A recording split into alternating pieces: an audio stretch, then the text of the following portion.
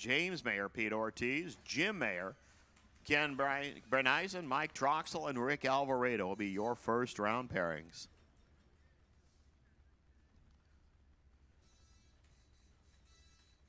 So Kenny clears the top end. We'll go right into whatever's next. I know exactly what's next. It's Nostalgia Eliminator 2.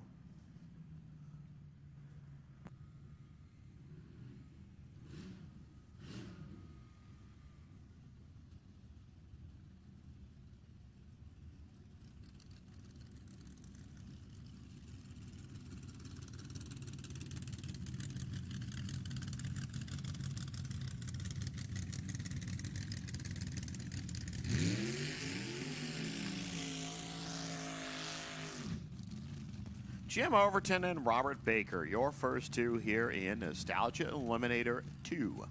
860 index. The Graber chassis car from Baker. He's from Thornton. Look it up. It's over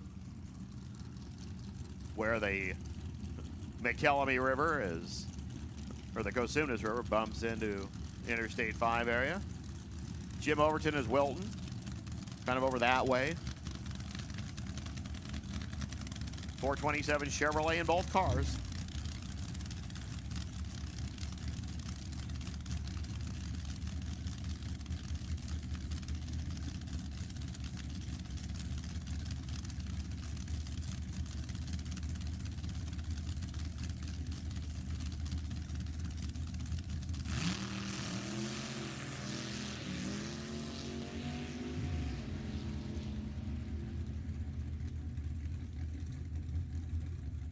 .854, too quick there for Robert Baker.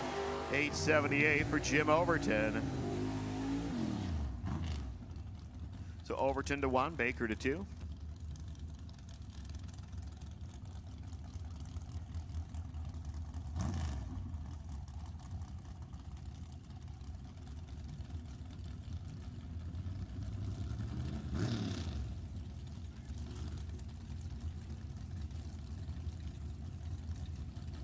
Eddie Lucas. This is a new car for Eddie Lucas.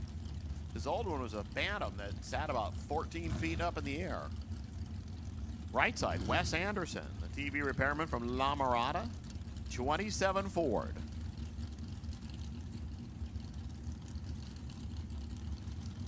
Big 582 Chevy, moderately large 540-inch Chevy. That's Wes Anderson's game. They're off, they're running. Looking for 8,600. 856, 854. Guys, you know we put indexes up there for a reason. 878 for Overton is still number 1. Everybody else is under. Sam Tucker and Jim Miller, your next two.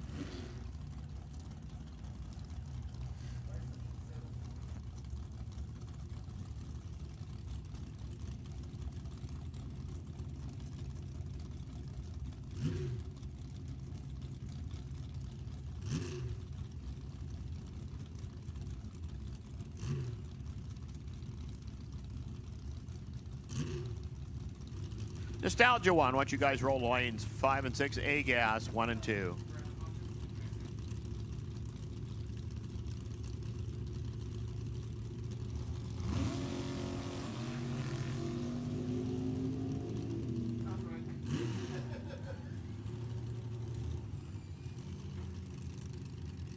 .854, 857. Now you guys are just being mean. I mean, the index is there for the taking.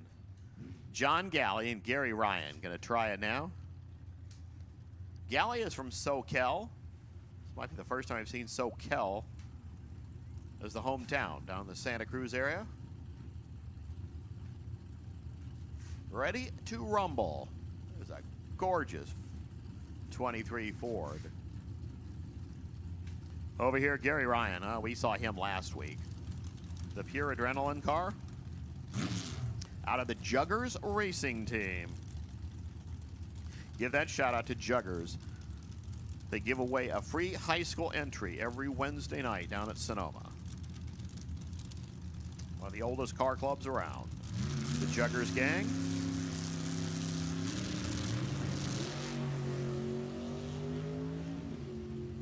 So John Galley, Rary Ryan, look for something 600 or slower.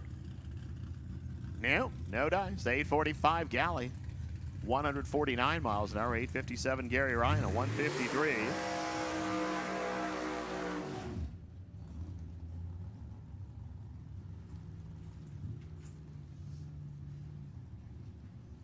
Larry Battenberg and Adam Westbrook.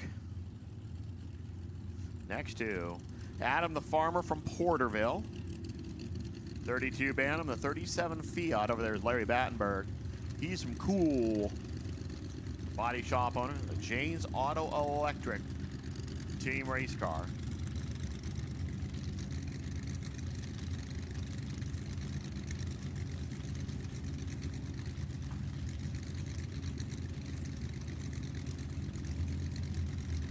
Yeah, Nostalgia 1, 5 and 6, A-Gas 1 and 2. You can come this way. Battenberg 8 out of the gate. Westbrook 31 out. 869. Holy cow, Adam Westbrook goes to the top of the stack. 151, 856, 152. Battenberg joins the rest of the group under the index. So we had 2 aboves, 8 unders. Let's see what Troy Moyle and Jeff Brockheiser can do. Moyle, the runner from Carson City. Brockheiser from Forest Ranch. And I have a computer in front of me. Let's find where Forest Ranch is.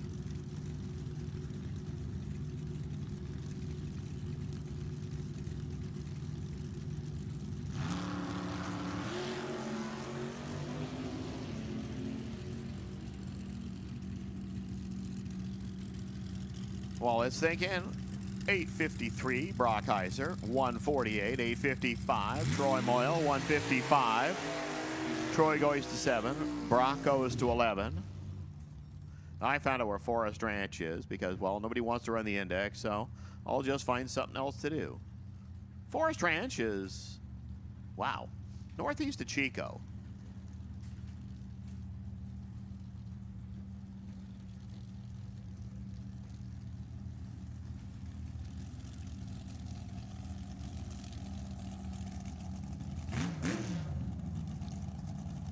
If you go brum brum, you better go above the index. Miguel Lomas, Terry Lindblad. Terry and Ron, the gang from Chico. Miguel Lomas from Fremont, the tech machine of Livermore Special. 32 Bantam Roadster.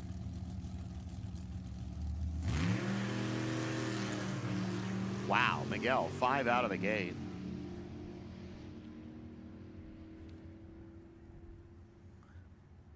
$856, quick, 156, Terry Lindblad. Miguel goes 871, 153 miles an hour. Miguel goes to the 2 spot.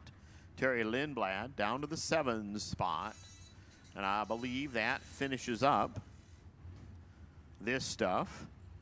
We're going to go to that other thing next, B-Gas.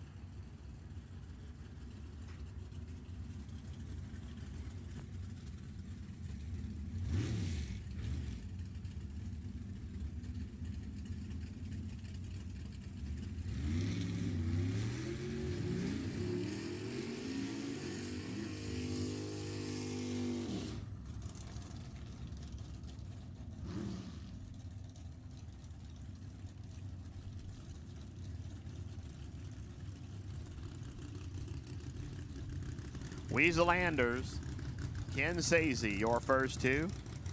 Weasel, well, he has one of those problems racers just hate to have. The car likes to go way too quick. In an 860 index, he likes to go like 820s. Ken Sazy, well, he likes to play the game a little bit closer to home. So, Dart Head Chevy over here on the right side. 634 cubic inches, 632 inches of unspecified Chevrolet over there for Weasel Anders. 8600.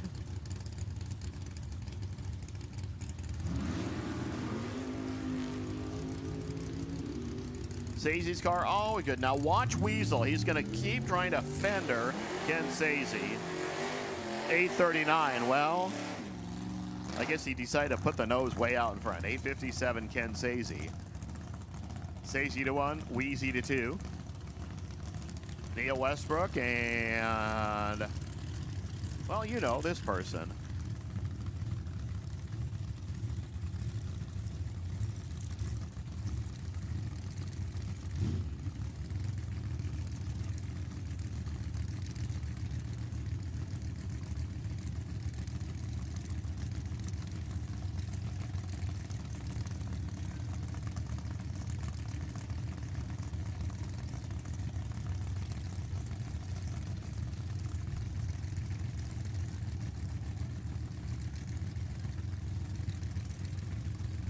I believe it might be Justin Crosby here on the right side. B. Gassers. Neil Westbrook over there. Just saw the kid go down the track. Here's Dad. He's from Pixley. They're running. Yeah, this is Justin Crosby, the player from Lancaster. 857 there for Neil. 908, Justin Crosby. So Crosby goes to 1. Everybody else goes the other side of the index. As Chris Torres and Brian Franks get set to go next. Franks out of the Dark Heart Brewery. He's a crane operator over in Elk Grove. Chris Torres is from Princeton, up the valleyways. He's a farmer. Used to be able to cross the Sacramento River on a ferry at Princeton. I don't mean a long time ago. I mean within the last, 25 years or so.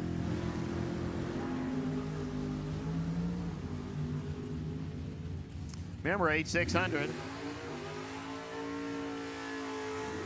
862, good shot, Brian Franks. 8628, 147 this speed. 856, 157 miles an hour for Chris Torres. Justin Franks, or Brian Franks, goes to 1. Chris Torres goes to 5. Out of the King's Oil Tool Camp comes Mike Rabner, the runner from Paso Robles.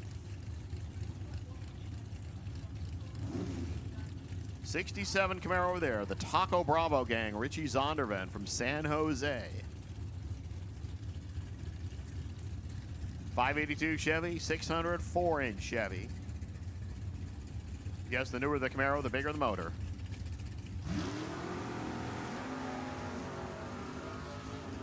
They pop it out of here. One about a dime later than the other, but who cares? As time runs. 8604, 8601. Nobody can hit the index, and two cars smack it side by side. Richie to the 1 spot, and he leaves 1 thou on the table for anybody to take it away. Great shot from those 2 cars. Show-offs. Now everybody else knows that the 60s are out there. You just have to have a car next to you that's running the same thing you're doing, and, well, as long as it's running a 60, you'll run a 60. Megan Gorman, the Delano Propane and parents. That's an interesting combination. Out of Bakersfield. Russ Riley here on the right lane from West Sac, the 64 Thunderbolt.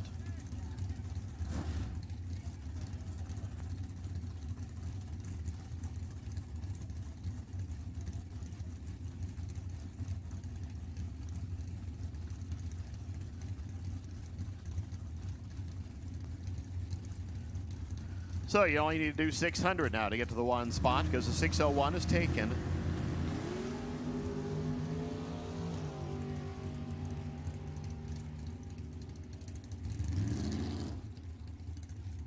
$852, $840. Well, Russ Riles, all you need to do is change that 4 to a 6.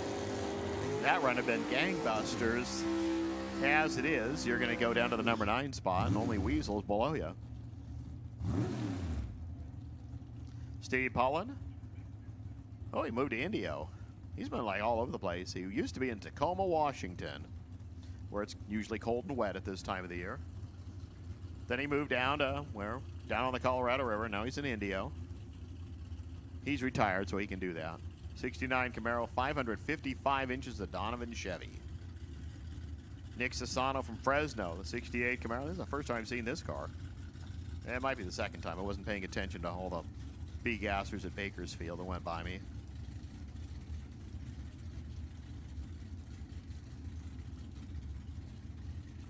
So Nostalgia 1, you should be here. A-Gas, you should be here. Because you're next.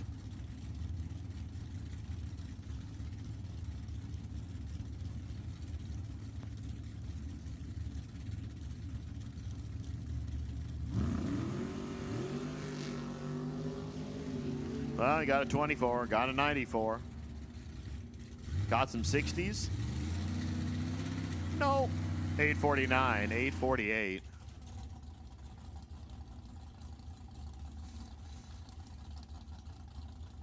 Looks like Carl Weisenhut will finish up the session.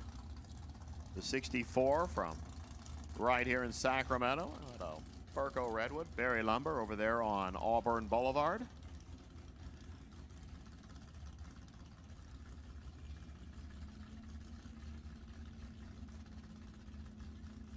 Well, let's see, we've had, not counting the 908 because that was a shut off, we've had 4 pluses. Everybody else is a minus. Let's see what Carl does. When the track's fast and there's nobody next to you, it's really hard to not go fast.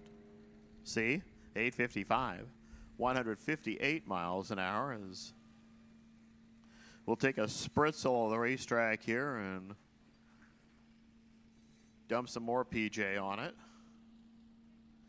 Last weekend, that track was so sticky you could not walk across it at 1,000 feet. Well, you could walk across. It was just, you were hoping you weren't leaving the whole bottom of your shoe out there. So we'll stick the road down a little bit. So Nostalgia 1 and A-Gas next. Just heads up, 7.0 Pro. You're looking at about 25 minutes.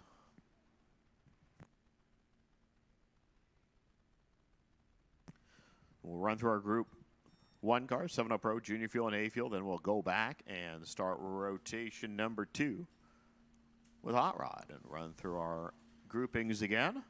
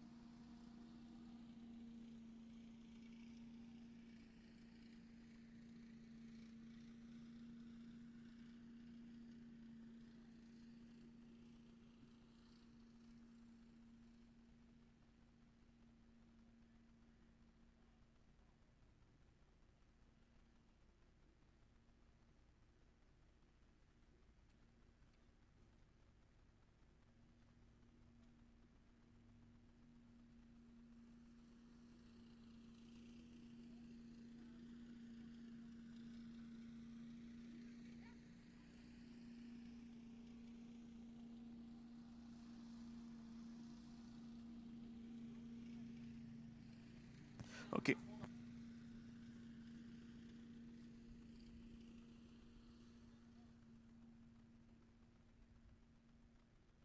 Okay, just listen up, please. Just so you know, we are intending 2 rotations of Group 2, and we will do the first round of Group 2 except Hot Rod today.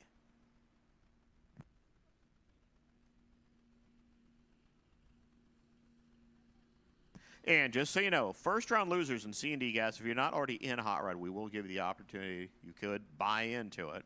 This first round of Hot Rod will not be until tomorrow. So we will run the first round today of all the gassers and all the Nostalgia 1, 2, and 3 cars. All the Group 1 cars, your eliminations will be tomorrow.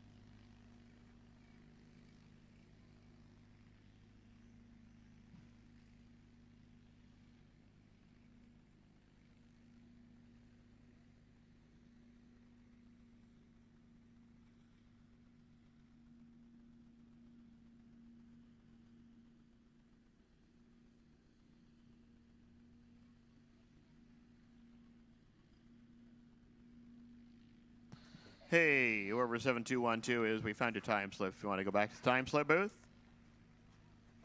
You know, it's what's his name and that B gasser. Just went down the track. We found your time slip.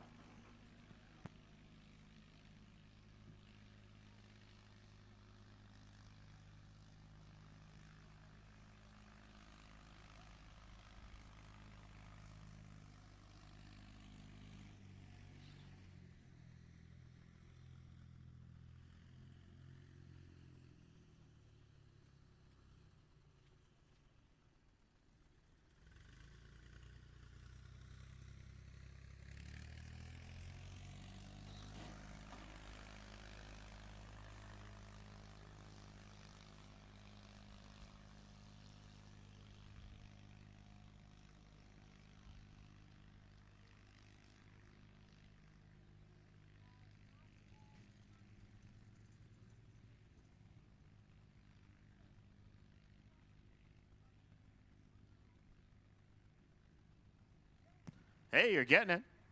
Almost. Just keep bashing it with that hammer. We're trying to get the 60-footer back in alignment. You know, it's sensitive electronic thing, so we're using a claw hammer.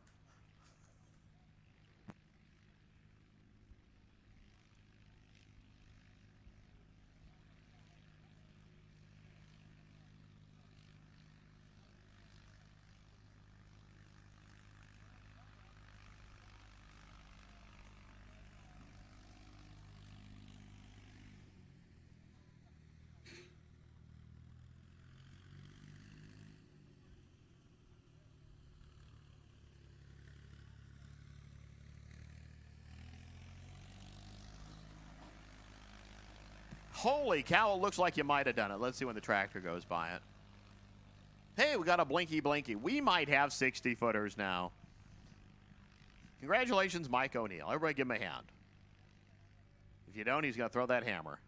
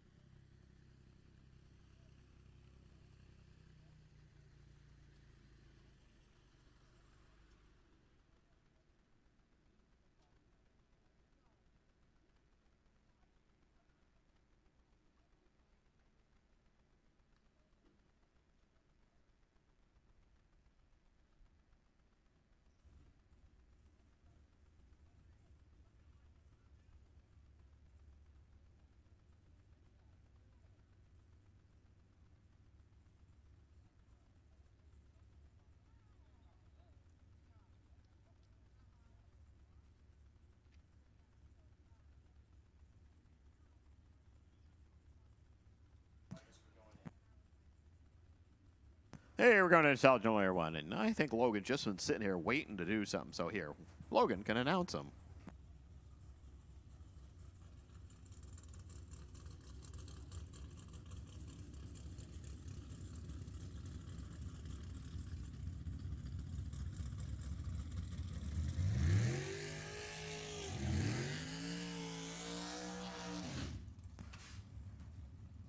All right. NE1, qualifier number 1. Coming at you this morning. Left-hand side can be Dave Lawson out of Mariposa. That Lawson Racing Inc. team over there, the 09 Tuttle Chassis Dragster. And right-hand side can be Dustin Lee, 39 years young. He's an engine builder. He is a professional LS motor builder. If you need a badass LS motor done, Dustin Lee is your guy. Jimmy and Dustin Lee over here. You'll see Dustin racing junior fuel also. Well, at least he was at the March meet. Dustin out of Filler, Idaho. Apparently the Aurora Borealis, those cool little green lights in the sky, has been up in Idaho this past weekend, so that's pretty cool. Dustin Lee, 021 out of the gate. Looking for that 7,600 up on the scoreboard. Let's see what the first pair's got. How about 761.4 for Dustin Lee? Pretty good. He's about 14 thousandths of a second away from that perfect run. But that'll put him to the #1 spot for right now.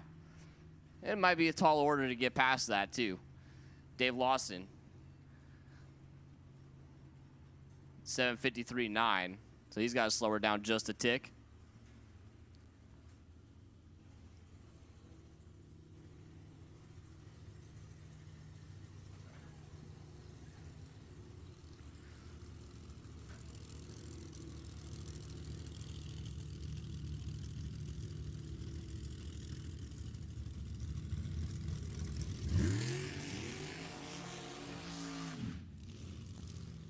Next pair, Bill D. Martin. Left-hand side, the iron worker, that screaming demon dragster over there. 427 cubic inches of Chevy over there for Bill. And right side, Dave Isley out of Ontario, Canada.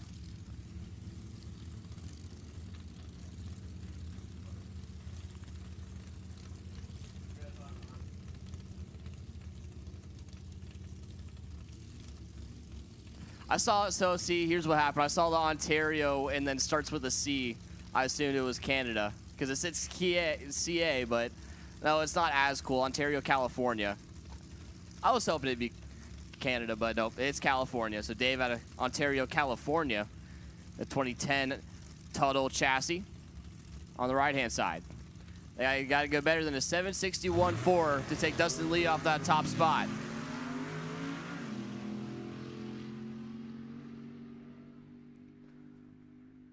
Scoreboards say, oh, neither of them are able to do it. Dave, 758.1 at 177 miles an hour. Bill DeMartin, 754.3 at 178. There's been a lot of people going under the index this morning. Air must be real good. But also, that's kind of the name of the game. It's better to be a little bit faster than the index so you have something to play with, versus being slower than the index and hopefully you have a better reaction time and hoping the other guy is slow enough for you to win. So you might see a lot of people breaking out this morning going faster than the index, but that's not necessarily a bad thing.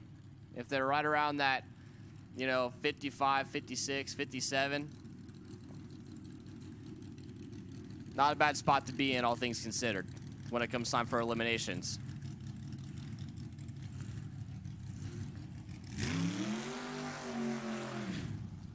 Your next two players in NE1.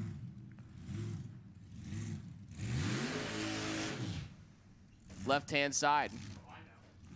Gonna be Damian Dorlain out of Bakersfield, California. All of the America vibes coming up from left-hand side over there. He's got the helmet to match, too. I really want me one of those American flag race clip helmets.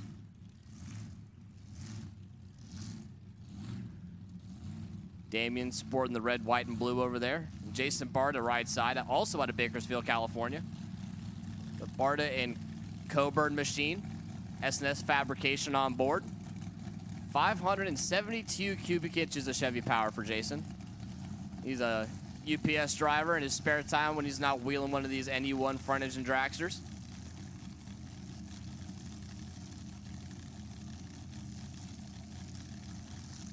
Blower left side, naturally aspirated right side.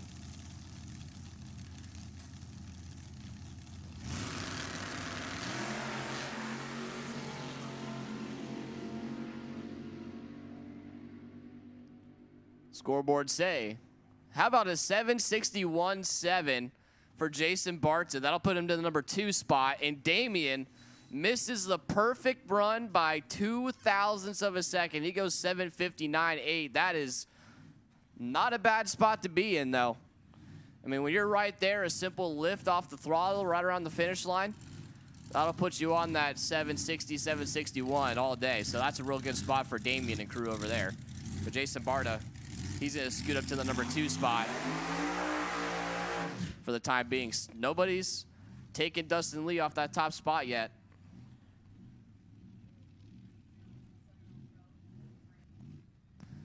All right, attention in the pits, please. Attention in the pits. 7-0 Pro. You guys have been warned. It is your time to shine. 7-0 Pro. You guys can come into lanes 3 and 4. 7-0 Pro. 3 and 4, please. 7-0 Pro. I need you to lanes 3 and 4. We have Dan Martin here on a solo shot, your last NE1 car. And then we're going to roll into A-Gas after this. Dan Martin, the concrete construction. Reality check, 23 Ford Roadster. Normally he's out here working at the track, but I guess he decided to put the fire suit on this weekend. How about 007 on the reaction time? And 7:49.2 out the back door at 181, almost 182 miles an hour there for Dan Martin.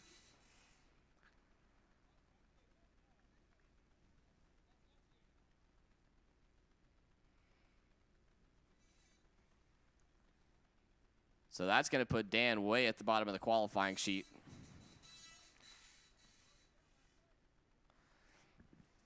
So Dustin Lee, after the first round of qualifying in NE1, is going to be your number 1 qualifier with that 761.4. Still some room to play with, though. We'll have one more shot for them later on. And we have A-Gas in the lanes. They will be next. 7-0 Pro, you have been called to the lane. 7-0 Pro, need you to lanes 3 and 4, please.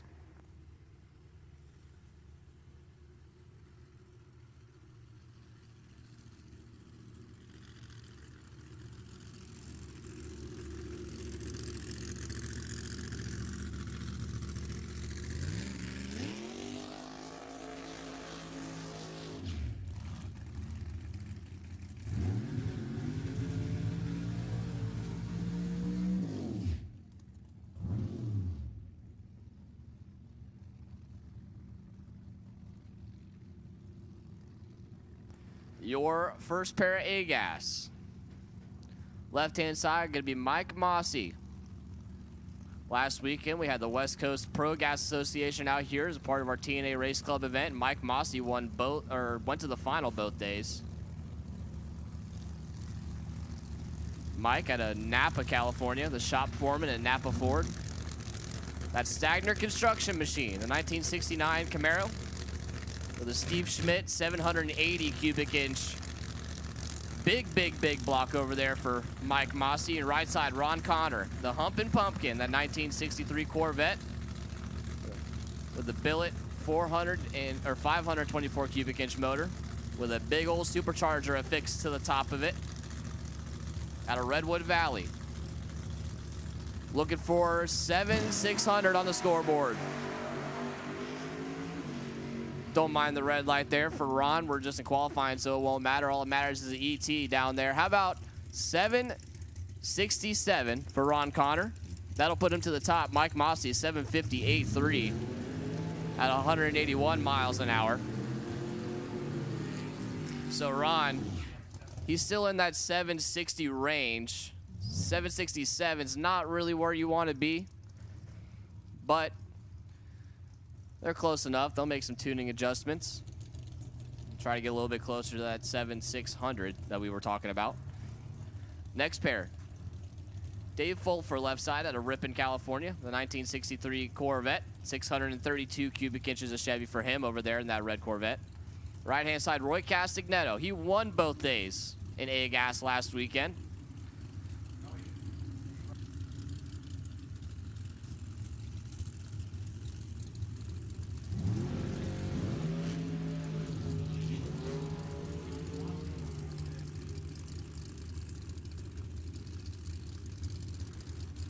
Roy Castignetto, 763, won at 177 miles an hour. That'll put him to the #1 spot for now. Dave Fulfer, 816 at only 150 miles an hour, has some issues.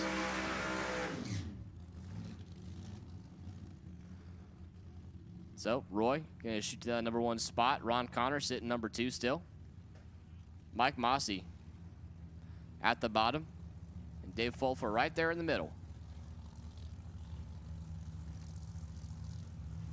Terry Newton left side now out of Camarillo, California. The McClure Racing and Grimes Rock. 1953 Studebaker. Got a couple of 53 Studebakers on the line. One's got a smaller blown motor. The other one's got a really big, maybe nitrous motor. Terry Newton driving that James McClure-owned car over there on the left-hand side. And Cliff Boyle's right side. Cliff and Deb Boyles out of Rancho Cordova. Nate Walisnik helping out.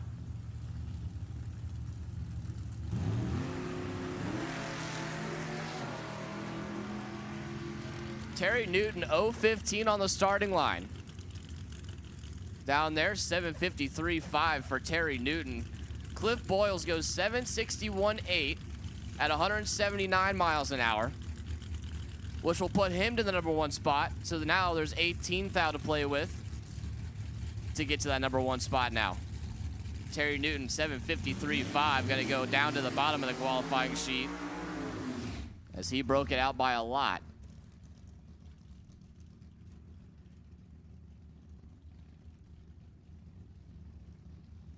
Your next pair of A-gas, left-hand side, going to be Frank Miranda out of Paso Robles. The Lemons Headers home wrecker 4 over there. That red and white wagon. 1959 Rambler wagon to be exact. 500 on the dot. Cubic inches of Chevy power with a blower. The West Coast Converters machine. Right side, Brian Rogers out of Rancho Cucamonga. He is in sales, as it says on his tech card. The 1967 Nova, 632 cubic inches for him. Alan Rogers helping out this weekend.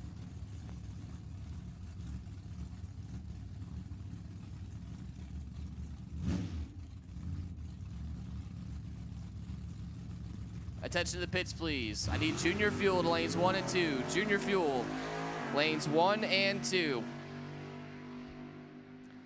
These two go down to the top end.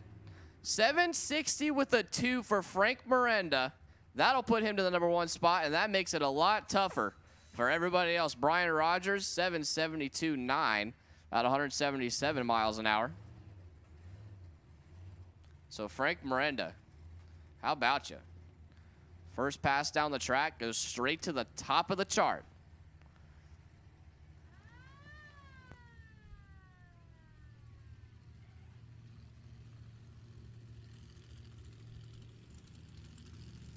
Once again, I need Junior Fuel to lanes 1 and 2. A Fuel, you can go to lanes 3 and 4, please. Junior Fuel, lanes 1 and 2. A Fuel, lanes 3 and 4. Junior Fuel, lanes 1 and 2. A Fuel, lanes 3 and 4. We have our next pair of A-gas, left-hand side. Rich Harrison out of Lakewood. Plasterer, is that a word?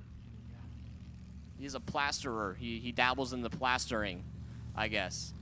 The Harrison plastering machine over there, the 1969 Camaro. Another 632 cubic inch motor for Rich. And right side, Richard Wilson, the Voodoo Hemi out of Glendora. The 1935 Airflow. 524 cubic inches of blower over here. And that bright orange Hemi. You need a whole lot of power to move that boat. Does not seem very aerodynamically sound. See what he can do here.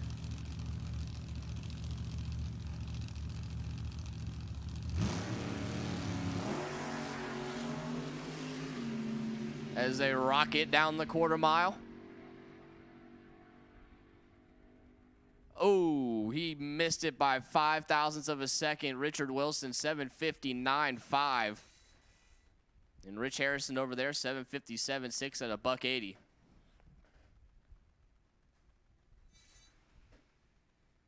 So,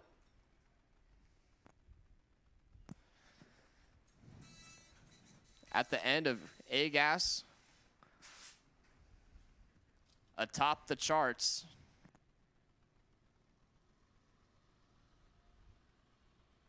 atop of the chart, going to be Frank Miranda.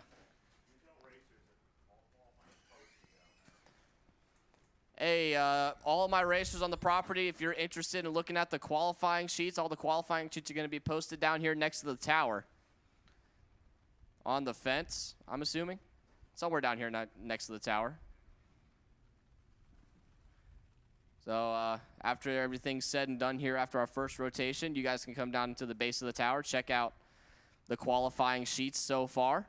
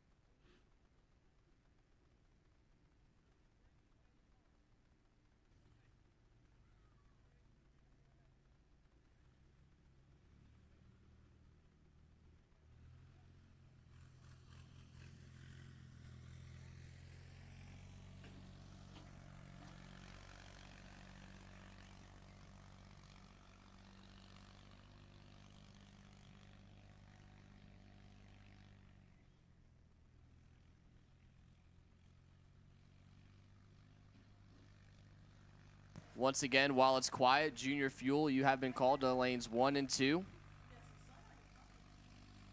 A Fuel, you have been called to lanes 3 and 4.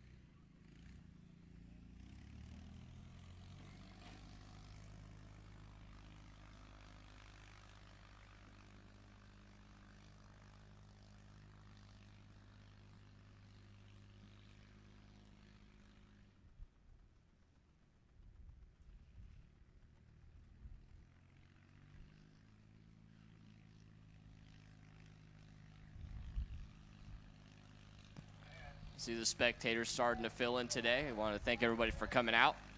Watch some qualifying action of stop number 2 of the NHRA Heritage Series. Of course, we had the March meet in March. Was the first race. This is the second race. And they'll be back here again for the Governor's Cup later this year.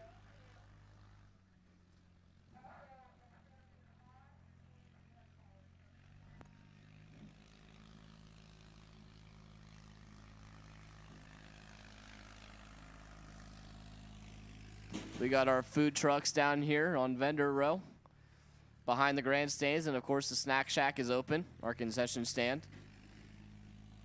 And feel free to walk about the pits and check out some of the cars. I know all the Sifka funny cars are up here right behind the tower. And all the racer pits down there in the actual pits. A ticket to get into the track is also a pit pass, so take advantage of it. Feel free to go check out some of the cool cars back in the pits.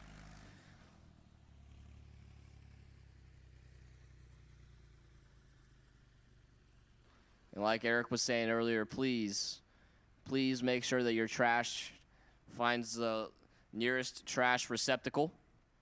Because once we have trash starting to blow onto the track, it affects our timing system and Yeah, racers' moods, and if there's a big plastic bag on the racetrack and an open wheel or an open cockpit car goes down the track and smacks the driver in the face, that's normally not a good thing. So please make sure your trash finds the nearest trash can. Not to mention we have our grounds crew that needs to clean up after the race anyway, and that helps them out a lot. And we have 7-0 Pro. Rolling up to the ready line. 7-0 Pro is next.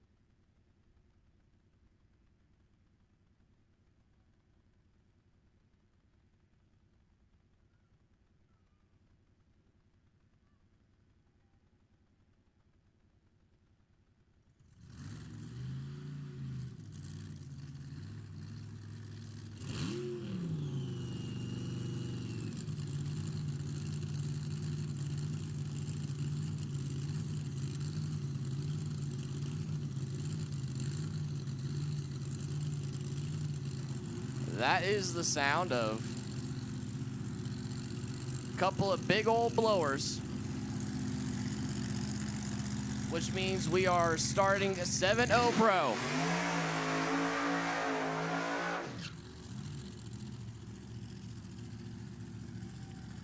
Let me introduce you to our first two players. Left-hand side going to be Leonard Hain. Leonard out of Rescue, California. The HainCompany.com and family 2000 Sterling front engine dragster. 481 cubic inches with a blower top. Over there on the left side, or right side, Jason Vanderpool out of Reading. The Next Level Cladding 32 Bantam Roadster. Jason, this is his second event in this car. His first event was the March meet this year. Jason never driven anything this fast. He normally drives a bracket dragster, and he bracket races with us all over California, and he decided to hop in the Roadster and go 7-0 Pro racing in the Heritage Series, and he got the third round in his first ever Heritage Series race in 7-0 Pro at the March meet. He ended up losing to the eventual winner, Tony Trimp. So Jason, gonna try to go a little bit farther this time. He was telling me that he was working on his reaction times in this car because it's a whole different procedure than a rear engine dragster when you're bracket racing with a delay box and XYZ.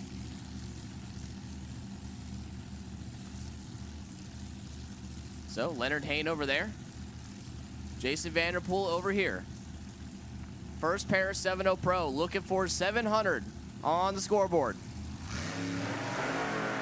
Wheels up for Leonard Hain. Wow, that car left super hard. He shuts it off. Jason Vanderpool goes 688.9 at 197 miles an hour. They got to slow that thing down. Leonard Hain left with the wheels up. And when I say wheels up, I don't mean one of those little baby wheelies that dragsters normally do. I mean wheels up like a door car. And then I just shut it off, 794.5 at 113. But he will still be number one right now because that was the only pair, and well, only pair so far. So Jason and crew are going to have to slow her down, and Leonard and crew going to try to probably keep that front end down a little bit.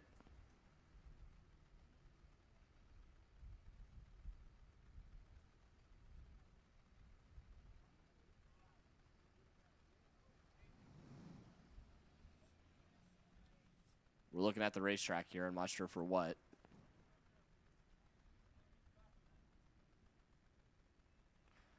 I know that during testing yesterday, Jason Vanderpool broke a blower belt.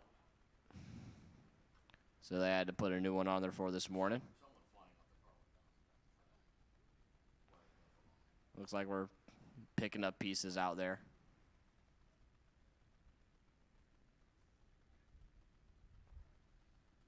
Our next two at the ready line, Dave Rosenberg and Mark Maxwell.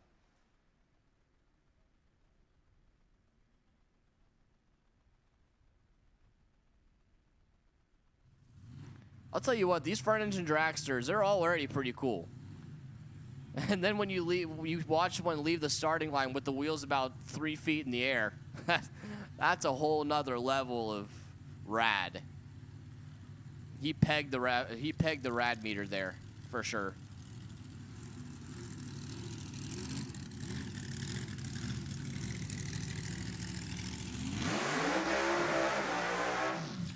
Oh, way wicked up on the burnout. Got a little sideways. So like I was saying, left-hand side, Dave Rosenberg out of Huntington Beach. All the way down there from SoCal. Snap-on dealer.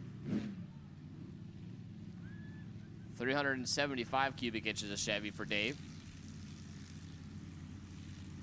And right-hand side, Mark Maxwell out of Salinas. A Daryl Jensen Sarmento dragster.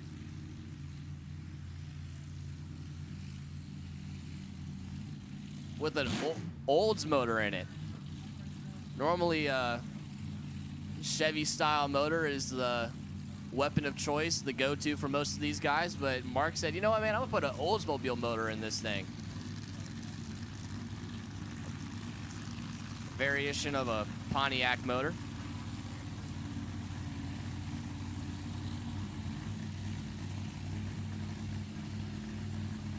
I'll tell you what, man, if anybody asked me to get behind the wheel of one of these, I would tell them, hell no. These guys are at a whole nother level of driver. I have a lot of respect for anybody who climbs behind the wheel of a blown front engine dragster. So here we go, Dave Rosenberg and Mark Maxwell.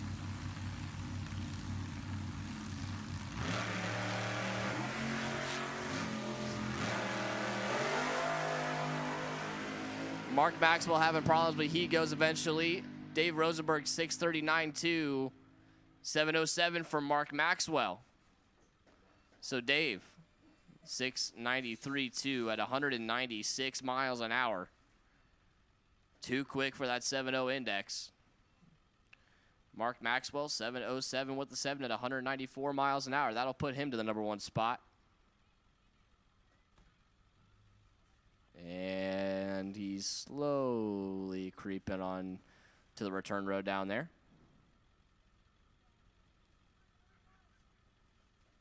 So, Mark Maxwell, like I said, atop the chart right now. Leonard Hayne, #2. And Dave Rosenberg, #3. Jason Vanderpool, #4.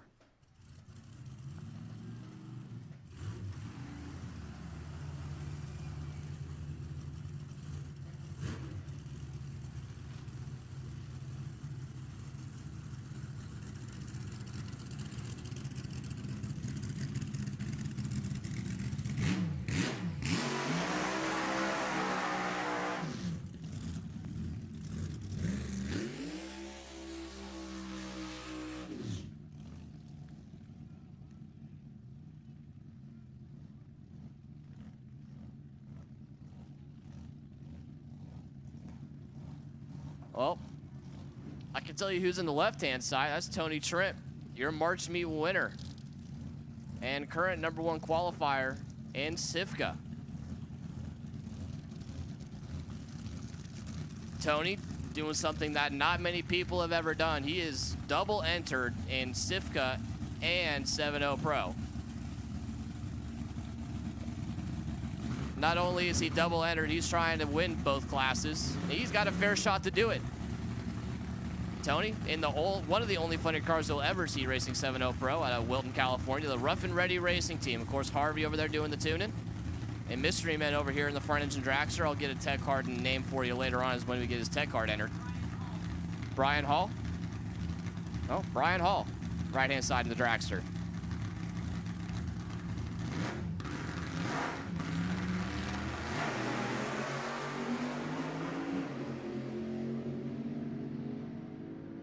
They get down through there. Tony, 7:02.5.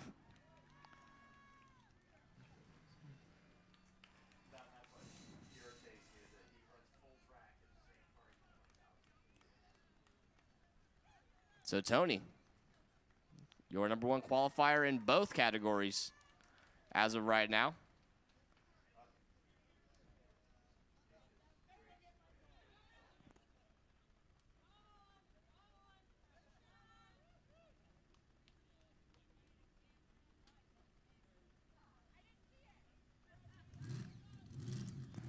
Brian Hall going to go to the #3 spot, 7:25.4.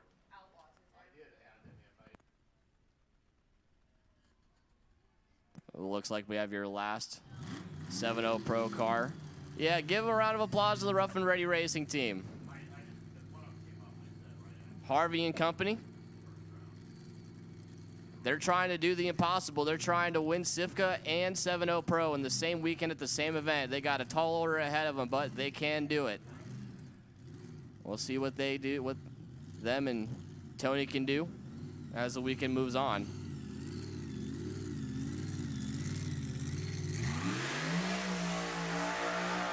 Brad Peters, your last 7.0 Pro car out of Lakeport, California, the engine builder.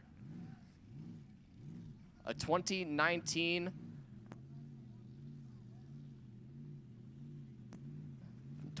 Hasse front engine dragster chassis.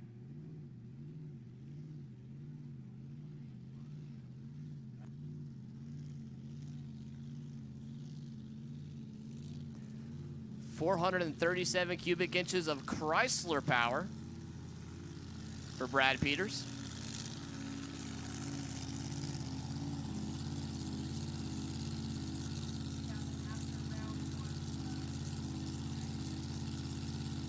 So Brad, got to do better than 7:02.5 to knock Tony Shrimp off that #1 spot.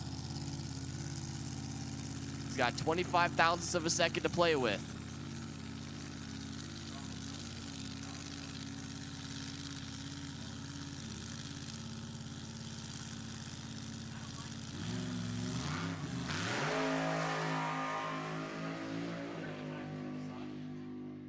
He rolled through the beams before, way before he goes 7:47.0 at 196 miles an hour. You could hear when he left the starting line, something didn't hold the car, and he double stepped it. That is the main reason why he only went 7:47.0, because he went 196 miles an hour.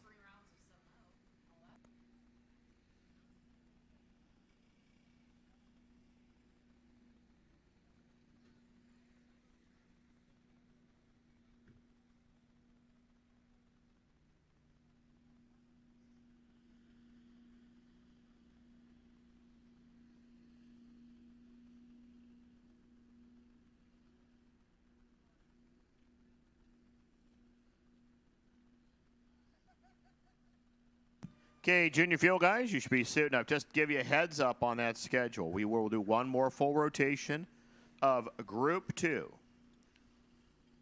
In the middle of that is actually going to be first round of the California Funny Cars, the West Coast Outlaws, just so you know. They're coming up about an hour from now. There's a time run for West Coast Outlaws. So West Coast Outlaws, if you're wondering when you're going to run, a little bit after 1 o'clock. And then we'll continue and finish up the last couple of categories in Group 2. We will then actually take a full-on break right around 2 o'clock. And then we'll continue on with California Funny Cars Round 2. And then Round 1 eliminations for all of ABC and D-Gas and Nostalgia 1, 2, and 3. After that rotation's done, and probably a couple more minor test hits here and there, we'll finish up the afternoon with our Group 1 second qualifier, and California Funny Car finishing up right around 4:30, 5 o'clock.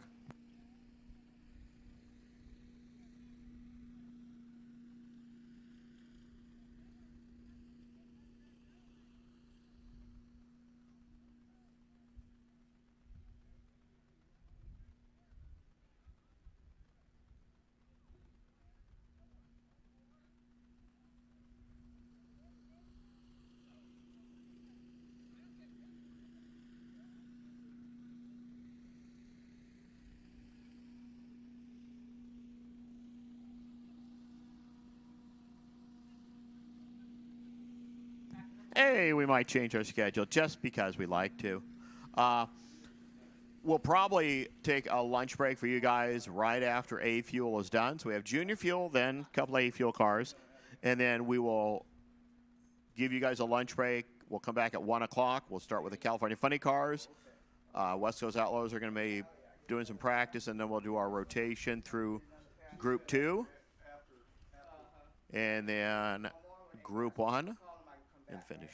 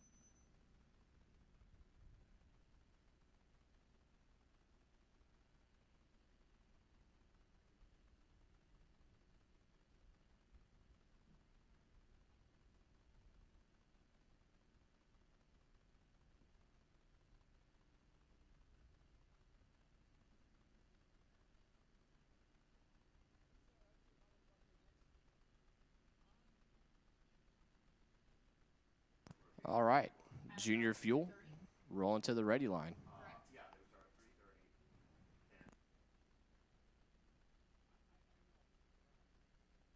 These guys are all naturally aspirated small blocks, so they're going to have them way wicked up. You'll hear the RPM high up there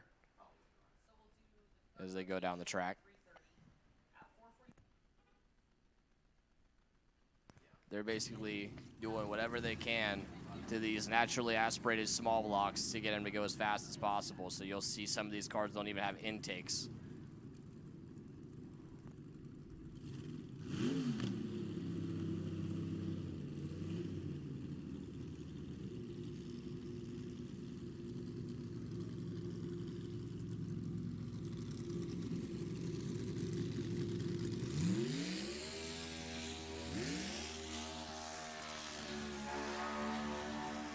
We love 10 grand RPM burnouts.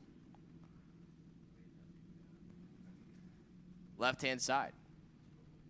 Matt Baldonado out of Carmichael, California.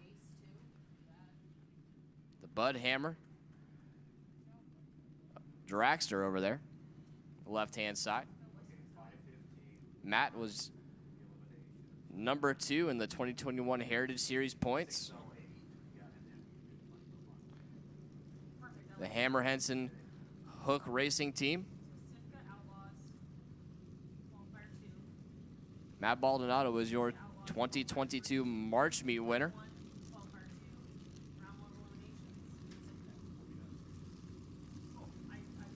Right-hand side, Brad Woodard out of Oceanside, California. The Riker Machine and Brad Woodard owned 2017 chassis dragster. Phil Woodard over there helping out as well. Your 2021 and 2022 Junior Fuel Heritage Series points champion.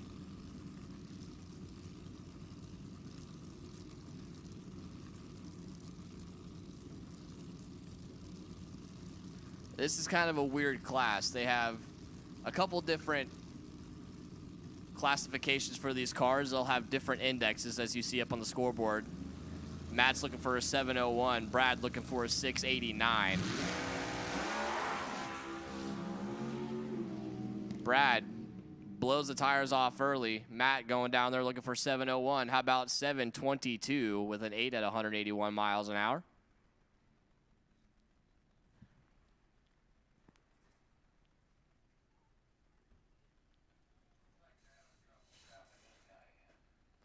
This class is kind of a comp eliminator style class.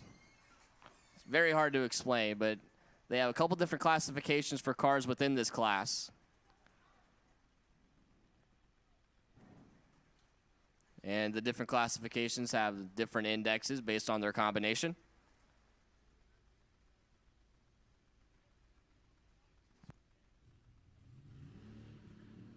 Hey gang, we're gonna kind of change the schedule around on a little bit. We are going to put in a third rotation for the Group 2 cars. So we're gonna, as soon as Junior Fuel's finished, A Fuel has a couple of cars, then we're gonna go on a lunch break for everybody, and then we'll do the rotation for Group 2, a second hit. Come back about 3 o'clock, funny car second round, then a third rotation for Group 2. The final hit for Group 1, and then we'll take about 20-minute pause, come back first round eliminations for our Group 2 cars. So that's how the rest of the day will schedule out. So you'll be done right about 6:30-ish. And tomorrow morning, we'll start about 10, 10:30, somewhere in there. So back to Logan and these cars. All right, make sure everybody out there is listening to our schedule update so there's no confusion.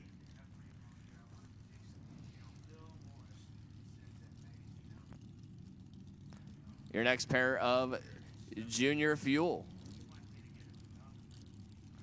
Left-hand side. Wayne Williamson out of Walnut Creek. The Jack Bank car over there. in the left-hand side. He was number 6 in the 2019 points. He's looking for a 7:14. Dan Fenton, right side, out of Valley Springs, California. The Neyland Parks chassis dragster. He is in the Junior Fuel B category, looking for a 7:01.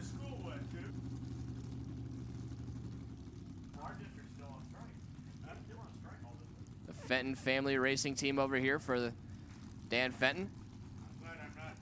Number 5 in the 2020 Heritage Series points.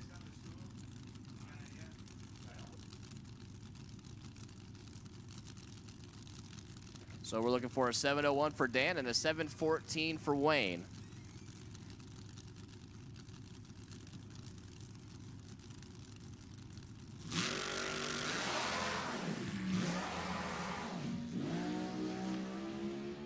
Sounds like Dan having issues. Well, now Wayne having issues. Dan, 968.7 at 165 miles an hour after having issues till about half track where he got it figured out. And Wayne coasts down there to 11:57 at 89 miles an hour. So the qualifying standings right now, Matt Baldonado, your number 1 qualifier, 7:22.8. Dan Fenton, number 2.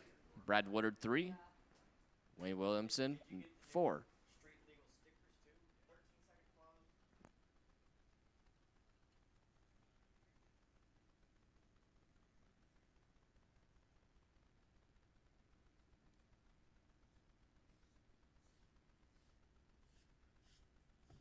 Next pair at the ready line, left-hand side, J.D. Zink.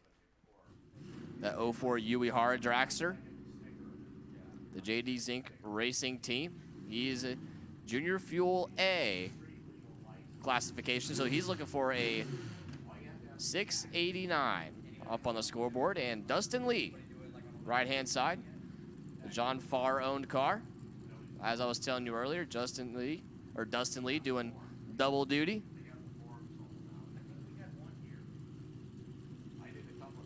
Dustin has won the NE1 championship 3 times. Junior Fuel still got some work to do. The Newman Farr Notska racing team.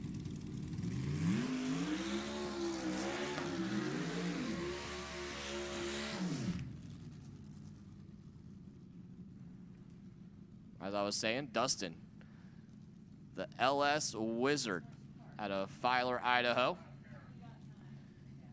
J.D. Zink over on the left-hand side. He is an attorney, so he'll argue about lane choice all day long.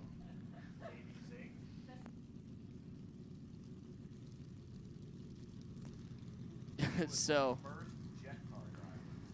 Eric's got his computer up here, and he showed me pictures of J.D. Zink's jet car that he had back in the day. And that thing, I don't even know. The open face helmet, no roll bar, a big old jet engine strapped right behind him. That thing looks terrifying. With the fuel, oh my goodness. Well, I'm glad that he decided to get into something a little bit more safer. So J.D. Zink looking for that 6:89 up on the scoreboard. Dustin Lee, he's a Junior Fuel B, so he's looking for 7:01.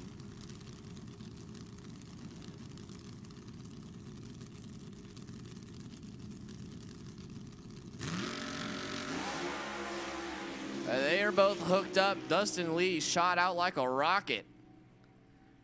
Dustin Lee, 694 to 190. Oh my goodness. He took that 7:01 index and blew it out of the water. Yes, like I was saying earlier, this is kind of a comp eliminator style class, so they have an index, but they can go under the index, unlike the other classes with the indexes. These guys are allowed to go under the index. The only thing the indexes are really used for is a handicap, as you'll see come eliminations. It's kind of weird how it works. It's really hard to explain, but basically their index is attached to their classification A, B, or C. And then the only thing that index is used for is a handicap start. So if you have a Junior Fuel B car like Dustin does, and then you go 694 on that 701 index like Dustin did, I mean, that's just better for you, or better for him, I guess.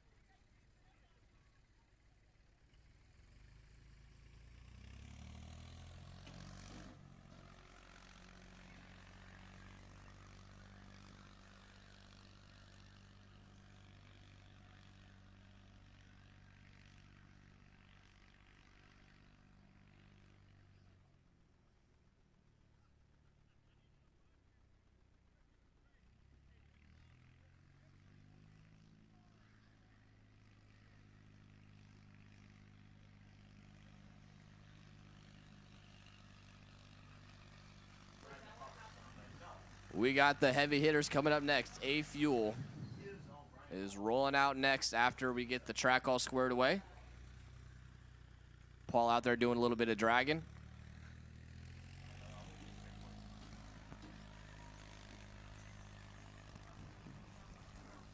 So, we got Paul out there on the drag tractor.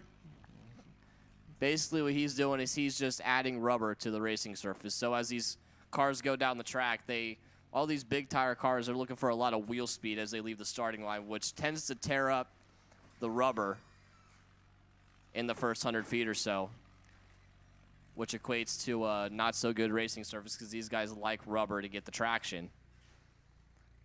So all we're doing is adding a little bit of rubber on the racing surface. That way these guys have the traction that they need to get down the track. And then our starter Mike down there with the little red bottle with the spray coming out of it, that's our traction compound. It's a little bit of extra glue that we put on the track just for a little bit of extra traction. So if you were ever able to go down to the starting line and walk on the track right up, the first 100 feet or so, your shoes might stick to the track and you might walk out of your shoes because that's how sticky it can get sometimes depending on the track prep.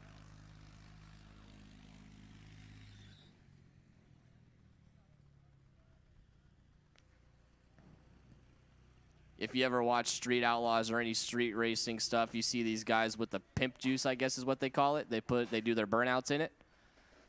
That's essentially what he's spraying onto the track, is just sticky traction compound.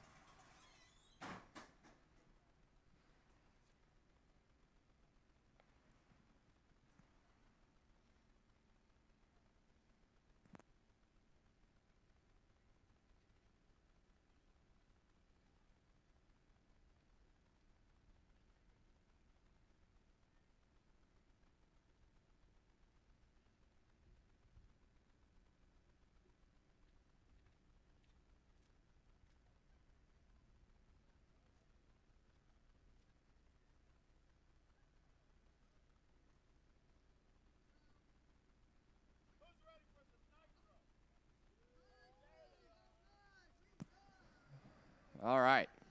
A Fuel, the heavy hitters at the ready line. Ken Bates Sr. Let me tell you a little bit about Ken Bates Sr. in that Air Force car. He is, without a doubt, the man to be in this class. Within the A Fuel class, there's two different variations of cars. You have cars like Ken Bates. He's got a smaller motor with a blower, but he runs nitro in his car. And then you have the other side, like Sean Corbari. He has an injected alcohol car with a bigger motor. The injected alcohol cars, they've been trying to fight the uphill battle against the nitro cars for the last couple of years, and they've been trying to come out with some rule changes, and they got some approved, but they were not able to get them into effect this season. So next season, the A Fuel class is going to be a little bit more even playing field because the nitro cars up to this point have been the class of the field. It's essentially a top fuel dragster, but it's a front engine dragster instead of a rear engine dragster. So, Sean Corbari, left side, out of San Martin, California. And Ken Bates Jr. right side out of Anderson. You can probably hear the difference between the two cars. Ken Bates starts the car on alcohol or methanol, and then they switch it over to nitro, which is why you can hear the cackle. And Sean Corbari doesn't have that cackle as much. It's more, sounds like a standard blower big block.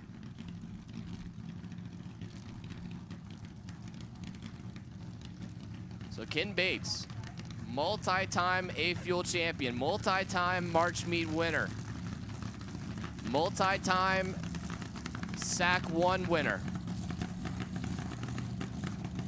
And Sean Corbari, left side. That 2021 front engine dragster chassis, a brand new chassis.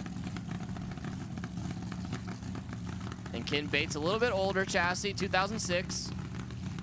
But they do know how to get this car to go down the track. Blowing alcohol, injecting nitro. Ah, got it.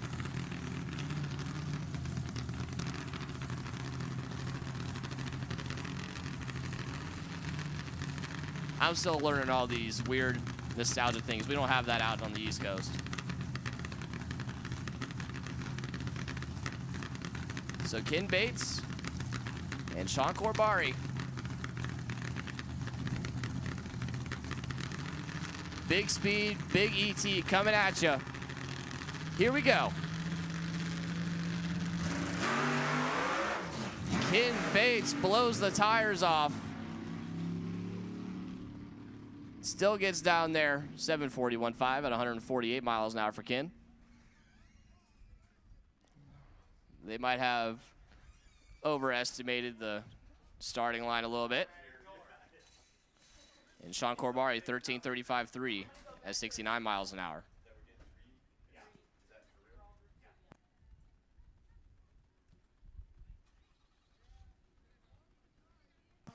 Okay, guys, so what we're going to do now is take a break for about 30 minutes, come back with funny cars. Again, just so you heard it, we're going to give you 3 rotations for qualifying for Group 2. So 1 o'clock, we're going to do funny cars and some testing cars. We're going to come back after that with a Group 2 rotation. Second round of funny cars. Third Group 2 rotation, followed up by the final rotation of Group 1 cars.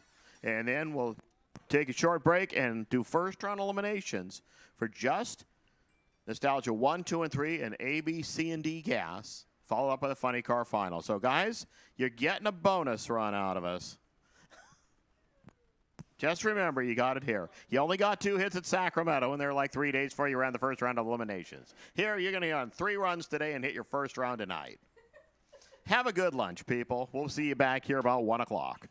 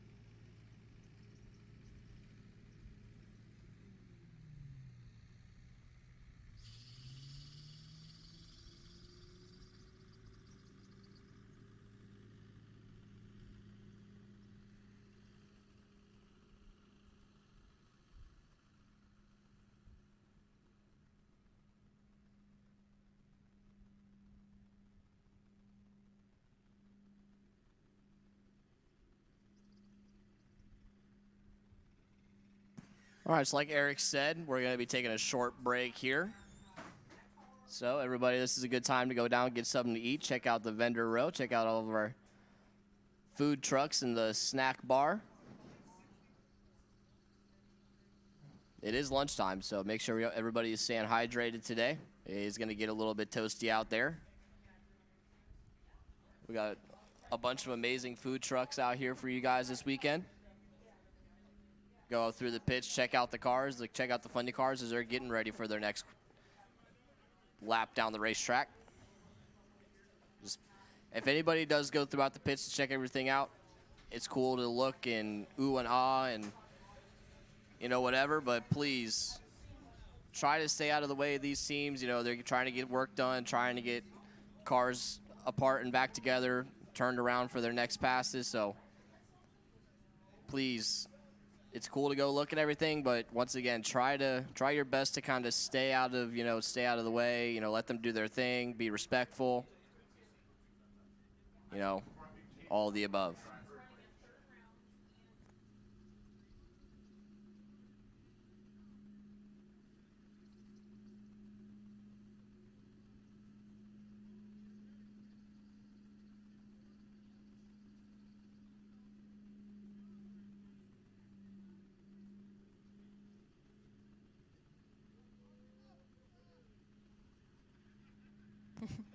All right, and in the spirit of over-communication here, which is probably better than under-communication, I'm going to go through this one more time, what we're doing this afternoon for all you racers. Again, hopefully you'll pay attention to a different voice here. And we are adding 1/3 qualifier for all Group 2 cars this afternoon, about 3:30 p.m. So again, that includes any 1, 2, and 3, A, B, C, and D gas. You will get a third shot qualifying this afternoon before we run first round of eliminations tonight. Again, all Group 1 cars, you're going to run your second qualifier later this evening and eliminate tomorrow. All Group 2 cars, you will be getting a third shot of qualifying about 3:30. Finish out the night with round 1 of eliminations for everybody except Hot Rod. Again, you'll be in the mix this afternoon too if you are running Hot Rod. That is how things are going to shake up. West Coast Outlaws, we're going to start mixing you into the rotation here this afternoon. So just stay tuned. Do not come up into the lanes until you are called. Sifka, plan is to be down track at 1 o'clock, which means you can start rolling into the lanes now, please. Again, Sifka, start rolling this way. We are cleared out, ready for you, down track at 1 p.m.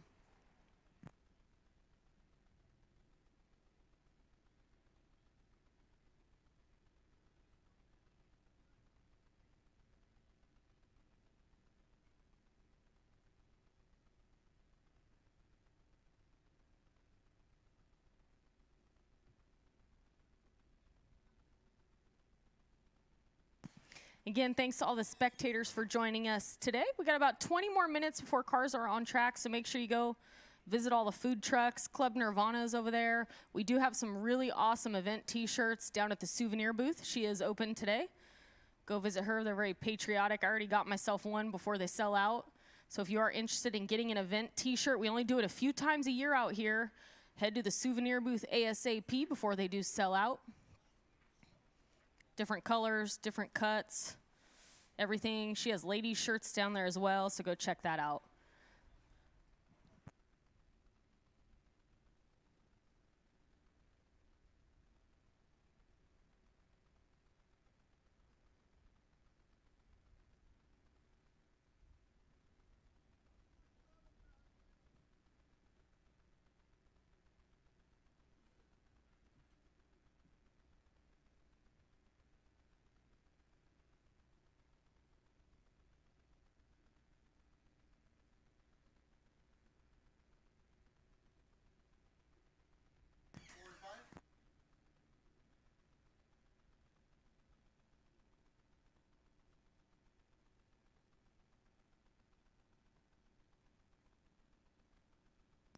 All right, well, we got a little bit of a break here. Coming up on May 7th, and May 8th. The West Coast Pro Gas main event. The West Coast Pro Gas Association going to have our 760, 860, 960, and 1060 A, B, C, and D gas classes. Quarter-mile index racing.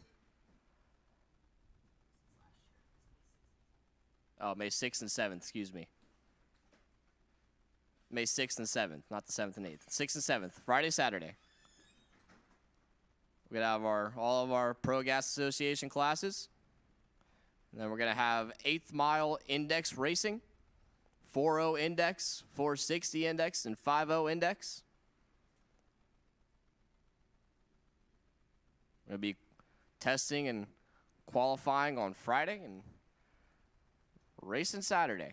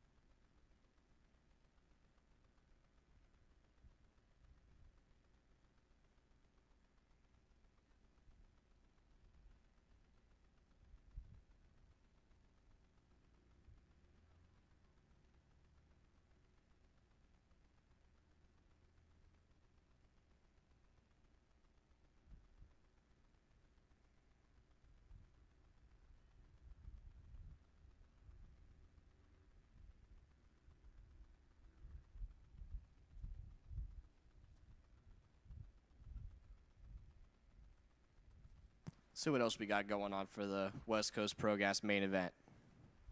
We got Super Gas, which is a 990 quarter-mile index. Got a small tire shootout. Got the Top Gun shootout. I'm sure there's going to be some no-time grudge racing going on. Junior dragsters are going to be here.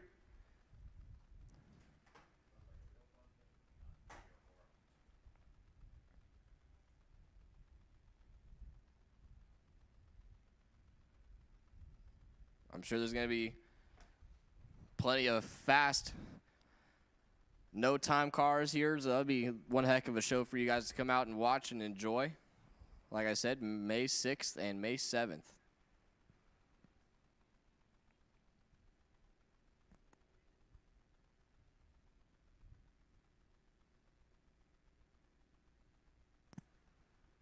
Wow. The Big Dog 4.0 index is going to be $25,000 to win. Top Gun, $12,500 to win. Lily Dog 460 index, $10,000 to win. 5.0 index is going to be $8,000 to win. We have that small tire shootout. Super Gas going to be $5,000 to win. All of our A, B, C, and D gas classes, going to be $2,000 to win in each of those. And then Junior Dragster, 790 index going up for $1,000 to win. When I was in Junior Dragsters, I was racing for like $400 at a time. We got $1,000 to win racing at Junior Dragsters. So a lot of big money payouts coming for that race. And, of course, like Ali said earlier, we have Nostalgia Reunion event T-shirts down here in the souvenir booth right behind the very front of the grandstands, right next to the tower. Got a couple different colors, got some ladies' tees, got the men's tees, got all kinds of good stuff down there. Come get you an event T-shirt before they're all sold out. And like Ali was saying earlier, we will have Sifka funny cars going down the track at 1 o'clock, so 15 minutes from now.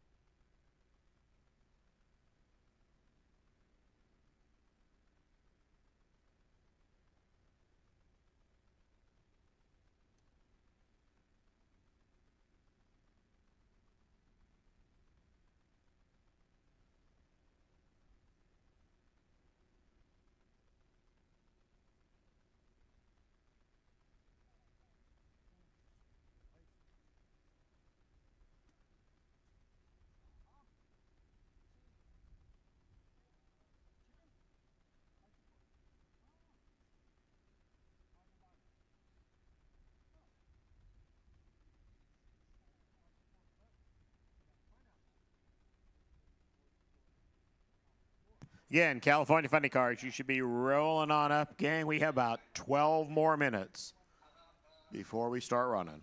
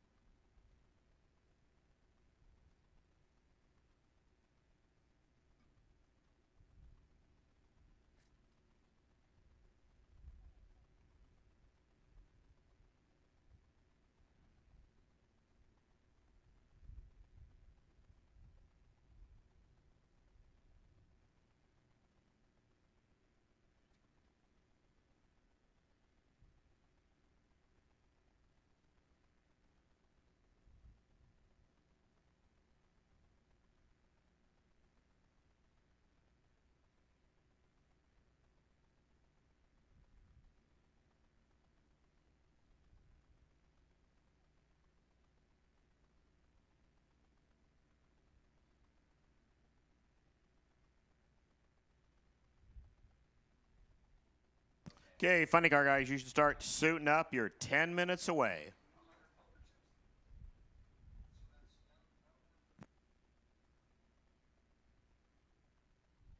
Also, West Coast Outlaws, if there are a couple of you guys that know we're testing, you should be back there too as well to follow the funny cars. In fact, you can go over to lanes 1 and 2. Perfect place for you. Lanes 1 and 2.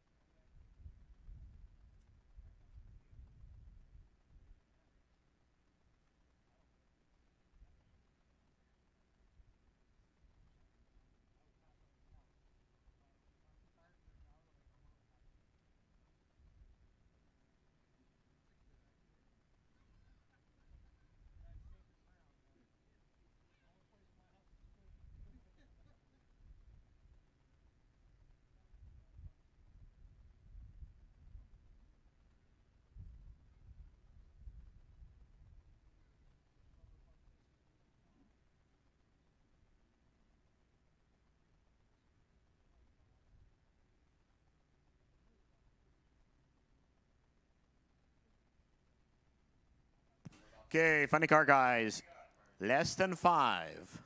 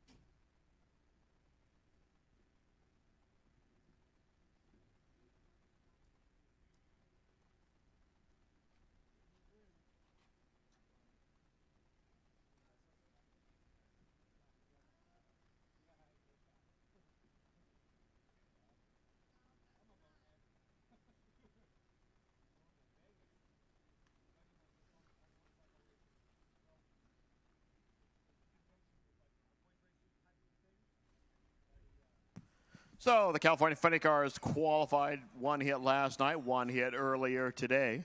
We'll be seeing those first 2 in just a couple of months. It's Pete Ortiz and Jim Mayer. Going to be the first to roll out. We'll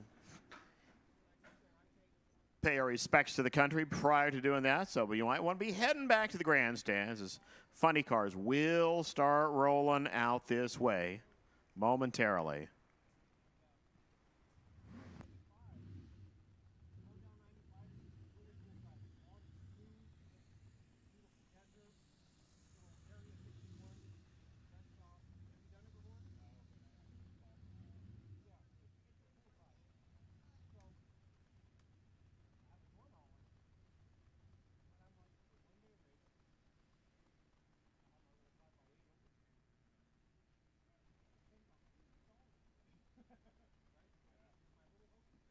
I want to welcome y'all here to Sacramento Raceway for our first larger event of the season. We were here last couple of weeks with some big dollar bracket racing with our ET series the weekend before that. Stay up on everything, SacramentoRaceway.com. Keep our schedule alert and alive as we keep good old-fashioned show drag racing alive here in California. As I said, the funny cars will be up in just a few moments. You might have a chance to go run over and pester Jennifer for just a couple of seconds at the souvenir stand.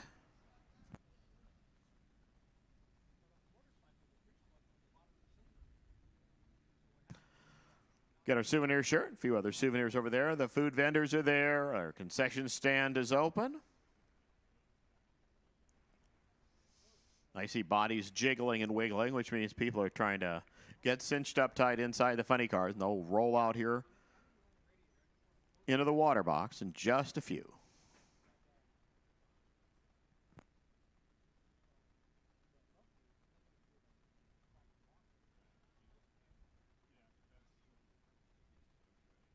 Funny cars can do almost anything. The only thing they can't do is go quicker than that 590 you see on the base of the scoreboards. That is their index. Get there first, don't go too quick, and you get to keep on coming back.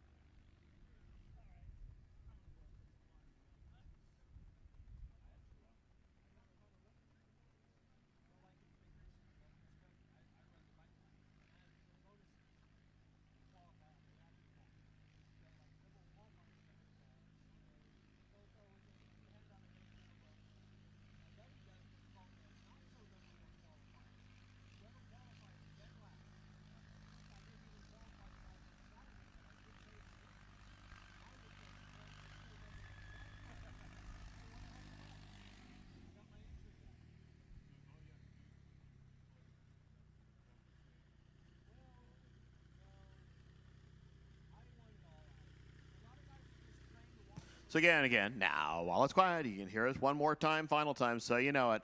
Group 2 cars, you will have 3 sessions today before your first round eliminations.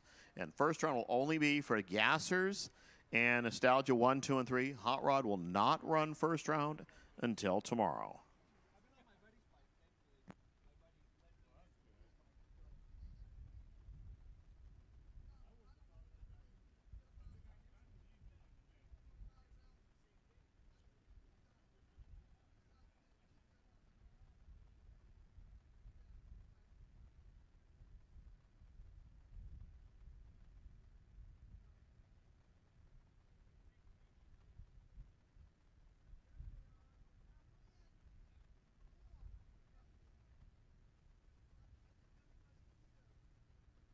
Also, West Coast Outlaw cars, if you're here to make a test hit, lanes 1 and 2, please. That's where you need to be.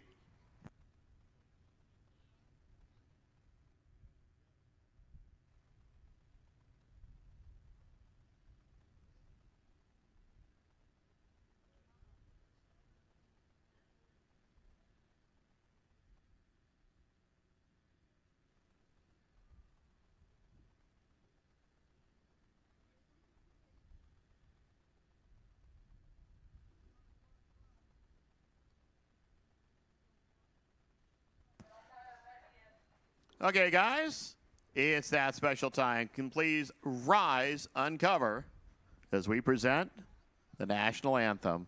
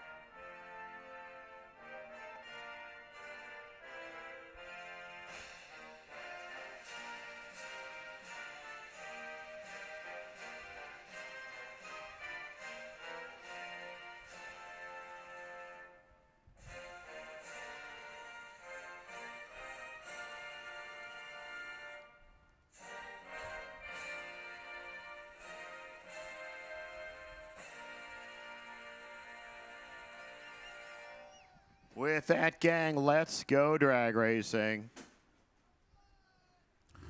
California Funny Cars, lighting and ready.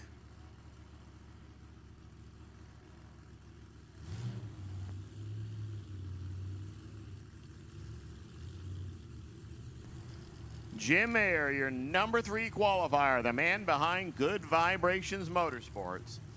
The 85 Ford Tempo with 504 inches of KB Hemi on board. He'll be going down the right side of the road. Pete Ortiz, the runner from Elko, Nevada. The Outcast 3.0 Trans Am, 518 inches of Chevrolet. Said earlier, you can do a lot of things. You just can't go quicker than 590.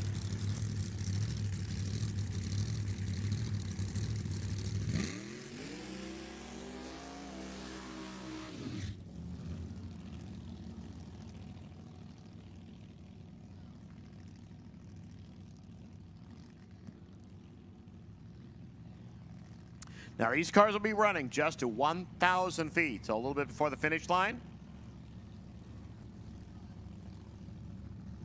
At the quarter-mile marker, you can see that kind of high-standing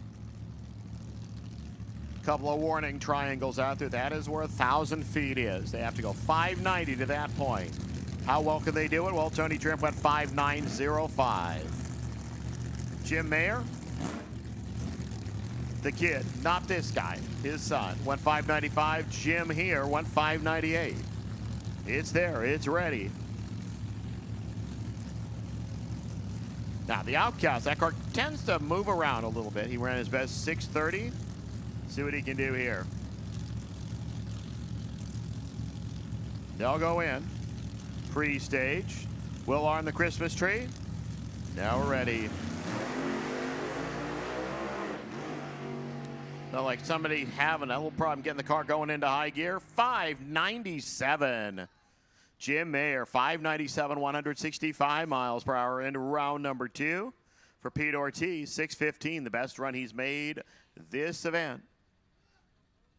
Not quite enough to get him there to the stripe first. Advantage off the line to Mayer. He was quicker to not every incremental. I will tell you, Ortiz's car was faster to 60 feet, just right at the end of that concrete A-board. That point on, Jim Mayer took off and took over. He just kept stretching it out to about a quarter of a second going across the finish line. Next two cars already fired and ready. Ken Brunheisen and James Mayer. I need Hot Rod to lanes 4 and 5, please. Hot Rod lanes 4 and 5. Bring him on for session number 2. Hot Rod into 4 and 5. Ken Brunheisen over there, the KB Racing Team car. Ken and Vicky and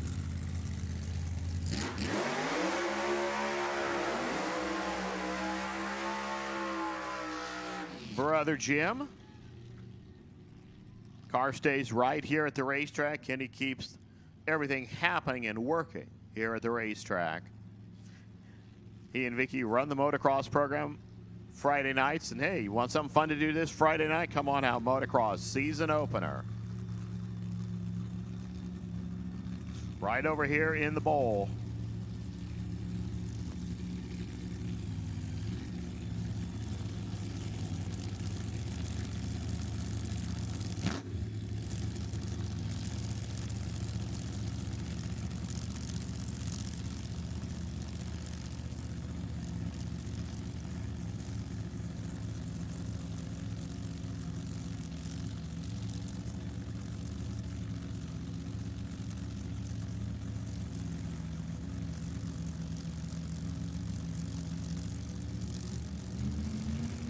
RPMs come up a little bit.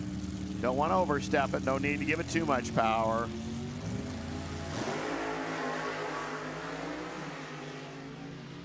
Mayer just tattoos 9 and goes too quick. 6:07.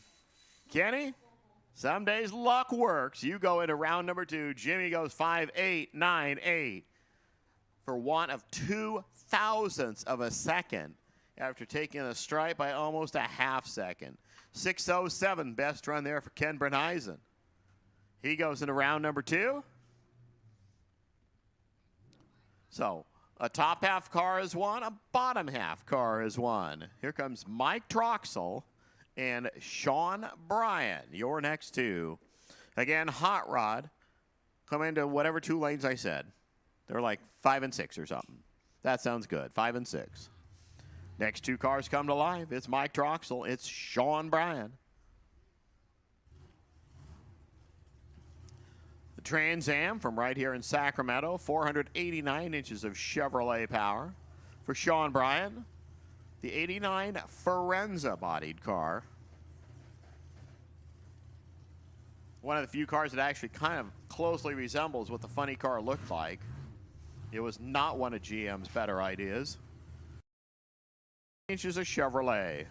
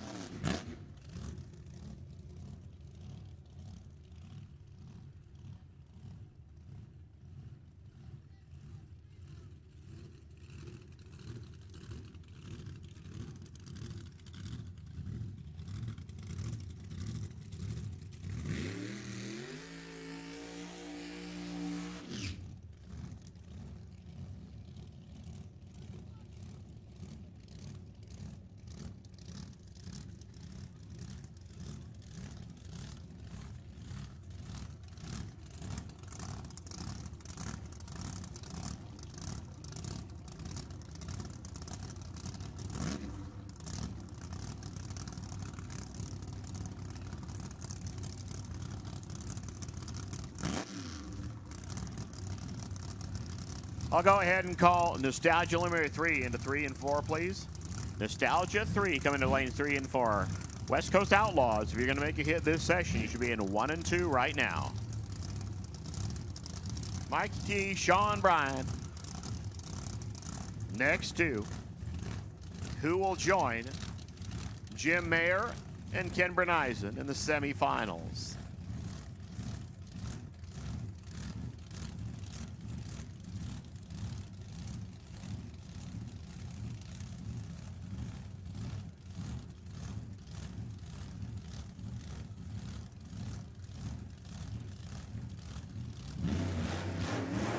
Well, it's going to be Mike Troxel.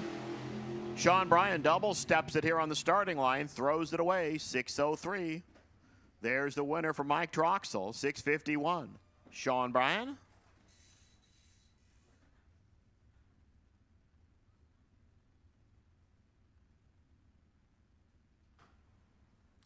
So make sure both cars do make the turnoff there.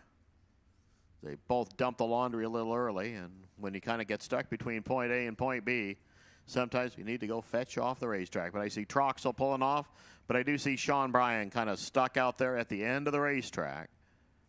So it will be a couple of moments as we run down and collect him, get him around the corner. Hey, he might make it himself. He's creeping. He's creeping.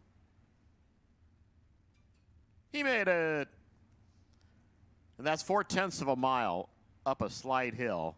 And he's just kind of got his tail end stuck out on the racetrack. So we'll probably still go down there, just push him off a little bit farther and be right back with our final two.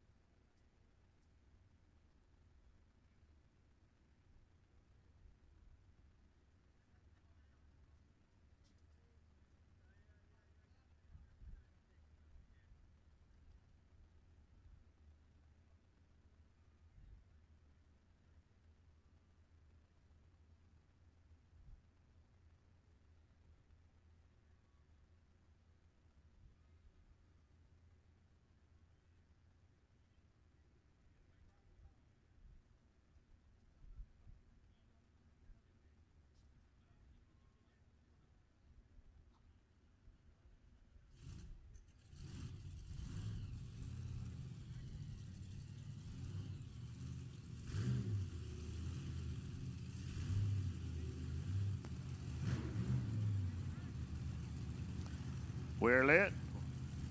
That must mean track's clear. Yep, it is. Here's your final two cars.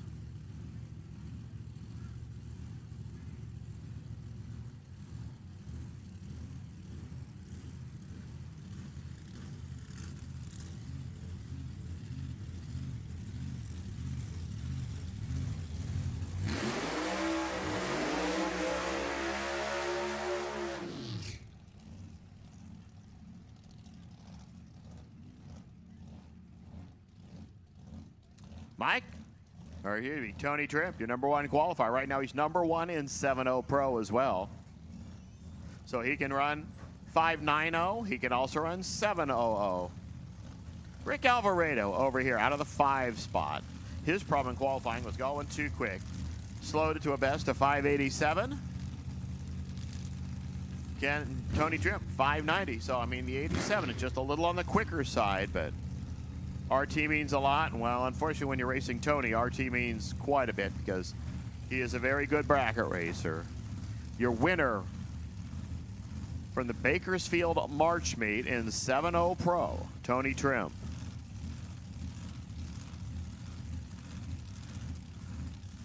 When you get to put a March meet feather in your cap, that's hitting the big leagues.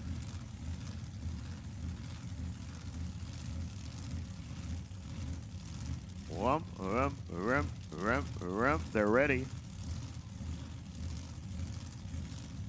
They're set. Go. Red light start, Rick Alvarado. He makes it all academic for Tony, who just drives on down there to a 587. 594 there for Rick Alvarado. He finally got it slowed down to the right side, but fouled out by 0.004 of a second. That's what happens. So we're going to see Tony get into round number 2. We're going to see Ken Berneisen in round number 2. We're going to see James Mayer in round number 2. We're going to see Mike Troxel in round number 2.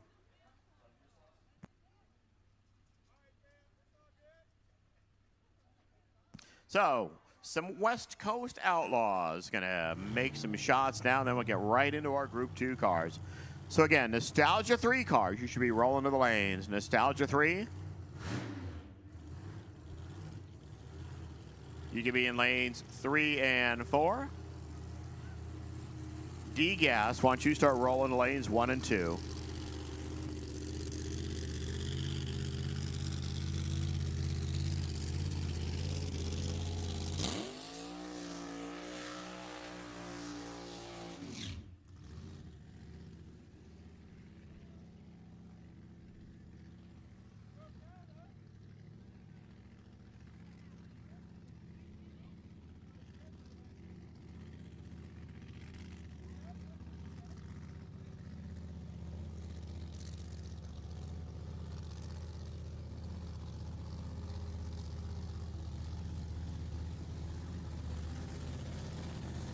Okay, you're not going to see anything other than wow right here. These are no time cars, which means no times. Simple as that. I don't even have times on my screen. I'd have to walk all the way across the tower over to see what's on Nicole's screen and see what these cars actually run. They only go to the 8th mile. A lot of them are lucky to get that far without moving around too much. Got Rod and Melinda Burbage. On track first, the Spec Ride Special.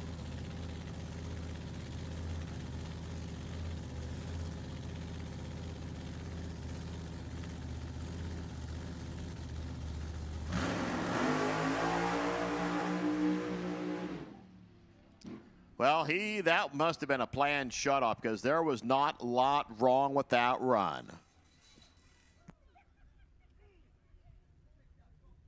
So a good solid pass and just didn't overdrive it, didn't spin him too hard. You got to get those tires spinning a little bit or, well, you're not going to get anywhere.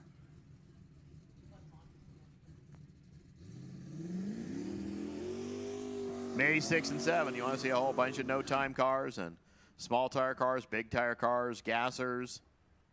You name it, we'll have it here. May 6th and 7th. Cody Dow, paying tribute to the Malachote brothers.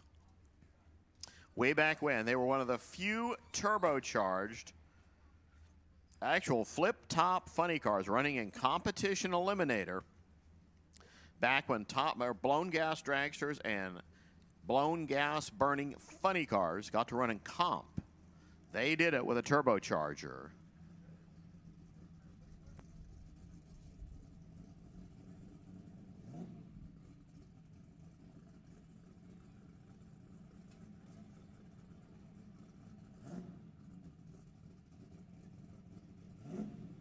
So Cody,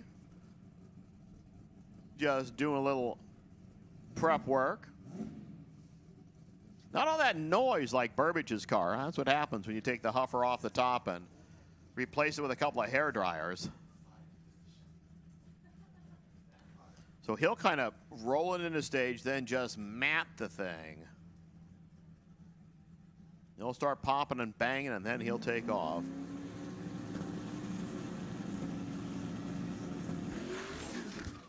And you know what turbochargers do? Make a bunch of horsepower. What did Cody Dow just find out? That. He just blitzed the tires right here on the starting line. So again, D-Gas should be in 1 and 2. Nostalgia 3 and 3 and 4. Hot Rod, you should be getting ready.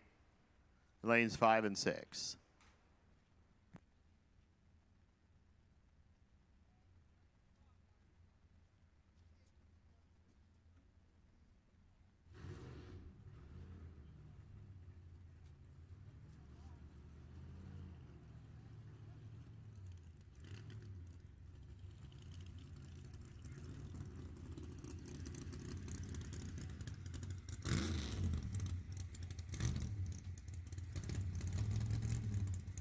Steve Grohl is the license run, it looks like.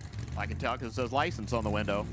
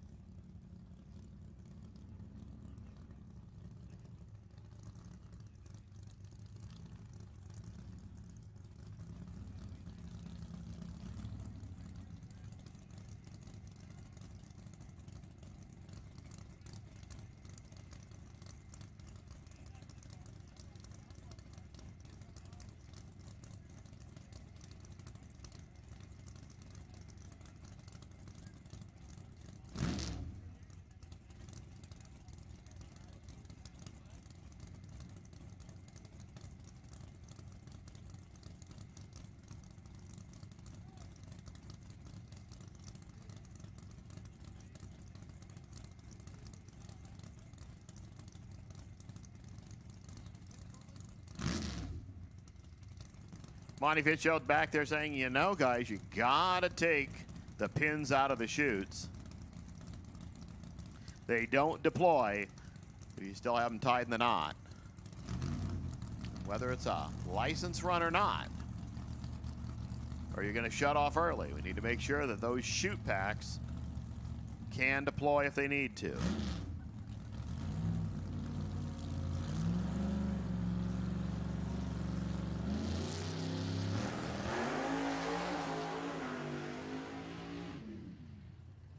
And he just does another planned shut off. That car was nice and straight, too. I mean, we're not having any problems here getting cars from here to there. Last week, a couple of guys were testing, and those things were just monsters.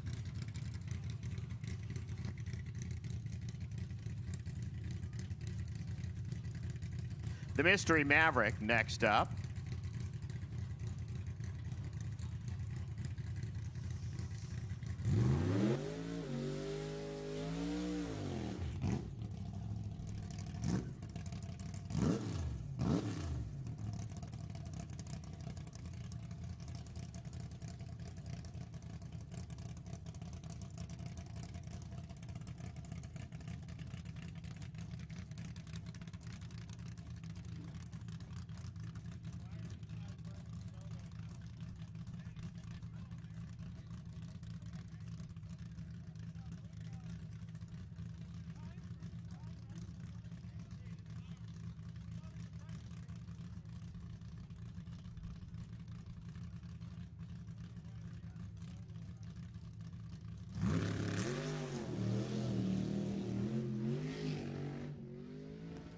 This is one of those cases of that's why they call it testing.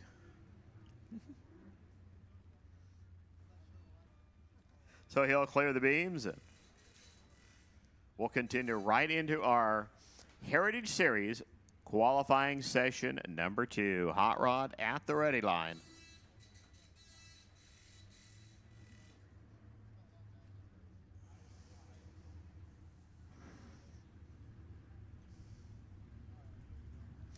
So Hot Rod is the only category that uses the full 3 amber countdown, because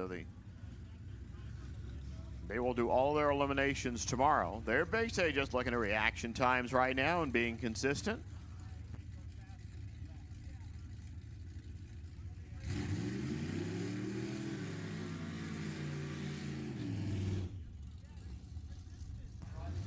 So this is Hot Rod. This is John Kruger over there.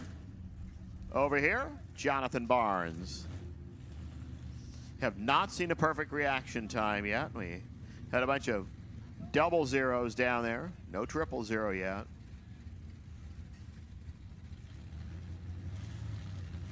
So again, just kind of target shooting right now is what they're doing. Kruger, Barnes. They're on. Barnes and his smoky duster. It does that every run. I think it's part of the tune-up. 10:43, 128 there for Kruger. 12:45, 106. Jonathan Barnes. George Thomas, neat. 56 wagon from Mariposa. Dave Lawson, the owner of the race car. Norm Bergman over here. Elliott and Sons roofing team car, 66 Mustang. He'll be hot-footing it right back to get into the degas lanes, which are in lanes 1 and 2. For those of you who haven't bothered getting there yet. Cars can run hot rod in another category, as long as it's nothing quicker than C gas. 10:30, 129 miles per hour there for George Thomas. He had 10 out of the gate. That's pretty good. 10:60, 124. Hey, Norm, you want to use that 10:60 in about 15 minutes. Walter Guerra over there. Mickey's Mouse, the Camaro from Plymouth. The Chevy from Plymouth. Let's just be fun with it. The Nova's Eric Erickson from Sacramento. A couple of 383 Chevys. I'm just not seeing those wheelie bars needing a lot of use there on Mickey's Mouse. 1078, 125 Walter. 1090, 121 Eric Erickson.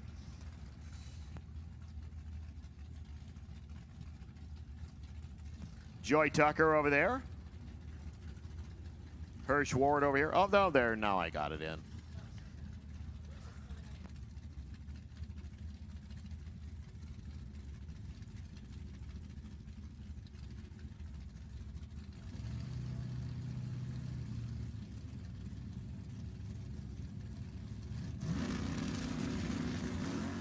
Red light start there for Hirsch.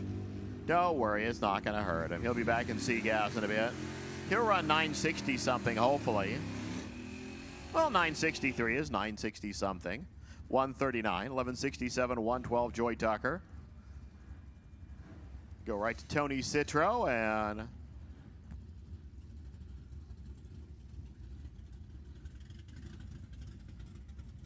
well, don't know who's in the Nova, but well, it's a Nova. Tony Citro.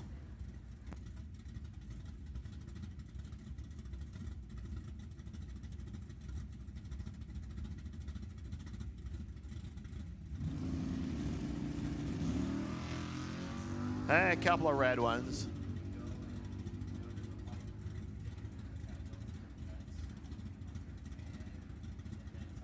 $996, $135 for Citro. Erickson, 1327, 101 miles per. Next,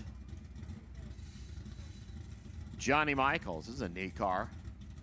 And Gus Stanko. Well, he's a neat car too. Just see him all the time. That is a real life 426 Hemi inside of the CUDA. Stanko, 400-inch small block, 69 Camaro.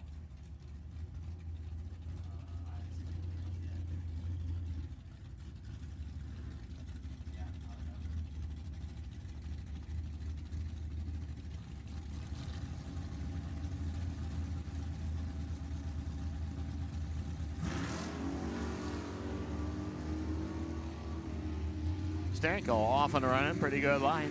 You want to see just zeros on that bottom board when they leave. That's a good reaction time. 10 flat, 115. We put a whole bunch of zeros up on top.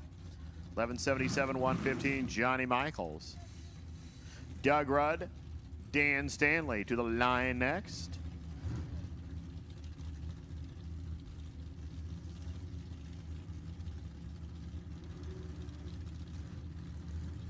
One of several 64 Fairlane 500s on the grounds. And he goes a little red. Eighth out red, but hey, that's what time runs are for. And Dan Stanley's car just goes, doesn't want to get anywhere. So he'll just drive it slowly down the racetrack.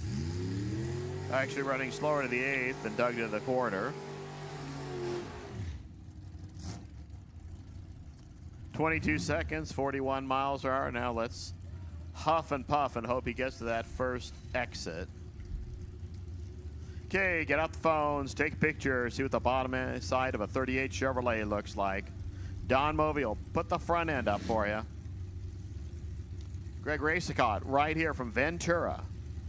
One of the out-of-town Jaspers. Must have done well at the March meet to come on up here.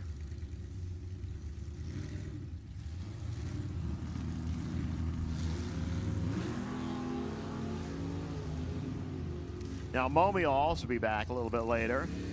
That car just running really well right now. 576 to the 8th, 911, 145 at the quarter mile, 1137, 116 there for Greg. Right to Ken Parks. Something that probably wasn't in the United States in 1972 was the Z. Well, at least not one with a small block Chevy inside of it.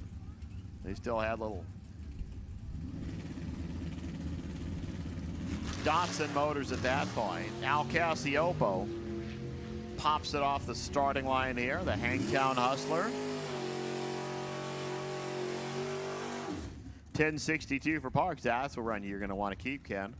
Well, at least in D-gas. 1366, 65 Al Castignetto. Sean Stanley, 69 Camaro. Over there is Larry Warren. Larry Warren from down the road and up the hill into Hatchapee. Sean from West Sac. What do they do alike? Red light.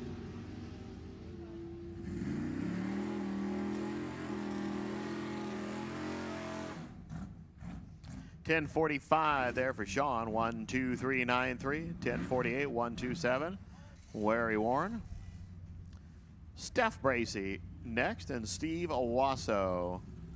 Steve still learning the intricacies of filling out a tech card.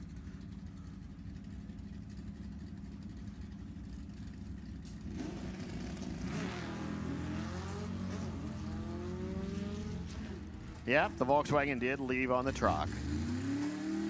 Steph, who has not won a NASA race here, I think. 1194, 112 for the V-dub. 1177, 102 for the truck. Steve Powdersay, 66 over there. Mark Beaven, the Beeve, out of Queen Creek AZ, 72 Duster. He goes 16. The Duster left 0.2 of a second exactly better than the other car.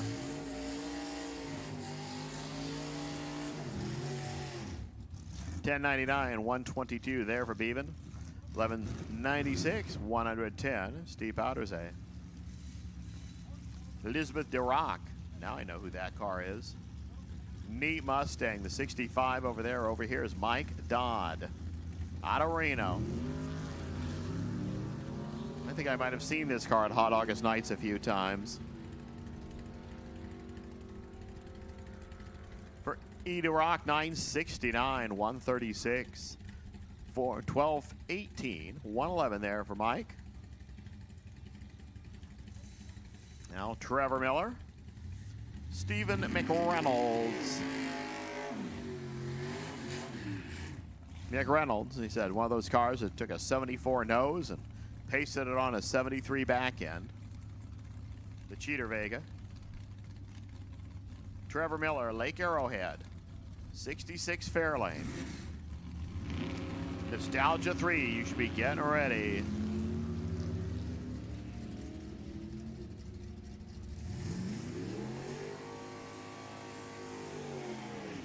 $946, 141 there for Steven. $12.60 and a lot of smoke right at the stripe. 77 miles an hour for Trevor Miller. So I think we're going to take a quick look-see at what happened down there. Hope everything is okay, as it looks like Trevor's car is heading off the track on his own.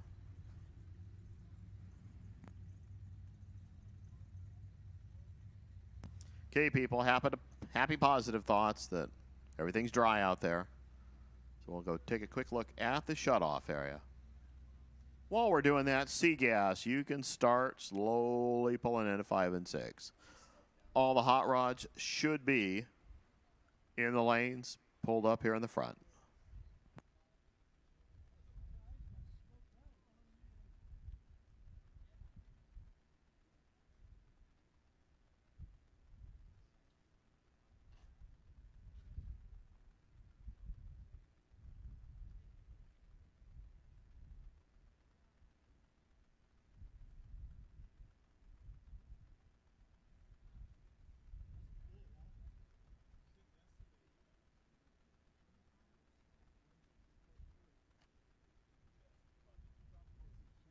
So we do the wobbly man foot test out there.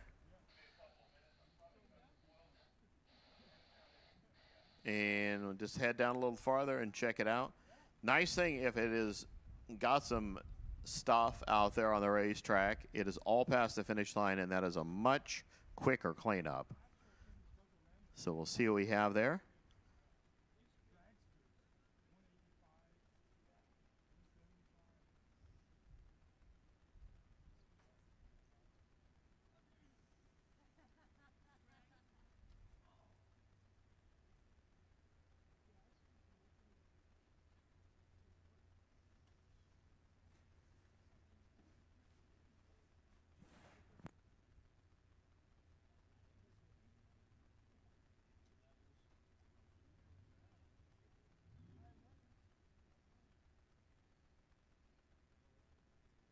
I can see Miller's car is off the track and on the return road, so.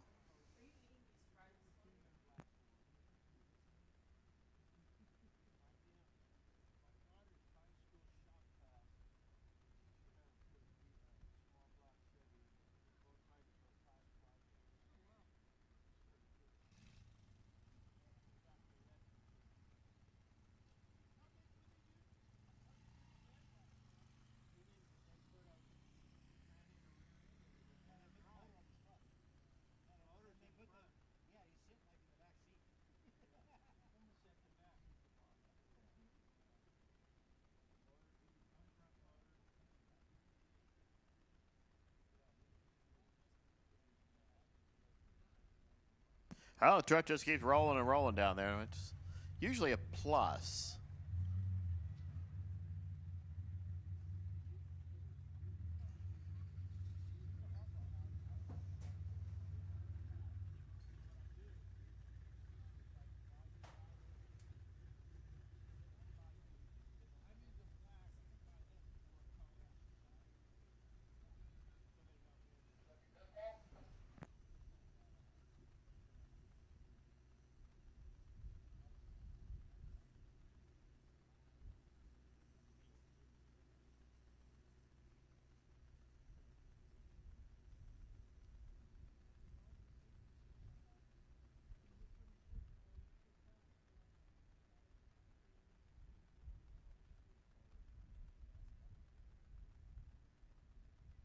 Still waiting for word from the top end. You know,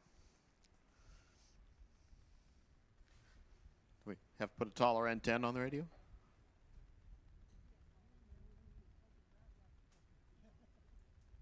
All right, well, Mike's saying, yeah, let's start them. Let's do it. Steve Cochran, Steve Allenock. Let's go back into racing. Cochran, the Camaro over there. Over here, 75 Pinto.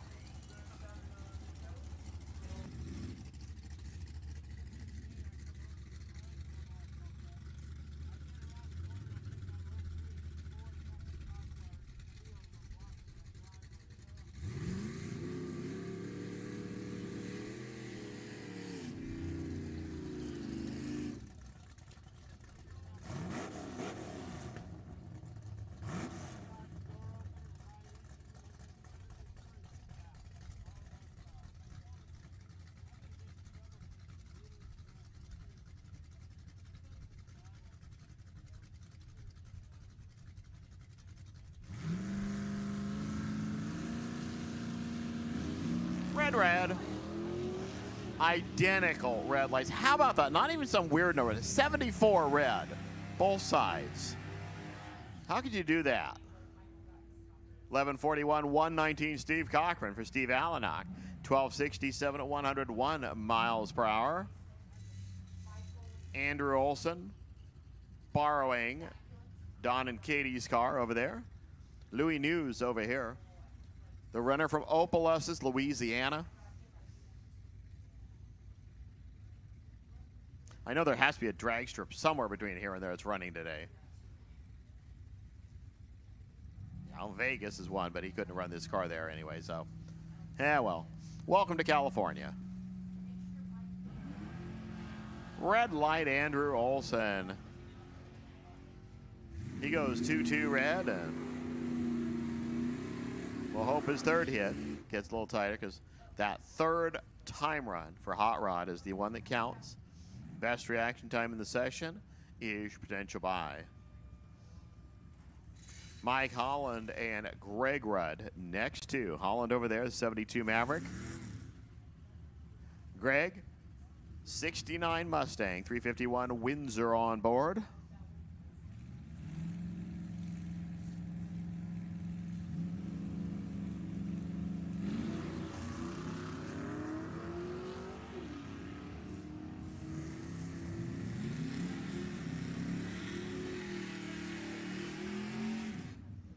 They're almost there. Now they're there. 1236, 108 Mike Holland. 1309 at 101 miles per hour for Greg Rudd. The big rolling Lego brick. Jeff Kreider, 71 Vega panel over there. 67 Chevelle over here is Robert Cochran. Couple of small blocks.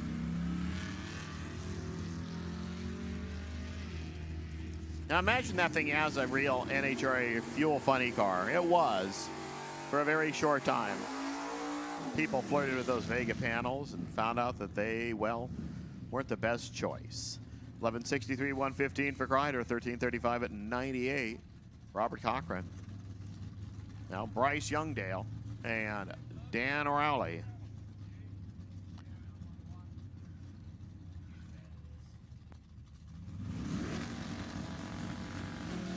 Imagine what that must sound like inside with Rowley as he just maths the thing and then bangs it through the gears. He made a test and tune run at Bakersfield wearing Crocs. We said after that, no, you don't get to do it. Is it that time again? Henry's the last car?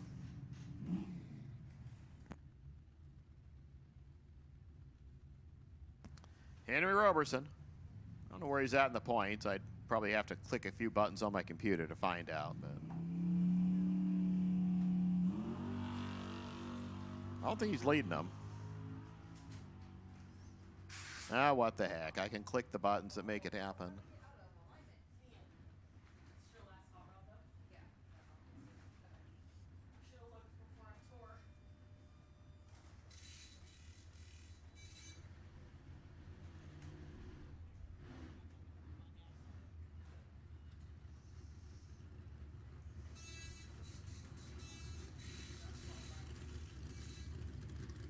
Yeah, Henry's second.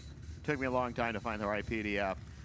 Let's go back to index racing. Let's put some numbers on the bottom of the board and aim for those. This is actual qualifying now.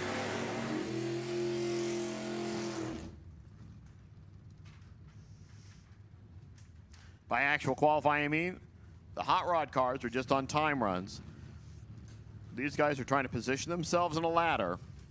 They'll get one more hit later today. And then first round this evening, this is Nostalgia 3. Nostalgia categories, different from the gassers. I mean, you can have roadsters, you can have dragsters. You're allowed center steer. The gassers all have to be left-hand or right-hand drive. And it doesn't look like Don Mallory's car wants to do what it's supposed to be doing here. Looks like we'll have a solo pass here for Gabe Brown. Fabricator from Reno, 34 Ford.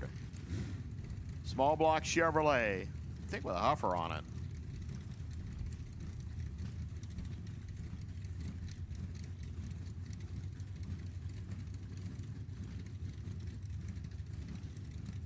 So Mallory will get the front row seat as Gabe Brown takes a shot at the track. Brown earlier, 9.532, as a lot of our cars went quick in the first session.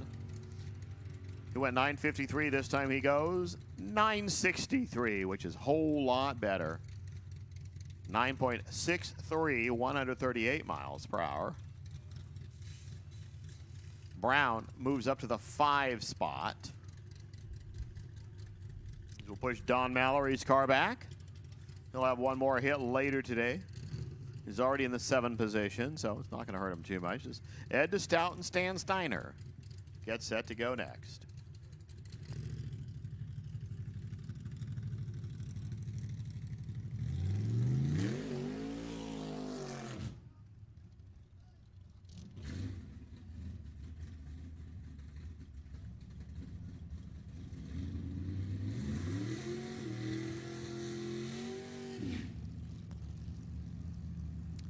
High-tech starters. Backed entry. That's Ed over there.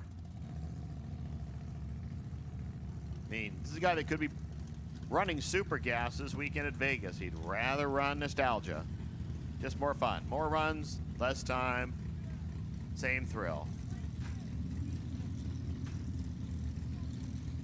And he's already been the super gas world champ. He goes 2-3 out of the gate. Steiner 13 out of the gate. That high sitting plum crazy car. Now looking for 60s.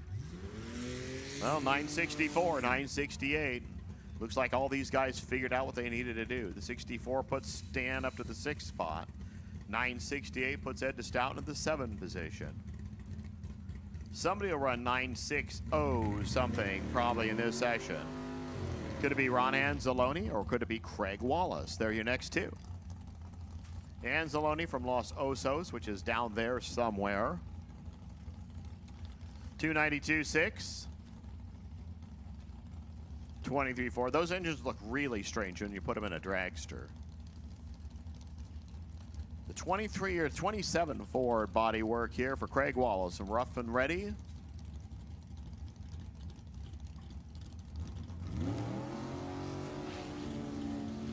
Wow, how about Ron Anzalone going 1 out of the gate?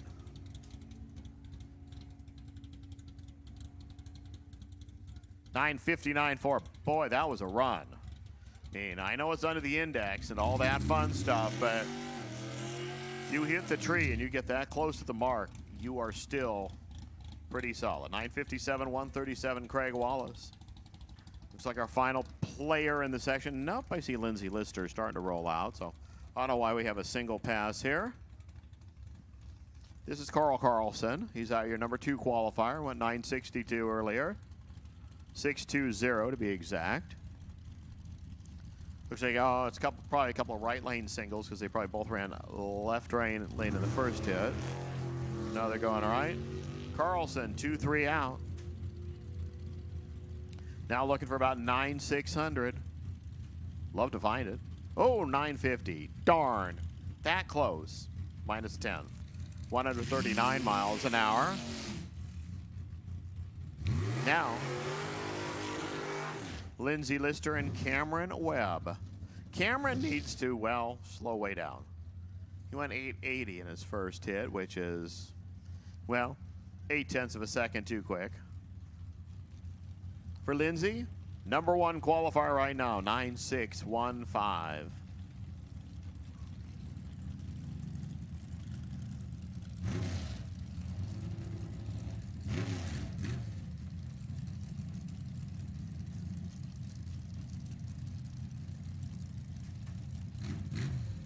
Nostalgia Eliminator 2. Why don't you come into lanes 3 and 4? Nostalgia Eliminator 2. Start rolling in now to lanes 3 and 4.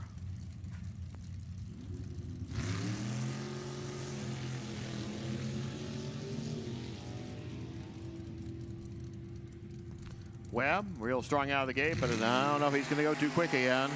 Yeah, he went too quick again. 9.618. Lindsay Lister shows why she wore the number 1 a whole bunch of times. Back-to-back 961s. This one about 3,000 slower, and that's in each lane she's done that. Now Jeff Fallon. I do believe this must be final hitter in class. No. Don Mallory.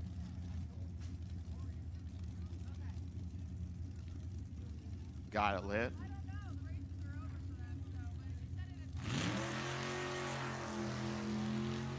Folan leaves it a little red.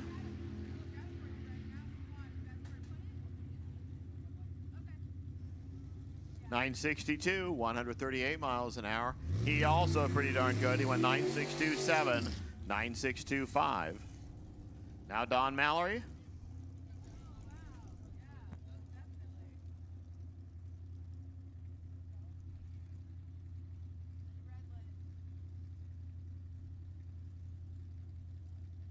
Okay, this basically just be a time only. He got the car relit, but since he did not run when he was intended to, you only actually technically get one shot per round. So Don Mallory, let's see what he practices with. 954, he really didn't change it too much. 142 miles an hour. Yep, so he didn't change position at all, so he's just going to stay right where he's at. Good, that makes life easier. We don't have to do any editing.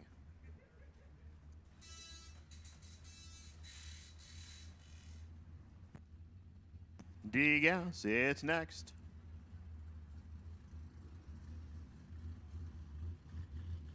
Dave Brown and Mike Copping, first two. Here in D.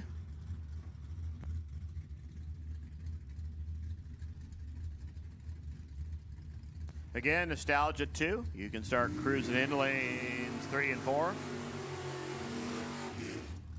Do you like how that works out? 2, 3, 4.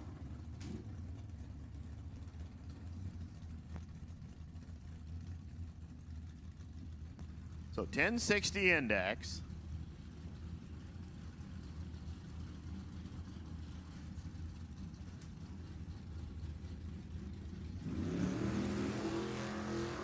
And because it's a gasser class, it means the drivers are still where they should be. Got your Vega, got your Mustang, got your finish line. 10.61. 3. That was a pretty good run for Dave Brown. It was so good a run, we're going to make him the top of the list right now. Mike Copping goes on through 10.69. Moves himself into the 4 spot. Gary Hardy's been running this Pinto forever. Remember back in the late 80s. Points meets down at Bakersfield. This car was running on a single pass. He went like 10-0 against the 1090 index. Because he had the bye, he just decided to run it out.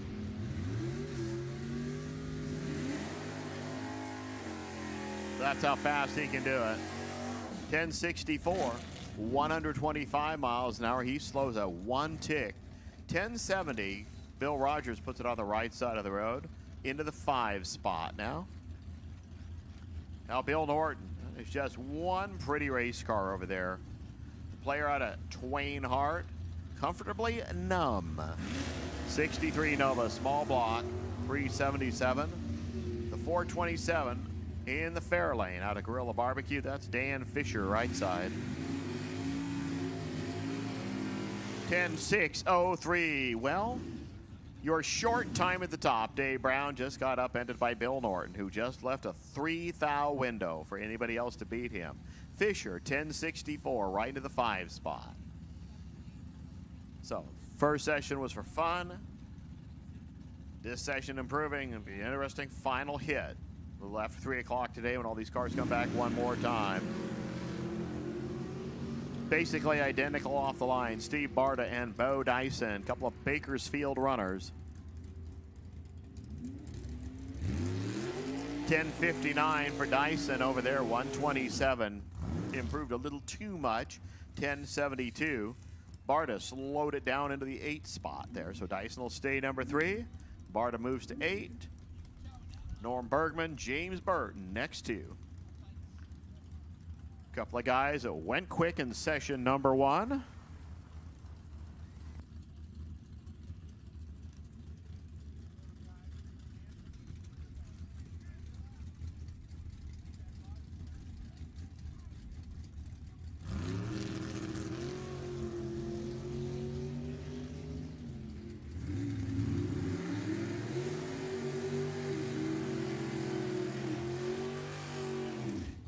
Wow, 1048. Where'd that come from? Somebody wants to start from the bottom, I think. 1056, 124, Norm Bergman. Bert, still on the way too quick side. I mean, Don Fournier was on the way too quick side last time. Let's see what he does. Your reigning series champion, Fournier from Sunnyvale. He's in his mid-80s, and he is a world-class water skier. He won the March meet. He won the reunion right before it. He has not lost a round in Heritage Racing since the last time he was here. 10.616. He moves right up into the upper echelon of the field. Into the 3 spot. Stanley, 11.78. Slowed it down enough to get into the 10 position now as Ken Parks back with us. He went 10.60 on his time run.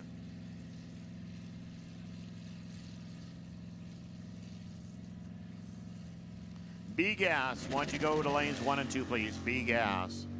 Bring him on to lanes 1 and 2.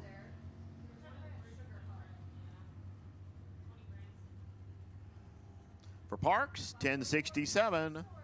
Helps him out a little bit, 126 miles an hour. He goes to the number 7 spot. That finishes up session number 2 for D-Gas. C-Gas next up. That's Charlie Gas for all you technical people. We'll make it say 960 up on the index boards.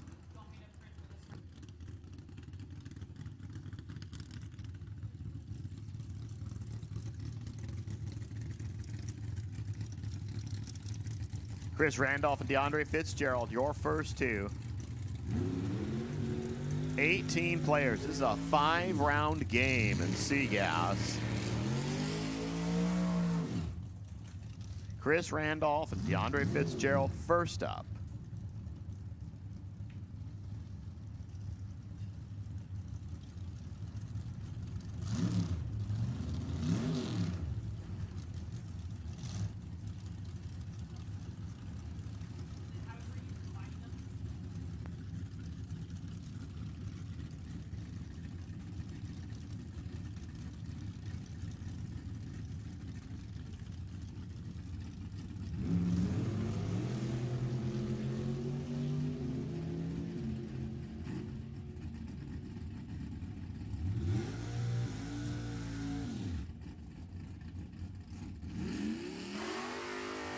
$963, DeAndre helps himself out. $965 there for Chris Randolph. DeAndre goes to the 2 spot. Randolph into the 5 position.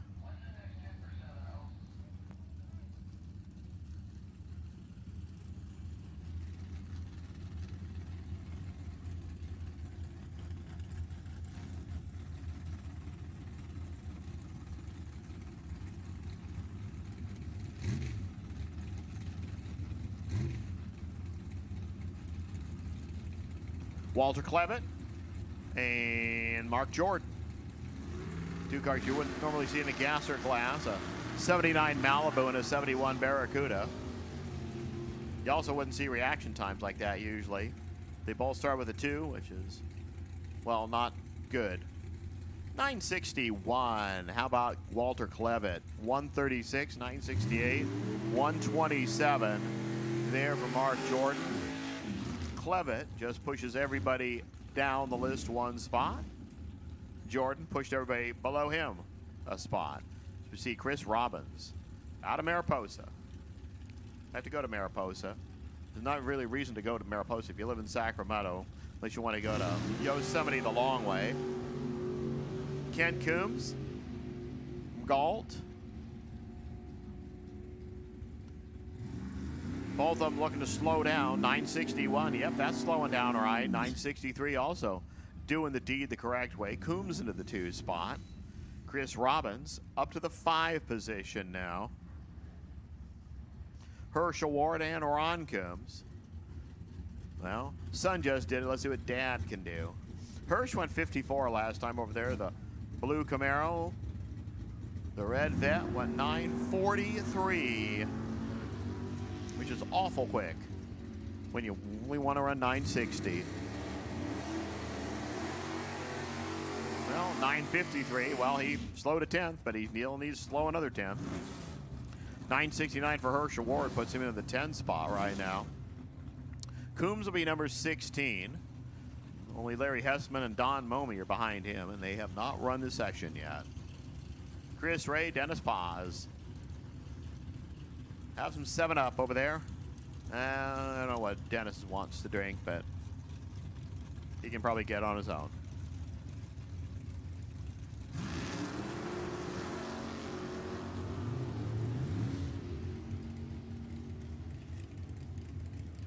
Ray's front end just kind of bounces a little bit, it looked like, or the window was warped. 962, 136, good. 964, 134. That was a couple of good runs. Ray goes to the 3 spot. Dennis Paz into the 7 spot. Now RJ Simrock and John Friel. Friel started the session number 1. He's now 4th. Simrock, I don't know where he started, but right now he's 15th.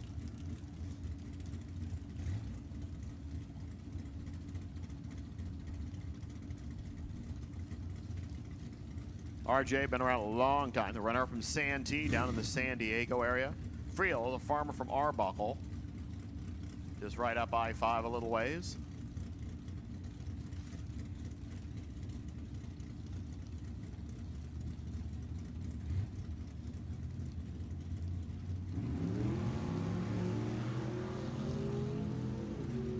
Friel just still needs to work on that tree. I mean, he got the ET numbers, but the tree's just not there. 141 light.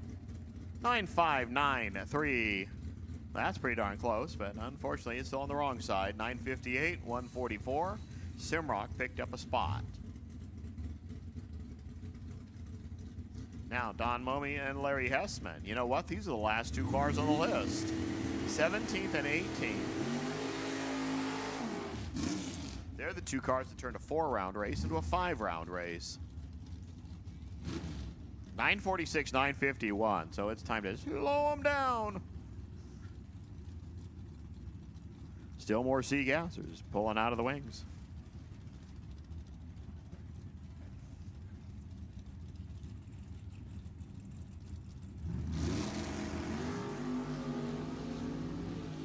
Nostalgia 1, you can probably start trotting into 5 and 6, please. Nostalgia 1, bring him this way.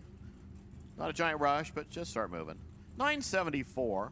Momey decided he better get on the plus side at 128. 958 Hessman, 136. So Hessman stays 16th now. Momey moves all the way up to 14th. Pushes RJ back to where he used to be, 15th.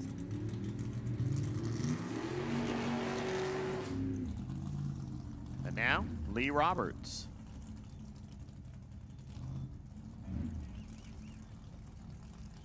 Tony Christian, or Tom Christian, that is. The Moonlighter. A couple of runners from the Reno area.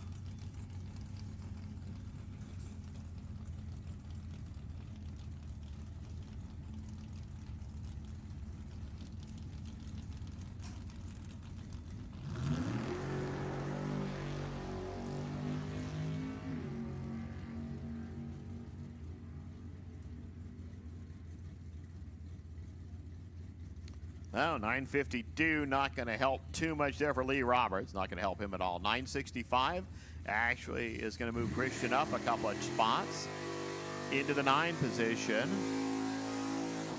Artie Pava up next. Artie went 972 earlier. No, Artie always goes towards the wall or the center line. It's just how he likes to drive it. Let's see what the underside of a 70 Camaro looks like. Oh, he actually spun him a little bit.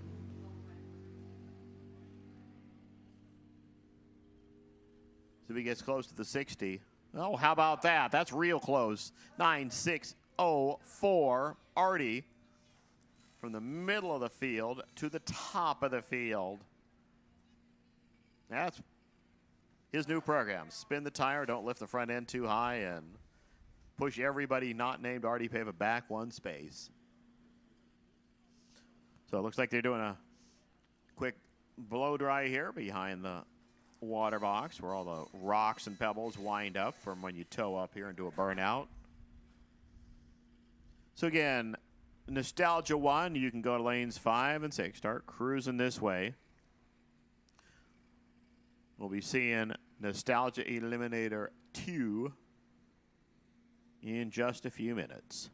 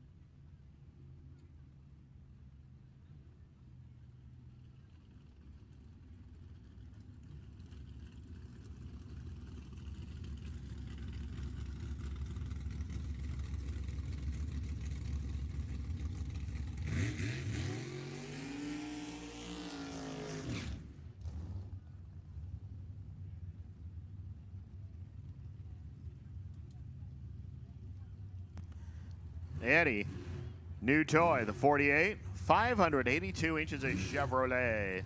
Over here is Miguel Lomas. Car that's run and run and run and run and run and run. I mean, I can't remember not seeing this car. And I kind of remember things way back in the 70s when I was a little kid sitting in the grandstands at Fremont. Not coming up here, though. First time up here was in 73. It came to the Governor's Cup. Came to the Governor's Cup in 76. I don't think I came back to this track till like 1982. Then I moved here. Oh, yep, that was gonna go red. Lucas goes deep, and you can't go deep. Still not gonna change his times, though. Let's see what we get. 8:59.4. Wow, that was close, but a little on the wrong side. 8:45, 156. Eddie Lucas. Now Gary Ryan and Jim Miller. Gary over there, the Pure Adrenaline team. Got all those Juggers guys helping out. Went 8:57 earlier. 8:54, the run that Jim Miller made.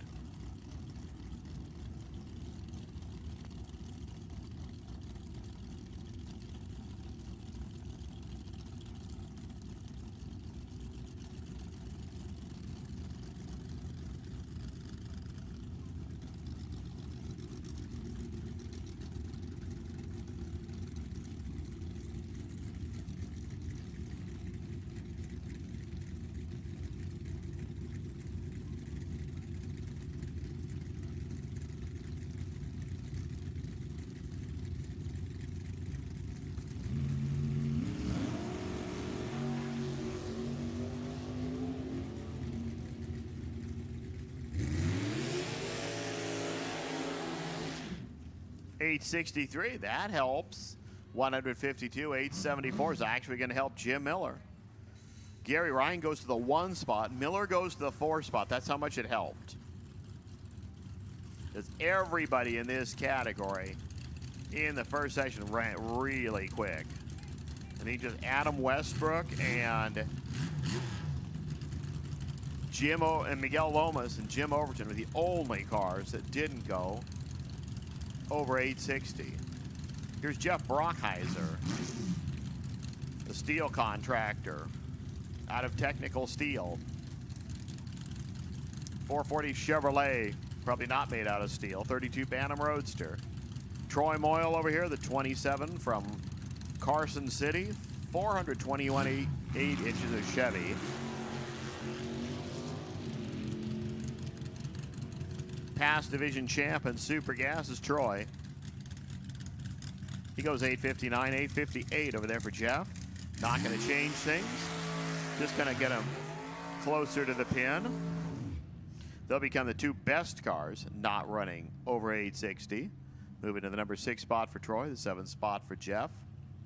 Now John Galley, his 23T over there. Ran 8:45 earlier, which means he has about a dime and a half to slow down. 8:54 for Robert Baker. Duke over here from Thornton. 427 Chevrolet.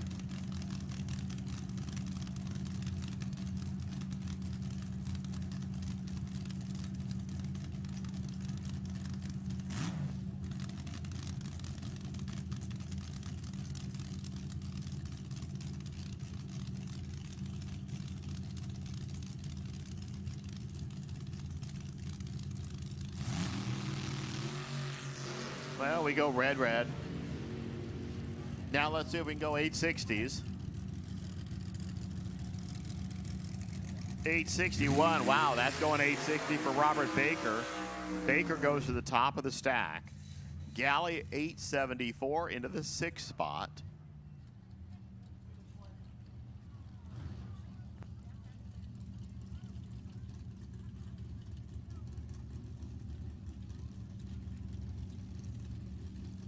So, like all the other categories, the racers are starting to play it for keeps here.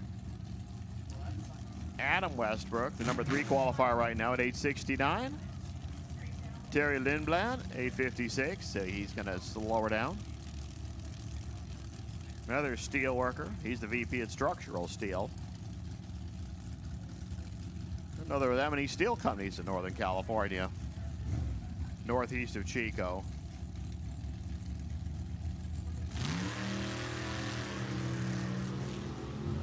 Well, Westbrook decided, this is a time run. I'm looking for ET, not RT. So he just sat there. Lindblad, 862, 155, 861. Adam Westbrook, 154. Now everybody's running 860s. Westbrook into the 2 spot now, 8617. 1 hun behind Terry Lindblad, 8627. Then you know what? Gary Ryan at 8637. Sam Tucker and Wes Anderson next 2.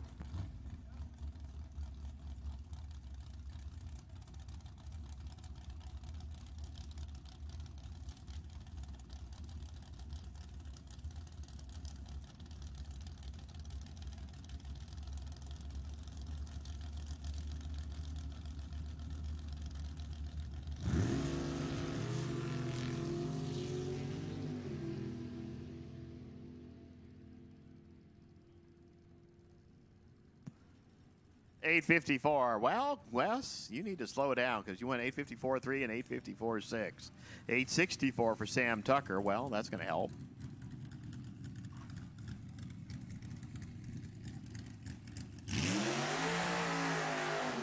Tucker moves into the 5 spot as we see Jim Overton, who started like in the top 3 in the session, is now down to number 9.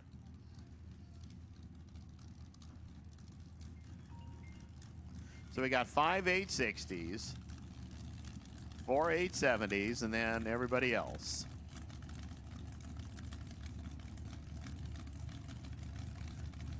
A-Gas, why don't you start rolling into lanes 3 and 4, please. A-Gas, roll into lanes 3 and 4. Jim Overton. Couple of cars left in the session. Just even things out, so you go lefties, righties.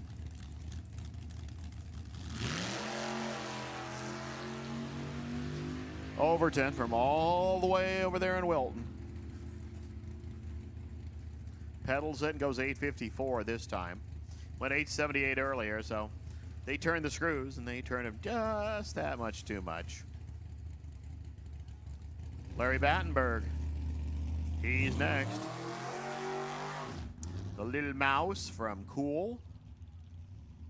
He's a body shop owner. Getting helped out a little bit by Jane's Auto Electric.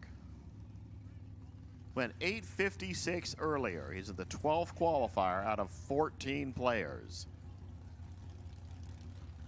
You want to be 7 or better if you want lane choice. So he has to go better than 874.1. We got a couple of those guys already. Keep it above the 60. Below the 874.1, and Larry, hey, you get to go to the top half of the sheet. But then there's a 3rd session. Everybody will run 860 in that session.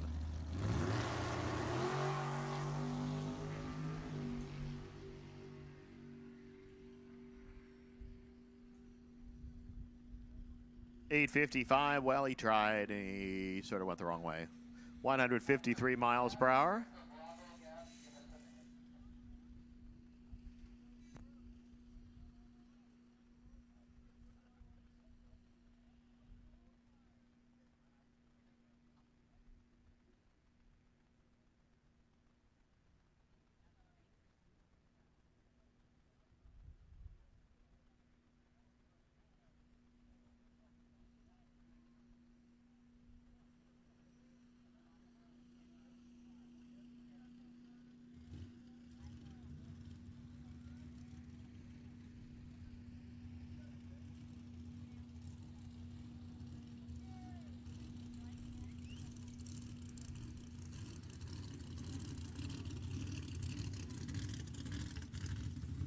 Here's B-Gas. Here's Chris Torres. Here's Weasel Anders. You know what Weasel did in the first hit? 8:39. Torres went 8:56.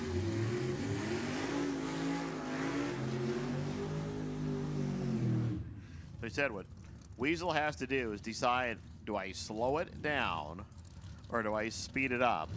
But he needs about 6/10 if he speeds it up. 6 to 7/10 to be competitive in the A-gasser. He's trying to reverse timer it and turn off the power down there and coast it through.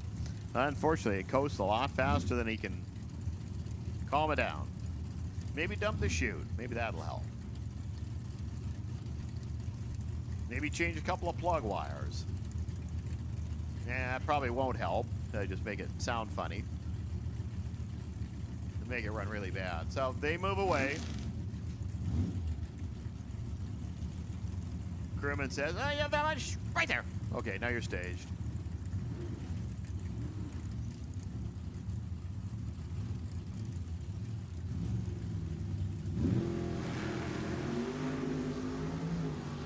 Okay, so Torres is out there. Wheezy's already caught him. Now he's going to try to slow down.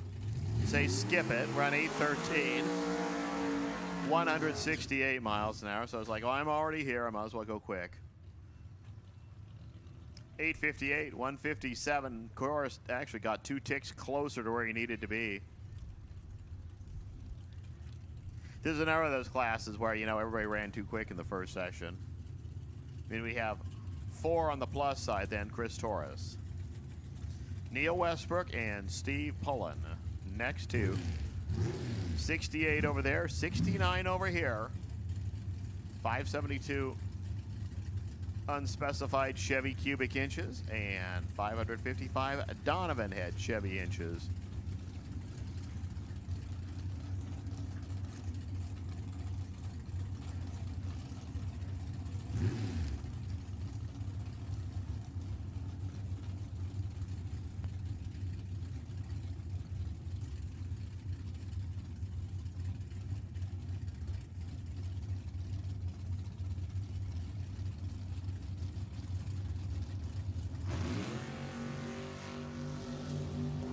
Well, they both hit the tree pretty well.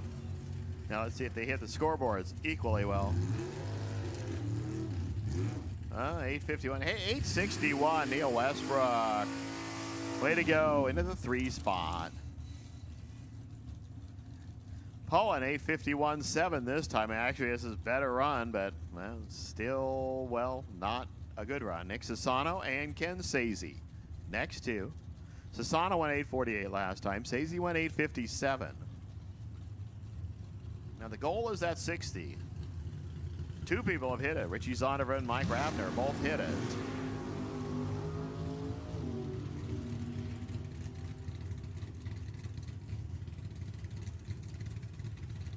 Well, there's a 60 for you, Ken Sazy. 8605. 157 miles an hour. Sassano 848.6, which is pretty much what he hit last time.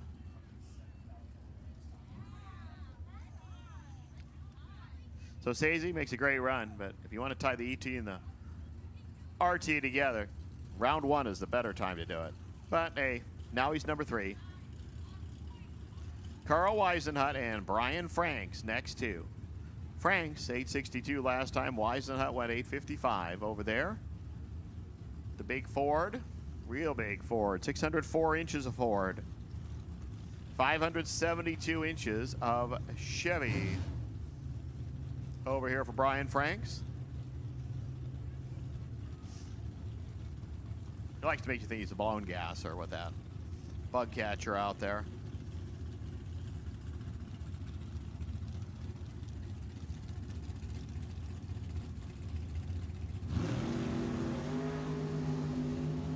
They're off. They're saying 60, hopefully, maybe, anything. Hey, 861, 8605. Oh, yeah, now everybody's going to do it. 8605, Franks goes to the 4 spot. 861, Weisenhut into the 5 spot. From nothing earlier, the top 4 qualifiers are at 860 something. Russ Riley, 840 last time. He needs to slow it down. Mike Rabner, he went 8604. He's fine. Now it's time to play with the tree and find that sweet spot.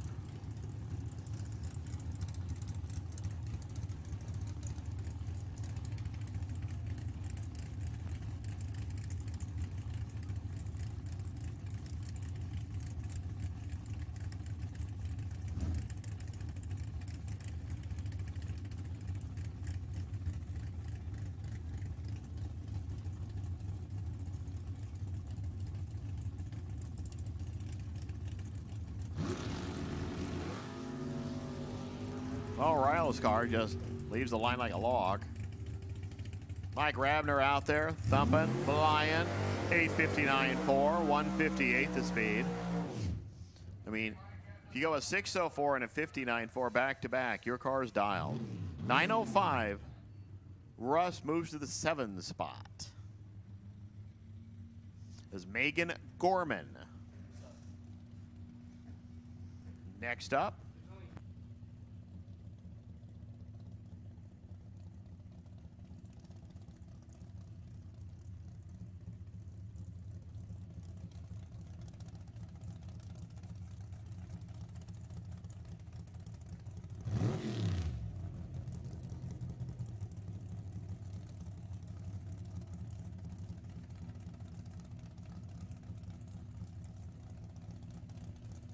just a reminder, guys, Group 1 cars, you have one more hit later this afternoon. It's going to be about 5 o'clock. And then all of your eliminations are tomorrow. Megan Gorman looking to slow down from an 852. Well, she did, 862. 157 miles per hour. So M. Gorman goes up to the 7 spot. Remember when 862 we were like killing it? Remember when that was? The beginning of the session. Yeah, if you guys did not choose to make this session, because I did not see Richie make a run. So, I see the tractor sitting out there as we're going to tiptoe the starting line a little bit and get right into racing. Because we have Nostalgia 1 and A-Gas. And then we'll take a short pause for the cause, come back about 3 p.m. for round number 2 of Funny Cars. So West Coast Outlaws, just so you know, if you're going to make another hit, Funny Cars running 3, you'll follow them.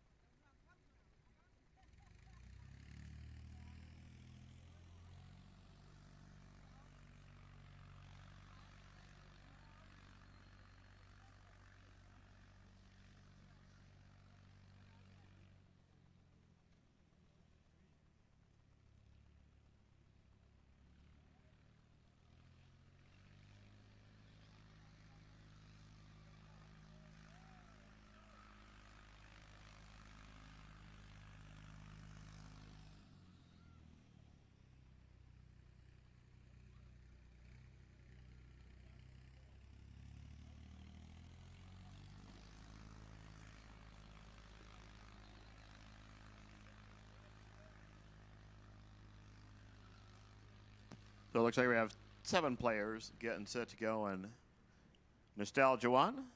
There's that A-gas right behind him. I see the A-gassers here. Like I said, after that, we'll be taking a little pause, come back at 3 p.m.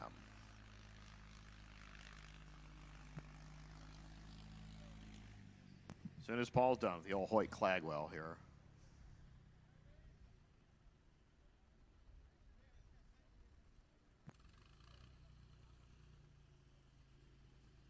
Heather, about ready.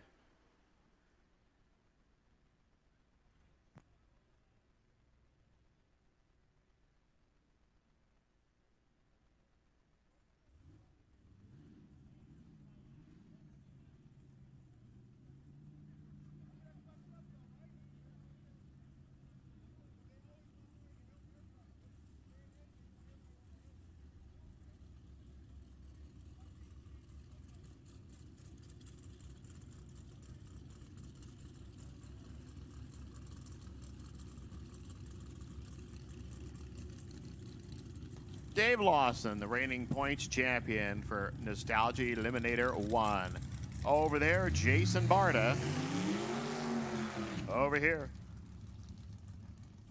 the Barta and Coburn team car. Paying homage to the Ridge Route Terrors, Warren Coburn. UPS driver from Bakersfield. 572 inches Chevy. That's the car you see on the right side of the road. Over there, Dave Lawson. 565 Chevrolet, a Tuttle chassis car. Dave Tuttle over in the Ventura area. Lawson Racing Team. Dave's the builder from Mariposa. There are a lot of racers from Mariposa. I mean, there's not a lot of people that live in Mariposa. Town's pretty darn empty this afternoon. They're all here racing.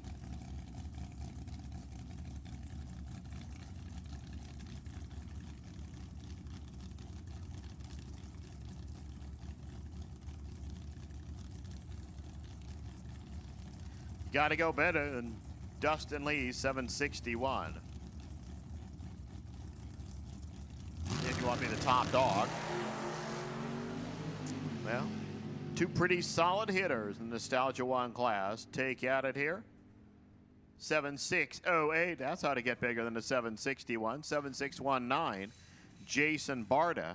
So they just made a Dustin Lee sandwich there. Dave to 1. Jason to 3. Dustin will stick in the 2 spot.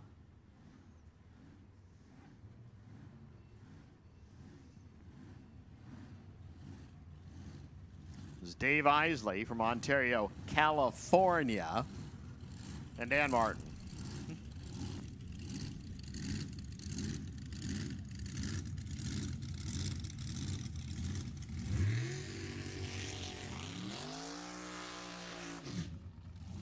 Dan Martin, who's actually poured the concrete in the front of my house and put fences up on 2 sides of the house. So, hey, if you need some concrete work or fence work, just see Dan Martin. He's on the right side. Harvey tunes the car. It's the Reality Check Roadster.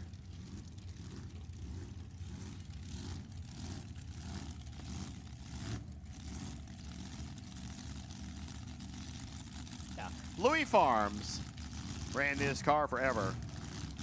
Now Dan's in it. Dan's a real big guy. You can see that. Dave Isley over there, the player from Ontario. Another Tuttle chassis car, 582 Chevrolet. Not with a huffer on top of it.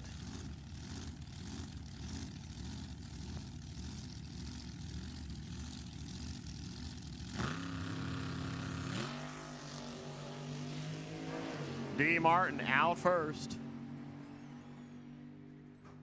Chute comes out, he goes 762, but Dave Isley goes 761. This is going to be a really tight field.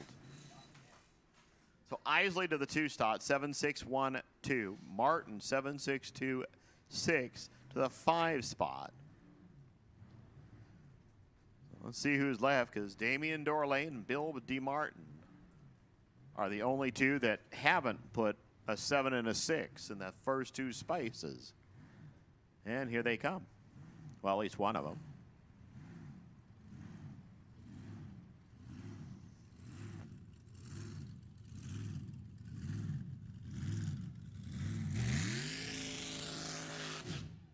Damian Dorlain, the hitter from Bakersfield.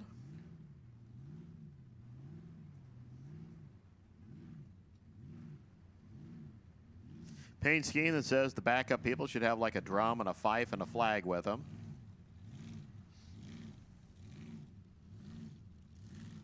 If you notice, his helmet follows the paint scheme.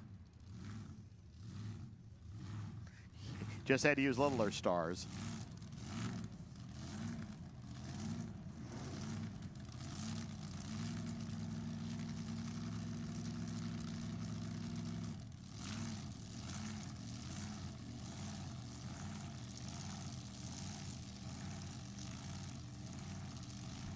That is just the wobbliest blower belt. Just flippity flappity. Damian looking to slow down by just a couple of little ticks on the clock. 764, well, he slowed down a couple of bigger ticks. Same theory. He's going to stay in the 6th spot, though. Leave only Bill is the only car not with a 7 and a 6. I see D. Lee getting set to go next.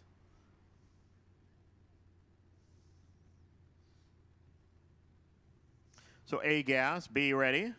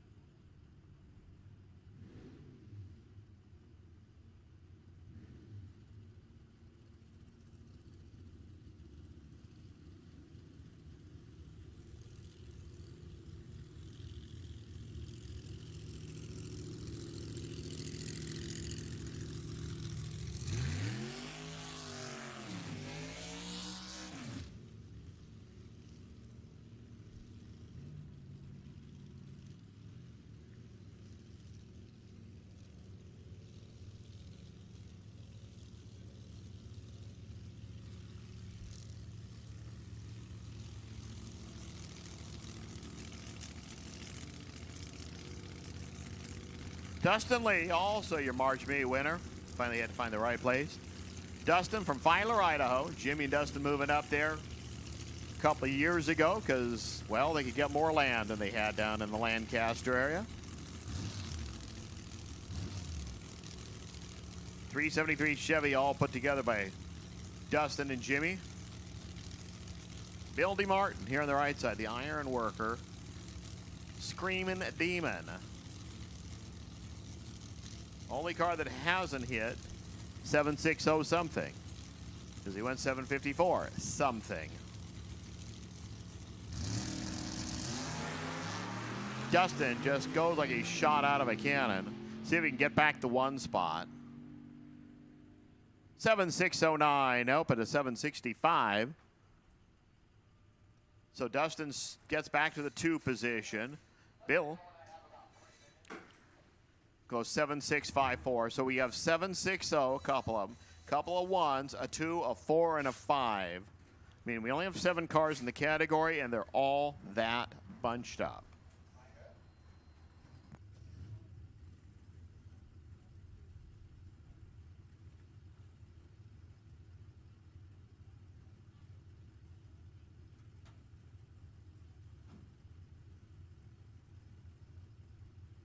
Pregnant pause to figure out what the starter needs. Dave Fulfer and Rich Harrison going to start going in a couple of seconds for A-Gas. This will be our final Group 2 session here.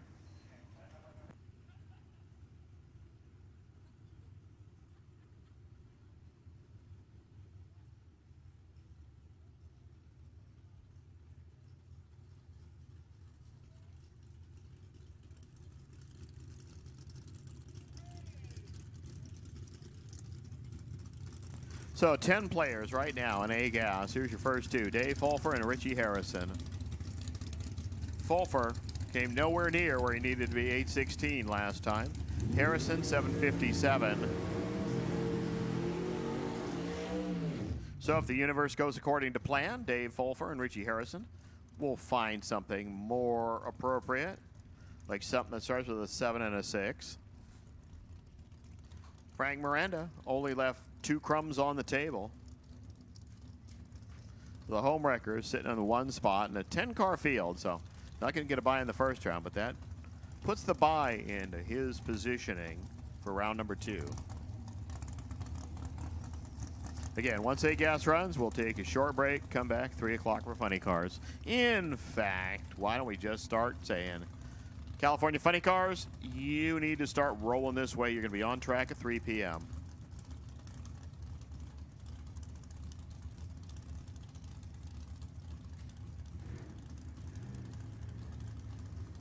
Blinky, blinky. 1 solid blink. Go. Fulfer's car just wants to move around a little bit, and that's not always fun when you go on 760. 7618. 178 there for Richie Harrison. Good shot. 770 for Fulfer. So they both did really what they needed to do. Harrison goes to the 3rd spot.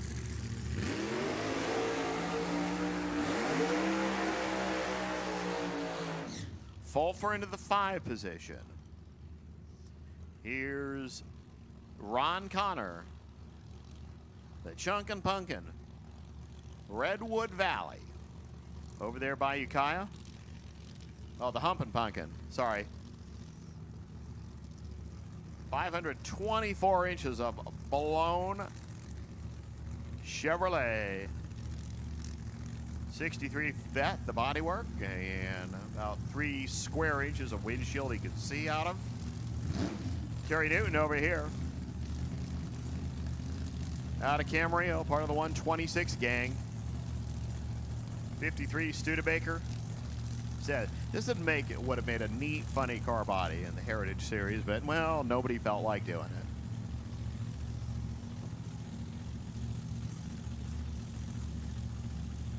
I mean, the 73 Grand Am made a pretty amazing funny car body. I mean, it made a better looking funny car body than a regular car body. Newton's car chatters the tires just a tick. They march to a 60 and find a couple of them. 764, 182. Ron Connor, 769, 180 miles an hour for Terry Newton.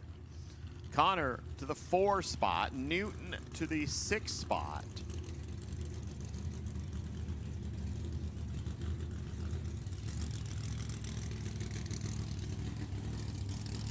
Here's Brian Rogers. And Frank Miranda. Rogers from Cucamonga. 632 inches of unsupercharged Chevrolet. Miranda, the 59 Rambler American. Complete with a little whale tail up on top and luggage rack, everything you need. This was a performance package in the 59. 500-inch supercharged alcohol-burning Chevrolet. Didn't bring his other home wrecker. He also has like a C or D gas home wrecker. Decided to just wreck with this one. He is the #1 qualifier right now. 7602.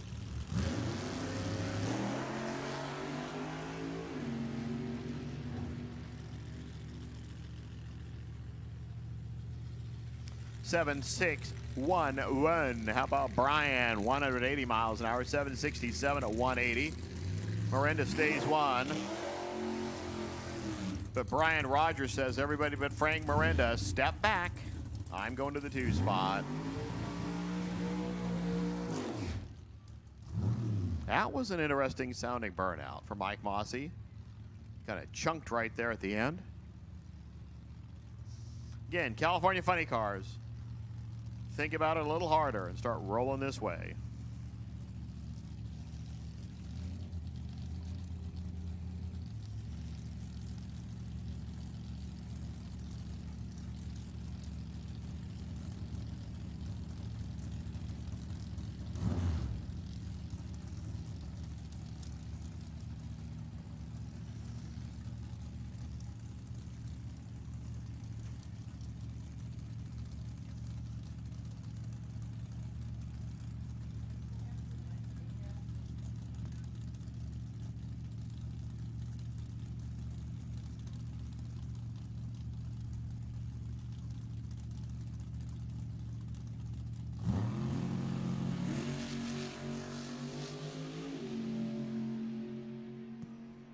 Richard Wilson, the Voodoo Hemi.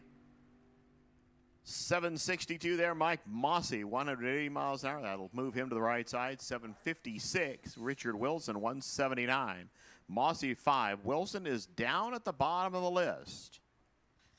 So the Voodoo Hemi car, we'll wait to that final section to see if he can find those 5,000ths of a second. It'll put him on the plus side. It looks like we have one more car.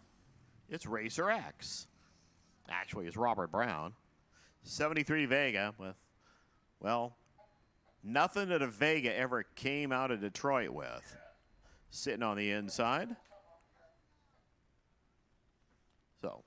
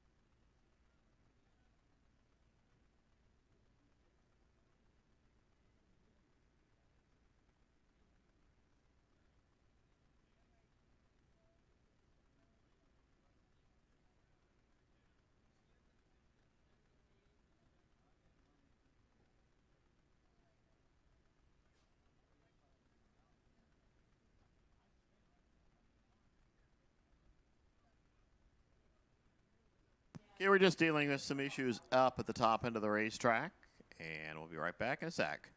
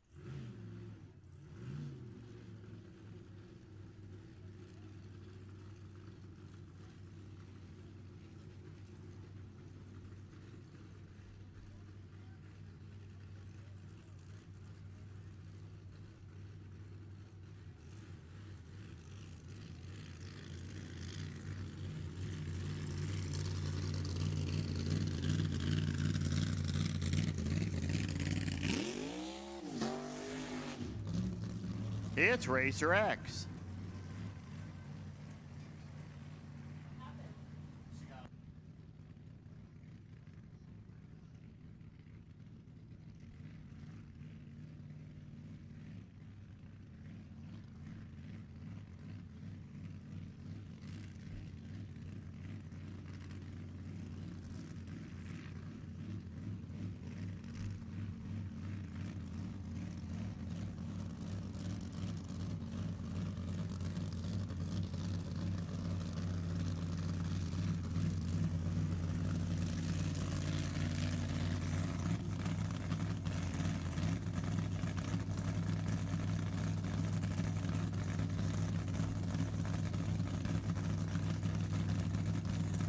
All right, so Robbie Brown gets set to go. This is a neat-looking race car, but I believe it's just on a test hit here.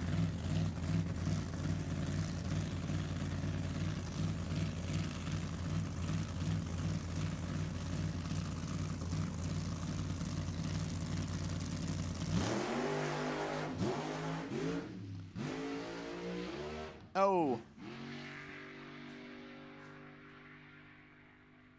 871, 158 miles an hour. Gang, we're going to be down for about 10 minutes, 10 to 12 minutes or so here. We come back. Funny cars. So get up, take a quick stretch, take a break. Go buy some souvenir shirts. Go buy some food truck food. Go buy some souvenir or some snack bar food. Check out the racers. Check out the stuff. We'll leave it kind of quiet here for a couple of minutes. So have a good time, and we'll see you right back with Funny Cars.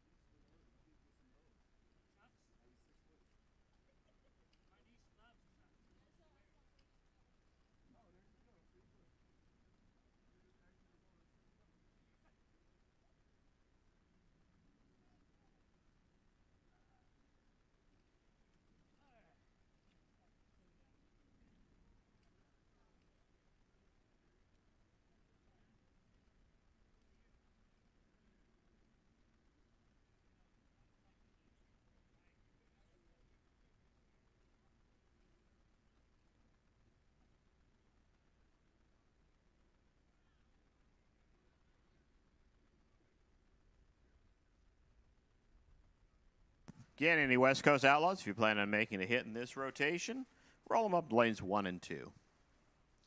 Funny cars, you'll be going in a little less than 10 minutes. So again, then we'll have one final rotation through all of our Group 2 cars, followed by the final hit for the Group 1 cars. That's 7.0 Pro Junior Fuel and A-Fuel. And then we're going to do the first round eliminations for the Gassers, the Nostalgia 1, 2, and 3.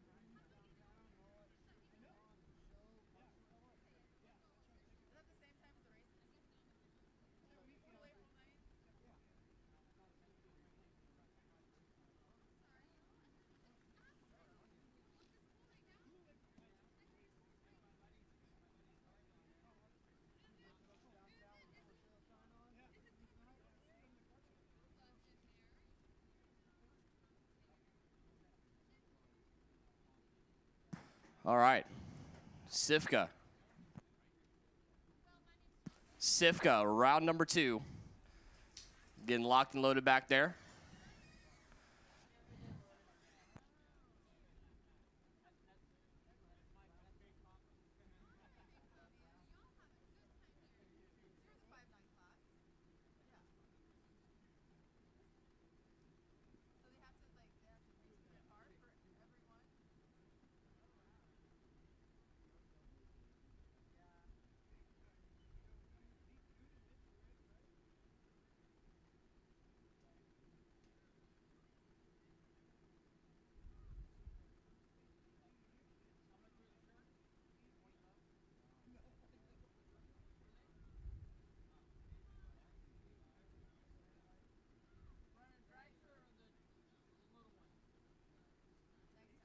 Attention to the pits, please. West Coast Outlaws. West Coast Outlaws. You guys can come into lanes 1 and 2. Once again, West Coast Outlaws. Lanes 1 and 2, please.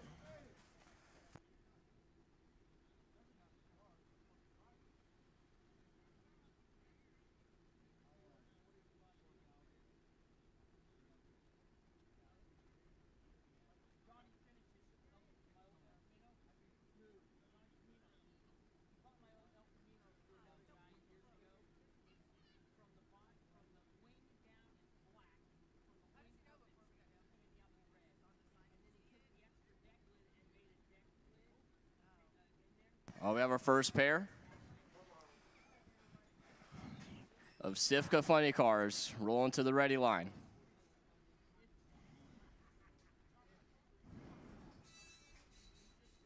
This is their semifinal, essentially. We had a 8-car field qualifying for them. We had 9 total. Try to take a shot at it. Took the top 8.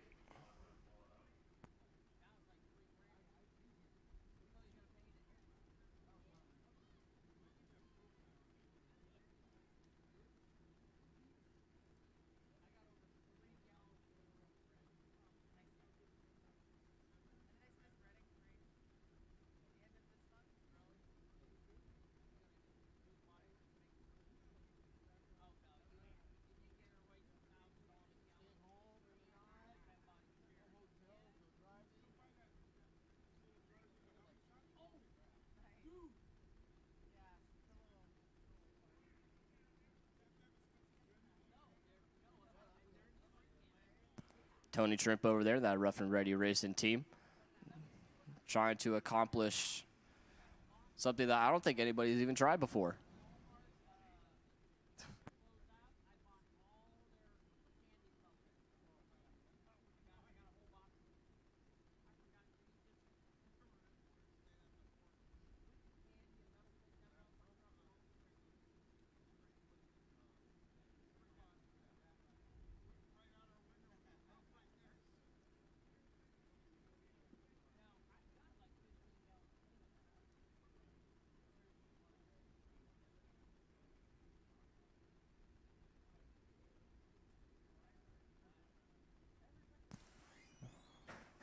Looks like Tony's going to be racing Jim Mayer as your first pair coming out. That Good Vibrations Motorsports car.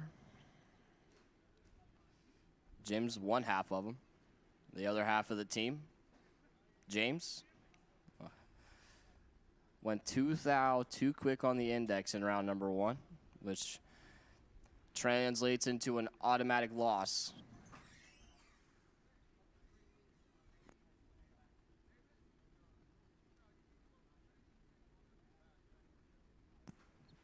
So Jim going to try to carry the family name onto the final round. He's got a tough opponent. This matchup right here could be a final round matchup.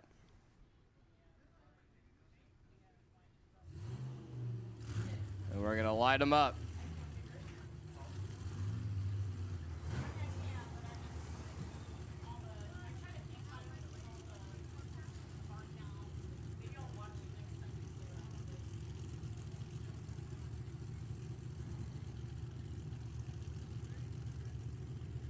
So Tony Trimp, your 2022 March Meet 7-0 Pro winner.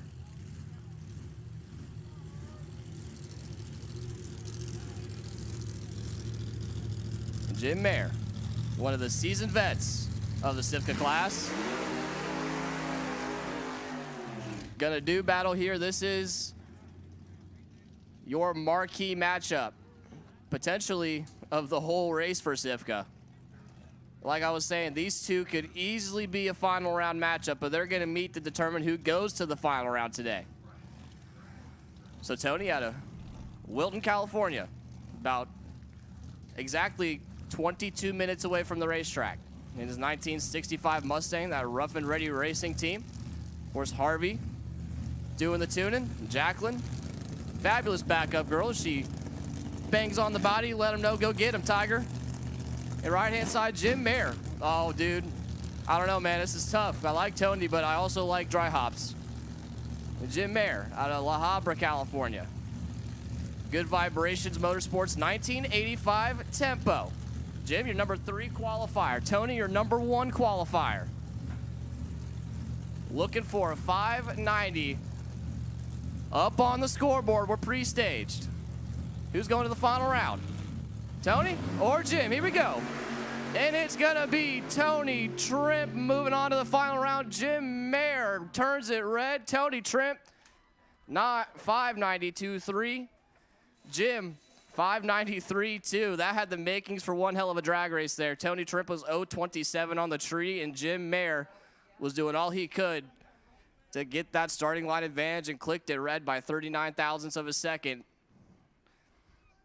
That was a big matchup there in the semifinal of SIFCA Funny Car, as you can tell by the Rough and Ready Racing crew there. All happy, all smiles and high fives over there. So Tony, still alive in the hunt for the 7-0 Pro and SIFCA double up, which has never been done before.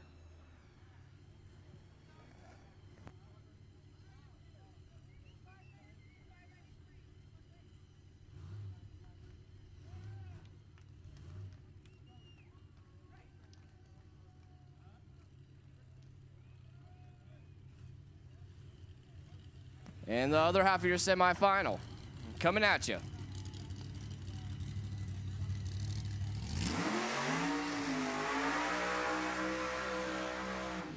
Long, smoky John Force burnout for Ken Brynison.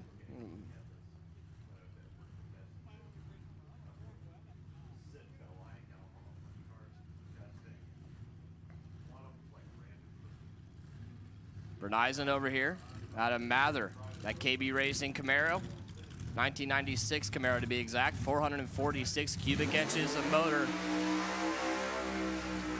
For Kenny, left side, Mike Troxel, driving that No More Alimony machine. Mike in that 1993 Trans Am. Mike was your number 4 qualifier. Ken Brynison was your number 6 qualifier.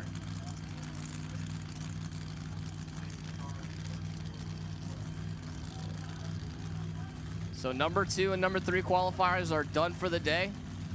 Number 5 qualifiers done for the day. And Tony was your number 1 qualifier, and he's made his ticket to the final round. And one of these two are gonna look to face him. Mike Troxel right out here out of Sacramento.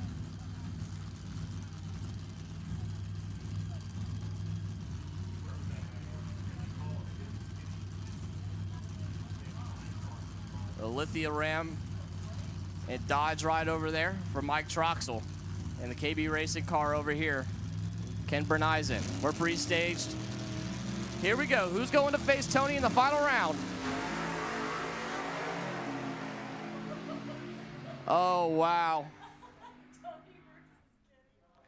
It's going to be Ken Brynison in the final round against Tony Trimp. He was 0-20 on the starting line and 6:17.6. at 173 miles an hour at the back door. Mike Troxel left way too early, 068 red, and then led off to go 648.7. So it'll be Ken Brynison and Tony Trimp in your final round of SIFCA later on this afternoon. We have our West Coast Outlaw. I was going to say Law is but I only see one up here right now. Oh, there's one around the corner? All right. Attention in the pits. Hot Rod. Hot Rod, need you 2 lanes. Hot Rod, need you to lanes 5 and 6, please. Hot Rod, need you to lanes 5 and 6 for your 3rd time run. This is the one that counts. It'll set the qualifying order based on reaction time, of course. So once again, Hot Rod, need you to lanes 5 and 6 for your 3rd and final hit of the day.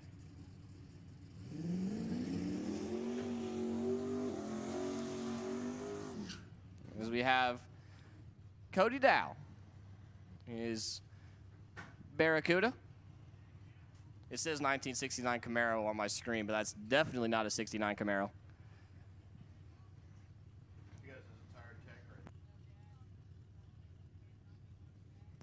So,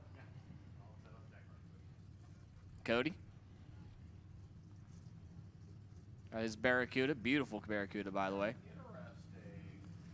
You are not going to see a no time, or you're not going to see a time up on the scoreboard. These guys like to keep everything a secret.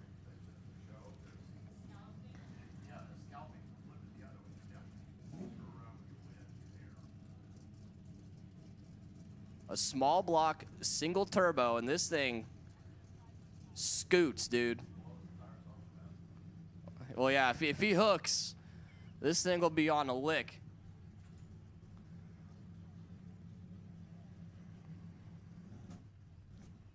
TBR Garage and everybody helping out the Dows this weekend. Oh, he kind of rattles the tires there, tries to get back in it, and parachute out. So like I was saying, you know, if he gets down, the track surface, the track temp out there is probably not ideal. The higher the track temp for these guys, the less traction you're going to get. You want that kind of cool but not too cool track temp around the 80, 90 degree area. If anything above 90 degrees up into the hundreds is where it starts to get a little dicey for these guys. And because the sun's been beating down on it all day, track temp's probably up there a little bit. Now we got Mystery Man in his Ford Maverick.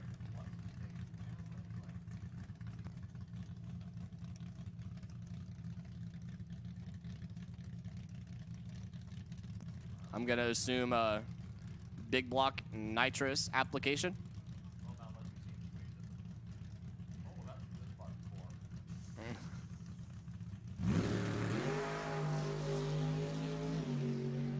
Oh, he's got it hooked up down there through the 8th mile. And shuts her down. Plenty of shutdown down there.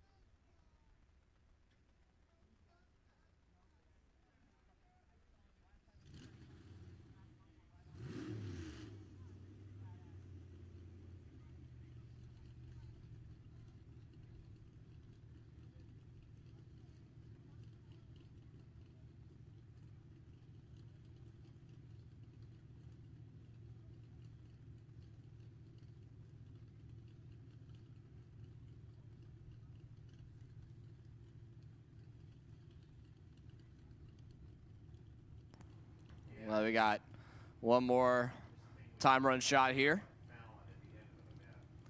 Oh, I think we're licensing here. He wanted to get a license in a funny car, and he said, hey, why don't I just go ahead and do it at the Nostalgia Reunion in front of all the fans? That'll be fun. The Rattle Rat.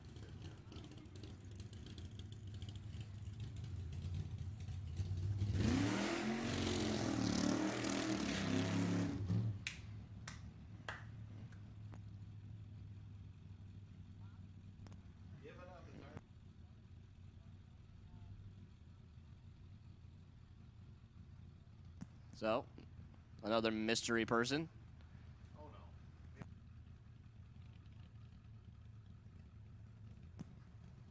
Got a real old school Barracuda funny car, or a Cuda, I guess. I know Mopar Man's in here on the live chat. He ought to love this guy.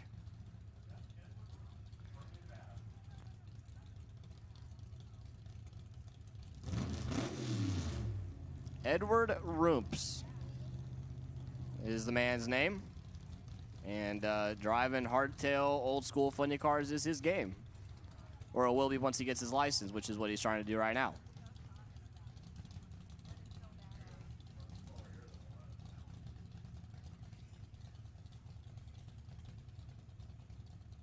So, Ed?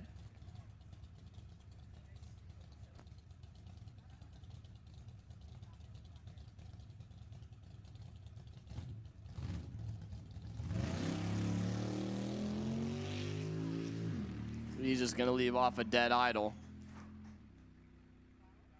Get to about 1,000 foot or quarter mile. Oh, quarter mile. 1181 at 102 miles an hour with the parachute out just for extra measure.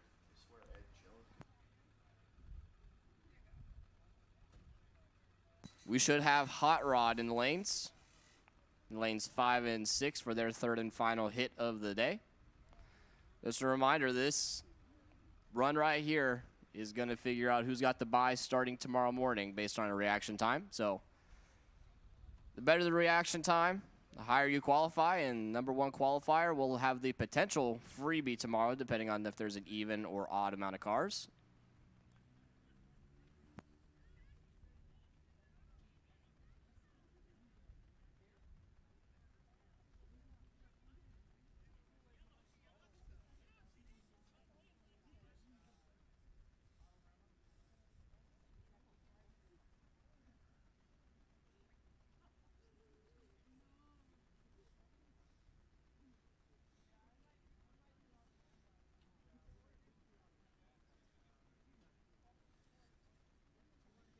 So just a reminder, anybody who ends up losing first round of D-gas or C-gas tomorrow morning, or tonight, excuse me, tonight. Anybody who is in D-gas or C-gas and loses tonight, first round, can buy into Hot Rod for tomorrow morning if they choose. So if you're not already doubled and you end up losing first round and still want to race a little bit tomorrow, you guys can buy into Hot Rod. Just let us know in the tower before first round of Hot Rod tomorrow morning if you end up losing tonight.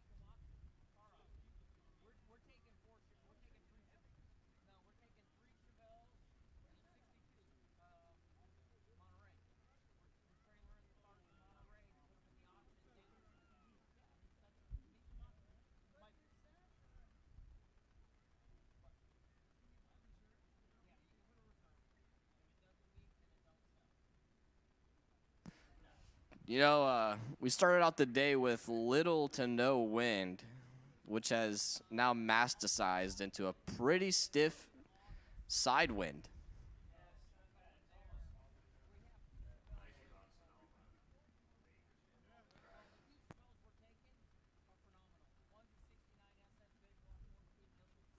A lot of these racers come tomorrow, especially in Hot Rod.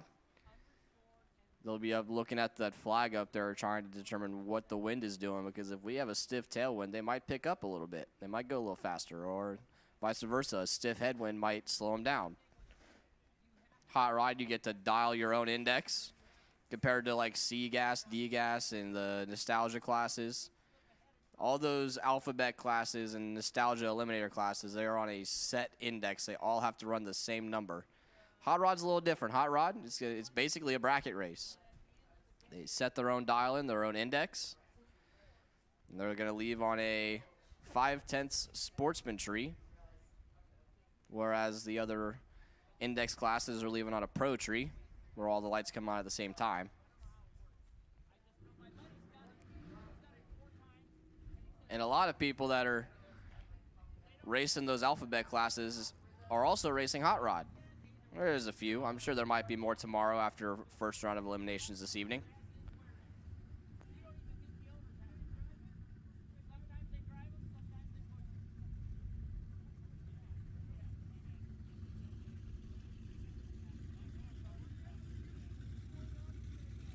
And speaking of Hot Rod, this is the one that counts. Everybody's going to be trying to get that reaction time as close to triple zeros as they can. You'll see the reaction time pop up on the scoreboard as soon as they leave the starting line. Now let me introduce you to our first two. Left side, we have John Kruger out of Tehachapi, the aircraft crew chief. That's basically what I do in the Air Force. His 1968 Camaro. Right side, Jonathan Barnes out of Valley Springs in his 1970 Duster.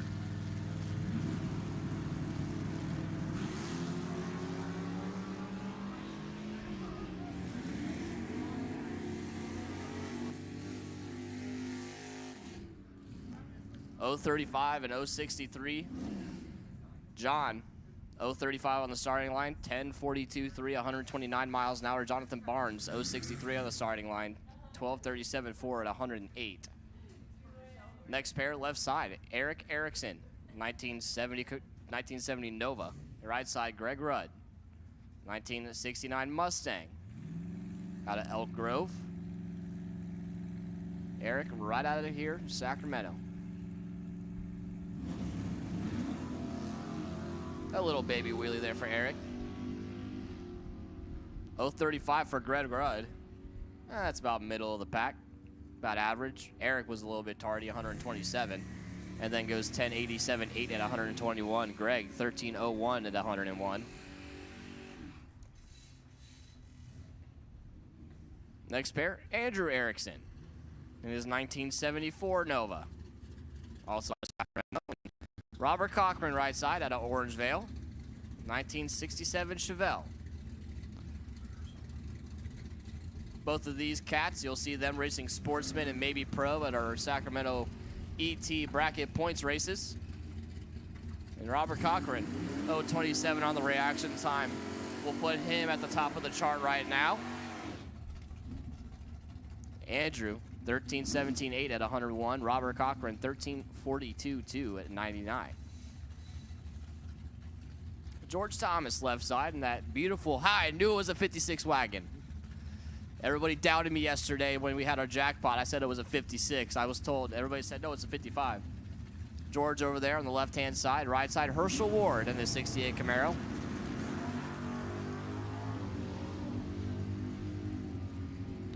.043 light for George Thomas, .051 for Herschel, and Herschel Ward, 960 with an 8. That would have been a real good pass in C-Gas.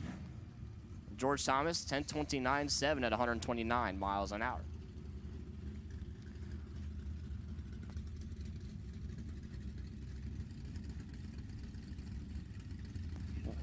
Walter Guerra, left side, and Mickey's Mouse. Larry Warren, right side, in that 55 Chevy.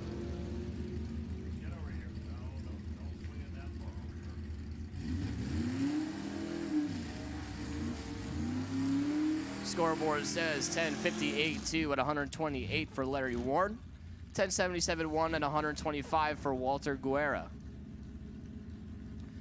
Next pair, Mike Dodd out of Reno, Nevada, that 1956 Chevy 210, and Mark Beaven, right side, out of Queens Creek, Arizona.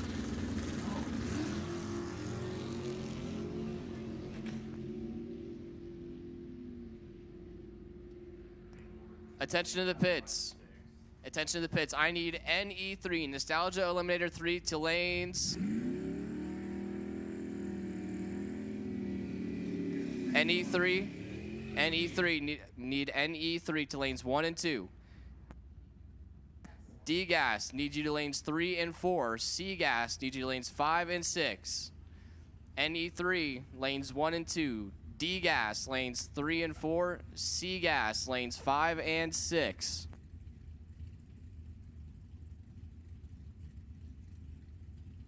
Mike Dodd was just 007 on the reaction time. That'll put him atop of the sheet now, and Joy Tucker and Doug Rudd.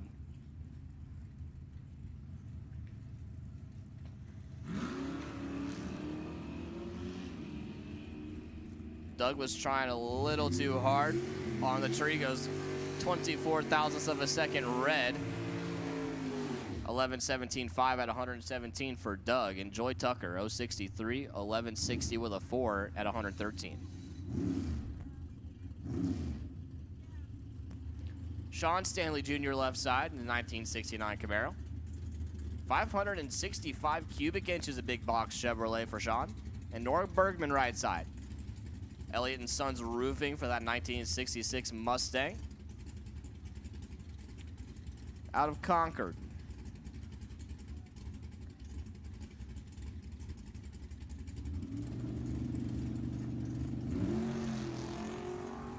.020 start there for Norm Bergman, and Sean Stanley turns a 41 red.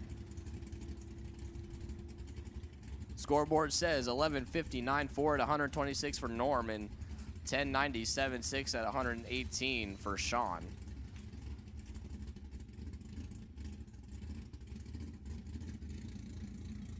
Looks like Mike's got to do a little moppy mop out there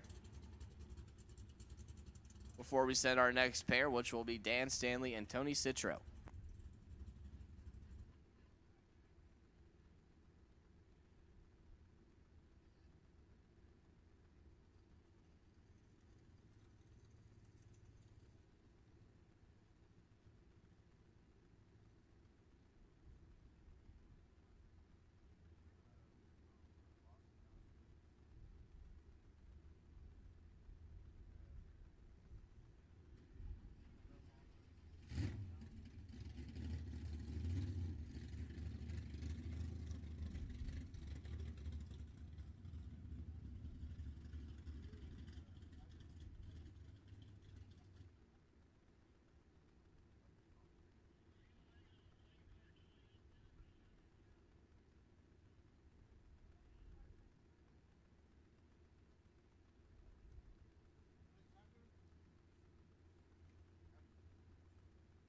Once again, I need Nostalgia Eliminator 3 to lanes 1 and 2, please. D-Gas to lanes 3 and 4. And C-Gas to lanes 5 and 6. I know we have a lot of people in Hot Rod that are also doubled in D and C-Gas, so that's understandable. Just whenever you can, hop into the back and make sure you're here for your third and final qualifier of the day.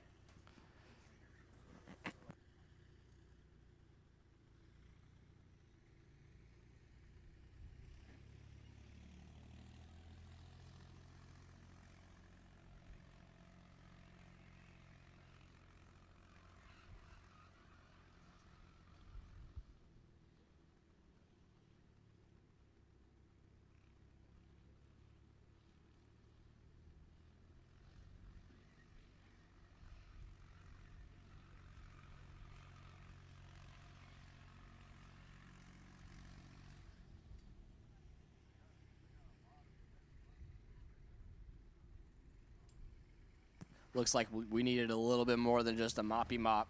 We needed a little draggy drag too. Outlaw drag tractor.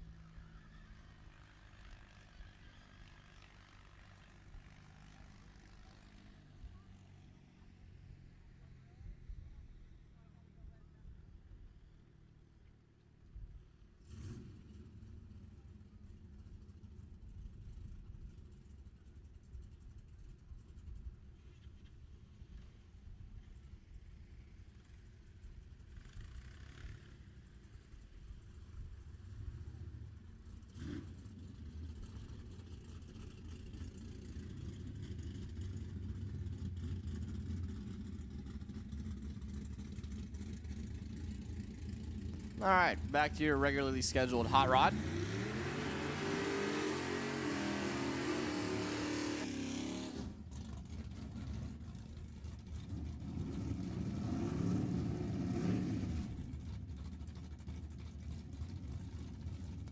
You know, a little bit of knowledge for you. Back when IHRA was doing their divisional series and Nitro Jam series, they also had a hot rod, but that was the equivalent of Super Street and NHRA.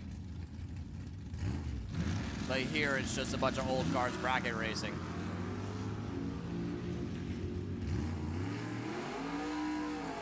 Well, neither of these two are going to take the #1 qualifying spot based on reaction time, but Tony Citro 10:02.3 at 137 and Dan Stanley 11:53.6 at 106. Steve Wasso, left side in that Chevy pickup truck, and that's all he put on his tech card. And Don Momi, the ratty 38 Chevy. Don Moby, 022 on the tree, not bad, but not going to take number one. And then goes 9092 at 146. Wow. Steve Wasso, 1188.8 at 95.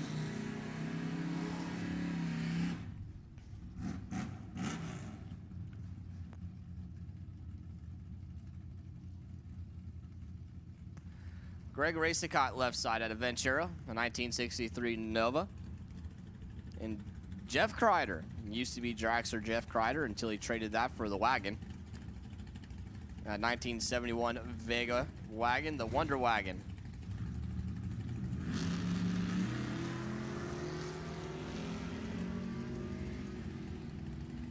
Jeff tried to get it perfect reaction time, but he missed it by 0.04 of a second.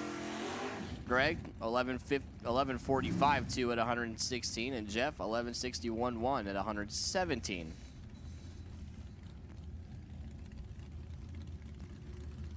Gus Stanko left side, the 1969 Camaro, and Steve McReynolds out of Visalia, 1973 Vega with a 72 nose. I think is what Eric was saying earlier. Not bad. Gus Stanko, 024. Steve McReynolds, a little tardy, 093, and then 947.5 at 141. Gus Stanko, 991.7 at 116.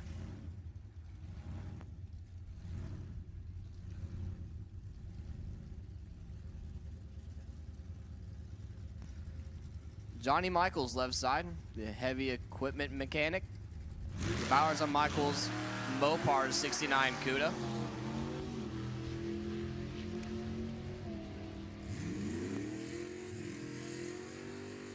Al Castignetto, 013 on the tree. The Hangtown Hustler goes 11:36.4 at 121 miles an hour.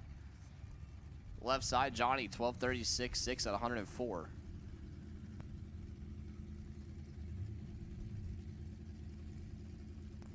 Andrew Olson in the rent-a-ride over there, that 1973 Nova in the left lane. Right side, Mike Holland out of Truckee, a concrete mixer driver. TNT Materials 1972 Maverick. A teeny little 302 Ford for Mike.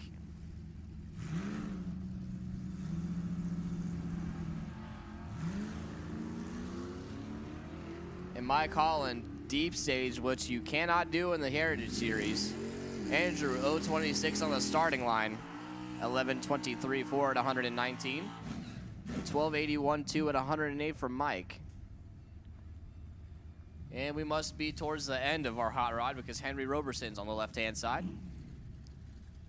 The 1984 Mustang GT350 Fox body. And Bryce Youngdale out of Turlock. The journeyman lineman, 1969 Olds.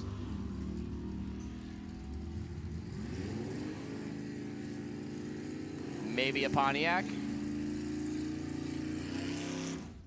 Henry, 11:32.7 at 118. Bryce Youngdale, 042 and then 11:50 with a 7 at 115. Steve Olenek left side now, the contractor out of Sacramento, 1975 Pinto. And right side, Steve Cochran out of Fair Oaks, the 1972 Camaro. Steve Olenek, 003, and that will take the cake to be your potential buy unless somebody is 2 or better. Steve Cochran, 75 red, and then 11:35.6 at 119 miles an hour. Steve, 12:65.4 at 101. Ken Parks now left side out of Placerville. The Fix Auto and DMP Converters 1972 Datsun 240Z with a Chevy motor in it. And Steve Potterzay. Oh, Steve Potterzay almost got it. He was 2 thou from perfect. Steve out of Fair Oaks in his 66 Volkswagen Bug. Ken Parks, 10:55.5 at 125. Steve, 12:15.5 at 108. And your last car in Hot Rod. Oh, I lied. There's one more on another single. Stephanie Bracey out of Woodland in her 1964 Bug.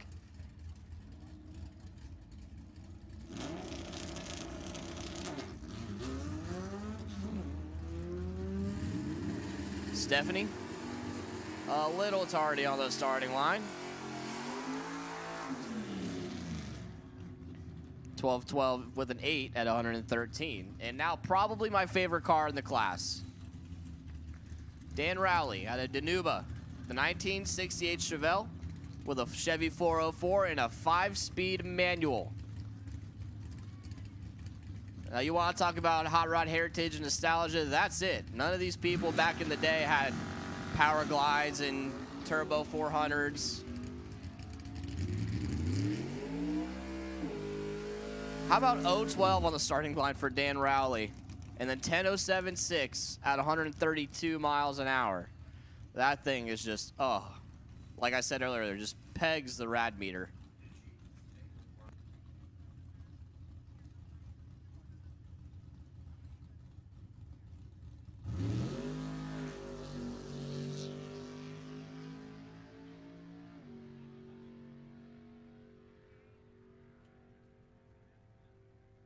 Elizabeth Duroc goes 966.9 at 136 miles an hour. And I think that'll do it for Hot Rod. NE3 rolling around the bend. They are next.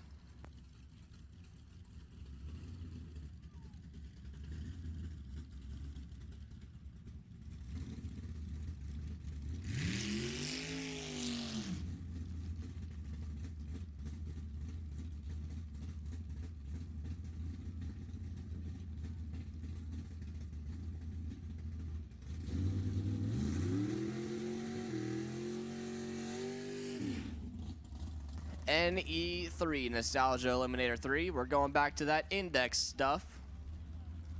Looking for 960 on the scoreboard. Left-hand side, Lindsay Lister out of Los Angeles. Jim Lister over there as well, the personal assistant in that 1972 Shoemaker. Your number 1 qualifier went 961.5. And Ed DeStout out of Rosemade. The 1962 Corvette, been a Super Gas world champion. Looking for 9,600. How about 960 with an 8? Ed DeStout goes straight to the number 1 spot and knocks down Lindsay to the number 2 spot. The next pair, Gabe Brown, left side out of Reno. The Peckerheads Racing Team in that 34 Ford. I wonder if he's sponsored by 7-Eleven. Your number 6 qualifier. And right side, Don Mallory was having issues earlier getting the thing to back up. The SRI Supreme 23 Ford.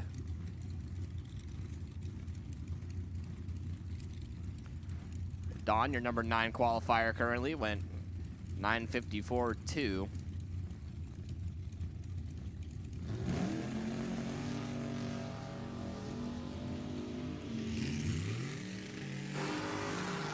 Not exactly stellar reaction times, however. Scoreboard says 961.8 for Gabe Brown. That'll improve him. And Don Mallory, 962.6. That'll improve him. Don goes to the number 6 spot. Gabe Brown goes all the way up to the number 3 spot. Now, Mike Barnes, left side. That 32 Bantam Roadster, your number 11 qualifier. Mike Barnes went 882. Get Cameron Webb, right side. Cameron went at 880 and then a 940 trying to slow down. Let's see what he can do here. 942.6, still way too quick on that 960 index, but a lot closer than his first pass. So that will not improve him at all. Mike Barnes, deep staged, and then he's going to coast it on down through there to a 24-second pass, and that will not improve him at all either.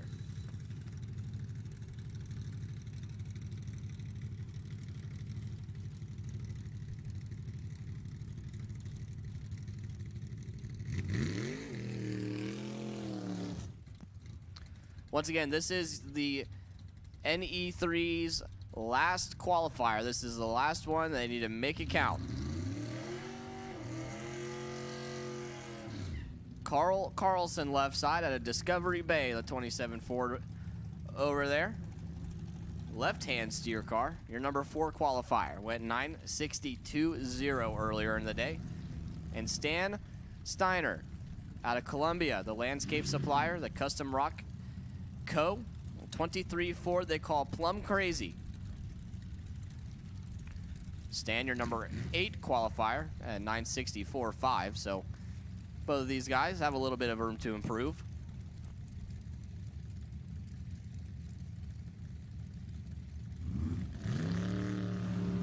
And Carl Carlson double steps it, rolls through the beams. So that'll be no good for him. He's gonna slowly make his way down through there. And Stan Steiner, 9.62.7, 2,000 slower than it, or no, wait. He went to 64, so that will improve Stan. Stan gonna go to the number 7 spot. Move up a 1 or 2 there. Jeff Fallon now left side out of Mission Hills, the electric station operator in his 23 Ford Roadster. Your number 5 qualifier, and Ron Anzalone out of Los Osos in his 23 Ford Roadster. Both with Chevy motors, however, but one is a straight 6. Ron, your number 10 qualifier. How about Ron Anzalone? 009 on the reaction time. And then 9.63.1. That will improve him. And Jeff Fallon, 9.55.7 will not improve. Ron gonna go to the number 8 spot from number 10. And Craig Wallace is your last runner in the category at a rough and ready. Your number 9 qualifier with a 9.63.4.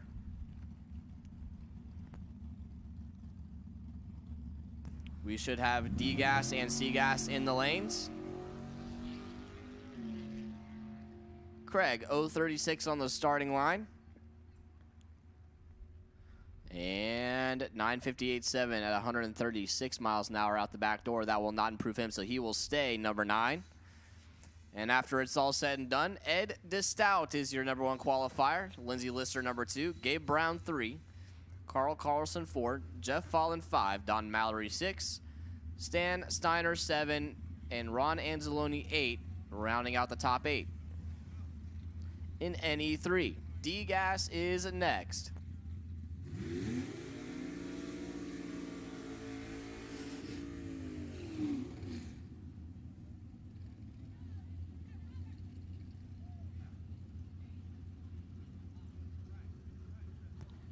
First pair of D-gas, left side, Mike Copping out of Placerville. The 56-year-old cabinet maker in the 65 Mustang, and your number 8 qualifier, right side, Norm Bergman out of Concord. The Elliott & Sons Roofing 66 Mustang, number 12 qualifier.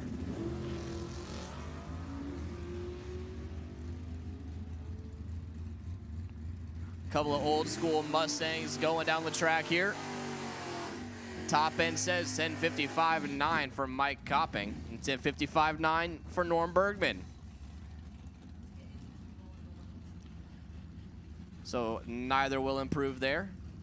I need NE2 to lanes 1 and 2, please. Nostalgia Eliminator 2, lanes 1 and 2, please. Dan Fisher left side out of Redwood City, your number 6 qualifier, the Gorilla Barbecue Machine. And Dave Brown right side out of Exeter in his 72 Vega. Dave Brown, 2,000 red, almost perfect. Dave Brown, your number 2 qualifier. See if he can improve. He cannot. 10.63.8. And Dan Fisher, 10.60 or 10.58 at 125 will not improve him either. Bill Rogers, left side. The M&M Race Fuels 68 Camaro, your number 9 qualifier. Right side, Gary Hardy. The Merced Machine Service 73 Pinto. Out of Cressy, the Hardy Racing Machine.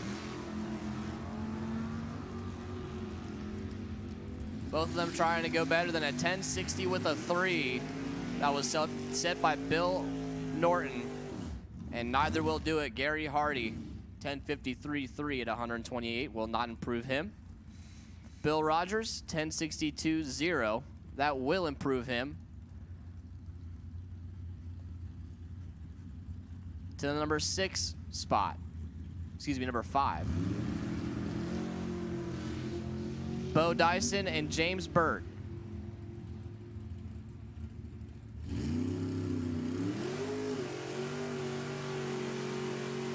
James Burt, 1065.0. That will improve him. Bo Dyson, 1054.2 at 128 will not improve. So James Burt goes from 13 to number 8 with that pass. Steve Barta left side, Sean Stanley right side. Steve Barta out of Bakersfield, the retired UPS driver, the 1962 Chevy Twice. And Sean Stanley, the 1969 Camaro on the right-hand side as they make their way down the racetrack. Wow.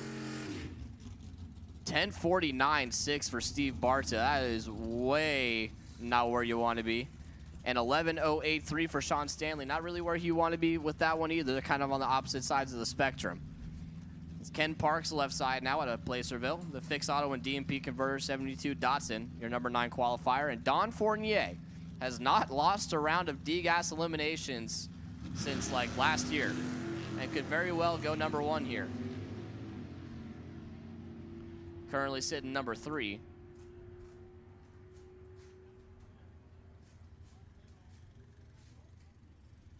$10.56.9 for Don, will not improve him. $10.56.1 for Ken, will not improve him either.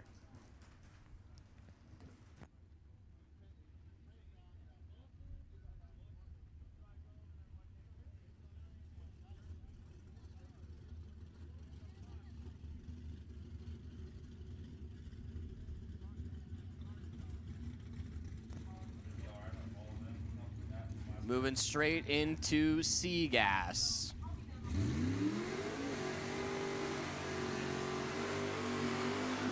Dennis Paz left side at the Paz Performance Stockton-based 1968 Nova, your number 8 qualifier. Right side, Chris Rea, Live It Up, 7 Up.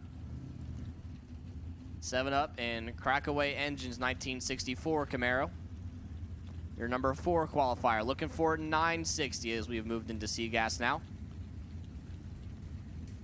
Stepped it up about a second.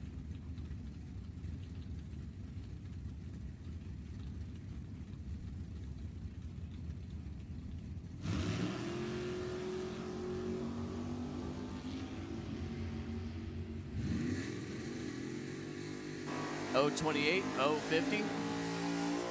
They get down through there. Oh man, Dennis Paz nearly gets it, but whiffs by 3 thousandths of a second. Goes 3 thou too quick.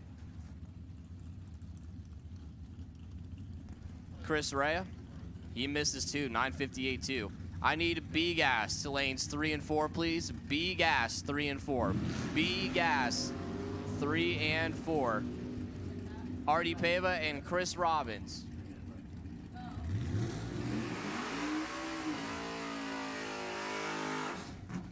Artie Pava, 959.7.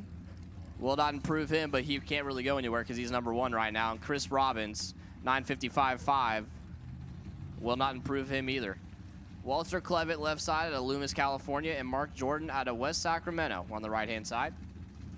In that 1979 Malibu, Walter in the 71 Cuda. Walter, your number 2. Need to go 960 with a 2 or better to take away that number 1 spot. Mark Jordan's got a little bit of room for improvement. He went 968.1 earlier today. And that will not do it, 955.7. Too quick. Walter Clevitt, 966.0, will not improve him either. He will stay number 2. DeAndre Fitzgerald, left side. His father, Monty, won last weekend at the West Coast Pro Gas event in C-Gas in the same car. And DeAndre is now driving it this weekend, that 1969 Firebird on the left-hand side, number 6 qualifier. Right side, Lee Roberts out of Sparks, Nevada. The 41 Ford panel truck. currently sitting number 17 right now.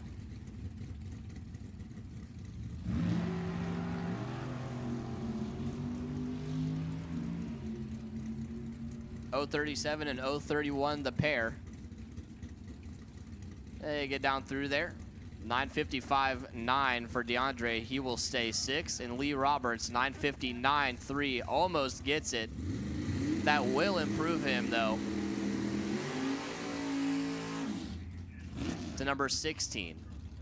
So he'll move up 1 as we have Kent Coombs and Larry Hessman.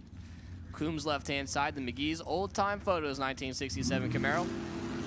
And Larry Hessman right side in his 72 Pinto, sponsored by Genuine Paints.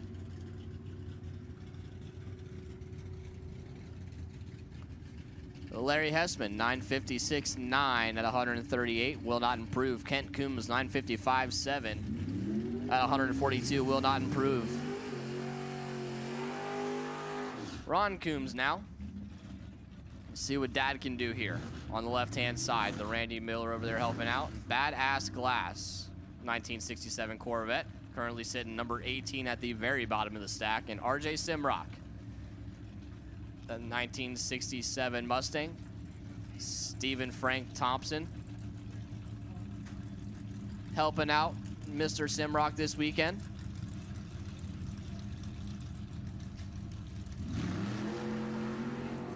Once again, B-Gas, lanes 3 and 4, please. B-Gas, lanes 3 and 4. You have been called. How about a 016 and a 007 light for these two? RJ Simrock, 9:62.9. Ron Coombs, 9:54.3. So RJ will improve from number 15 to number 6 after that run. Now, John Friel left side, your number 5 qualifier out of Arbuckle in his 1967 Nova, and Tom Christian right side out of Reno, the 1967 Nova. Both of them similar make, similar model, similar year. They look completely different though.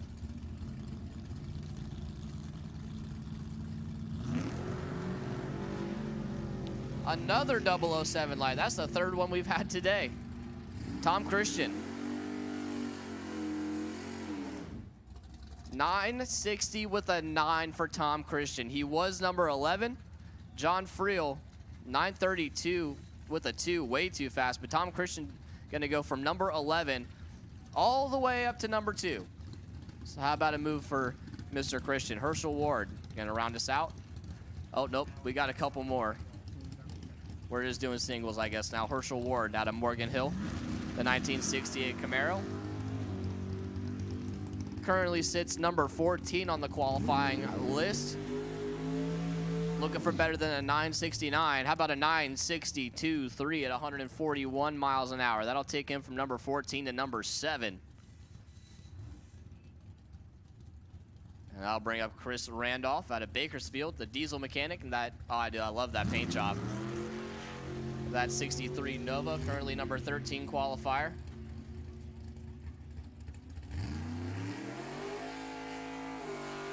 Looking for a 965.6 or better, and he will not get it.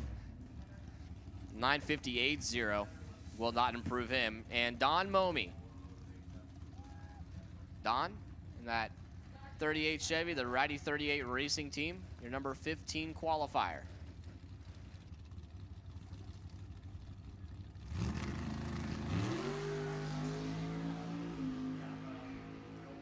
Looking for something better than a 974.5. Oh, he's down there pedaling it, lifting, and then goes 962.2 at 129 miles an hour. Don Momey out there just guessing at it, off and on the throttle, trying to be a wheelman. He goes all the way from number 15 to number 6. So, qualifying order for Seagas is as follows. Artie Pava sits atop the heap in number 1. Tom Christian, number 2. Walter Clevitt, number 3. Kent Coombs, number 4. Chris Ray, number 5. Don Momey, number 6. John Friel, 7. Herschel Ward, 8. RJ Simrock, 9. DeAndre Fitzgerald, 10. Chris Robbins, 11. Dennis Paz, 12. Elizabeth DeRock, 13. Chris Randolph, 14. Mark Jordan, 15. Lee Roberts, 16. And that'll be your top 16 in Seagas. NE2 is next.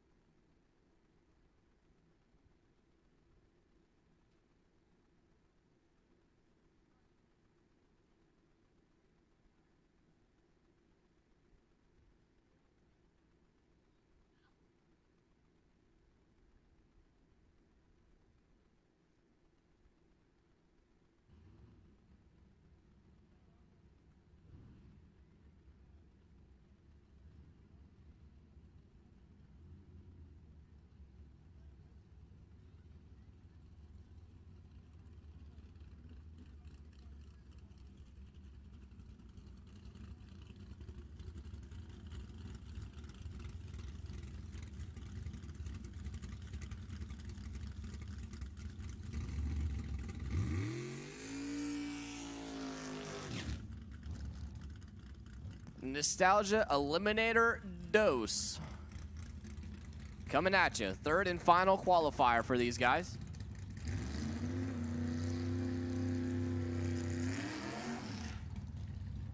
Jim Miller left side. At a Rancho Santa Fe. 29 Ford Roadster, your number 7 qualifier. Went 8. We're looking for better than 874.1. And Miguel Lomas, right side. Tech Machine of Livermore, 32 Bantam. Miguel Lomas been doing this for a long time. Sits number 6 qualifier, looking for better than 871.2.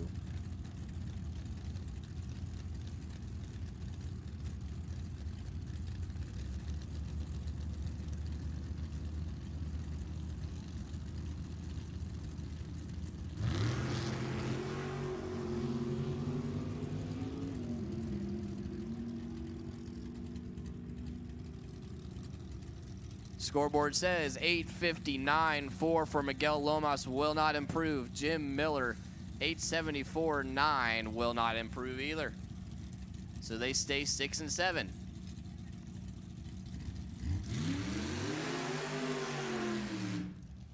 Next up, Terry Lindblad, left side out of Chico, the VP Structural Steel, or the VP of Structural Steel. A 1966 Williams front-engine dragster. Ron Lindblad and Marlon Keller over there. Helping out your number 3 qualifier. Went 862.7. And Sam Tucker. Sam. Out of Redding, California. He goes and bracket races this thing sometimes too.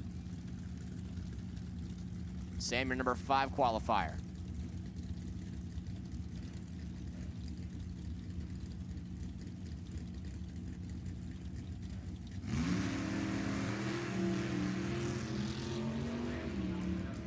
Terry Lindblad, 005 on the reaction time. Looking for better than 862, goes 858.5, will not improve. Sam Tucker, 864.4. Runs exactly what he ran the last qualifier to the thou, but will not improve. Larry Battenberg now left side, out of Cool, California, the body shop owner. Jane's Auto Electrical, sponsored 37 Fiat. Alan Janes helping out over there, and Troy Moyle right side out of Carson City, Nevada. The 27 Ford, the orange one over here. Troy, your number 10 qualifier. Missed that perfect run by 0.06 of a second last time, sitting number 10. Larry, your number 12 qualifier with an 8:56.7, so anything slower than 8:60 will improve them.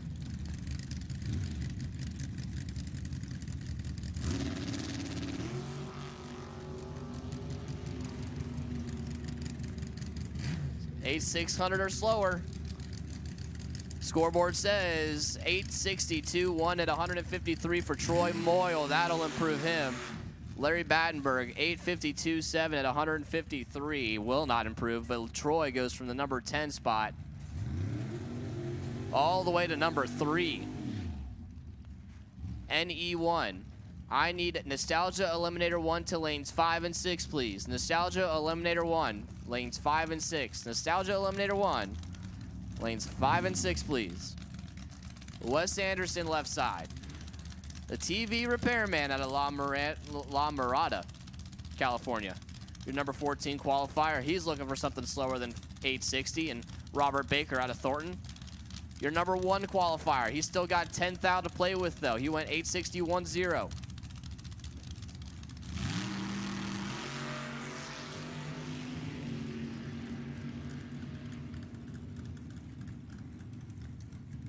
Survey says 8:61.9 for Robert Baker. He's got that thing tuned up perfect.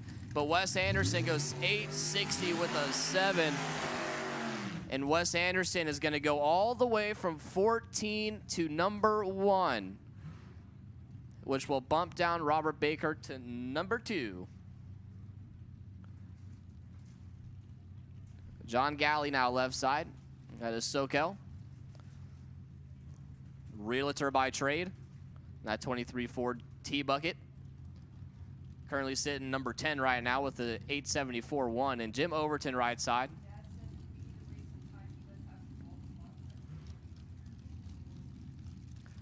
Jim, your number 11 qualifier with an 8:78.2.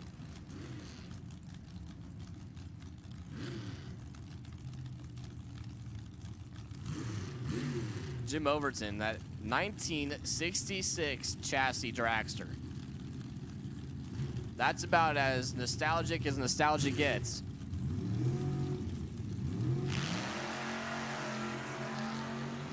Picks up the wheels just a little bit. 016 for Jim. 840 with a 5 at 157 miles an hour. They turned the screws in the wrong way. Jim Galley, 954.4. Should have been an NE3.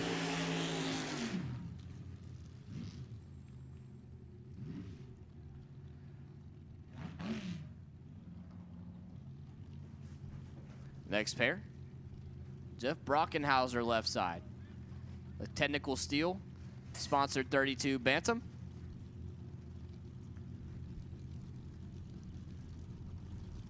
And Gary Ryan right side of the Southern San Francisco. The Pure Adrenaline, 32 Bantam. Steve O'Brien and Greg Monroe helping out. Gary, your number 6 qualifier, looking for something better than an 8:63.7. And Jeff, number 12, needing anything slower than a 8:60. He's been too quick 2 times.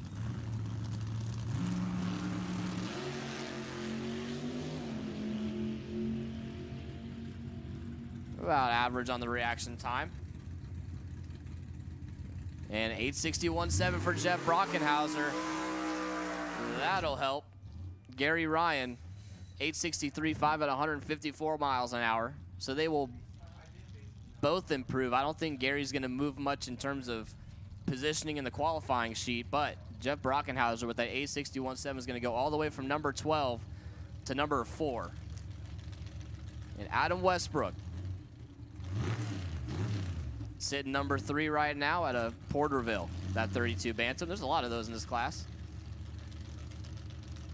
He went 861.7, looking to better that. He's got 17th thou to play with.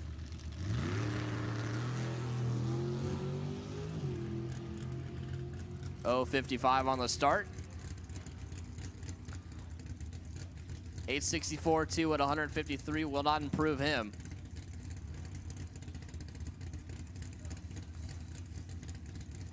So he will stay number 3.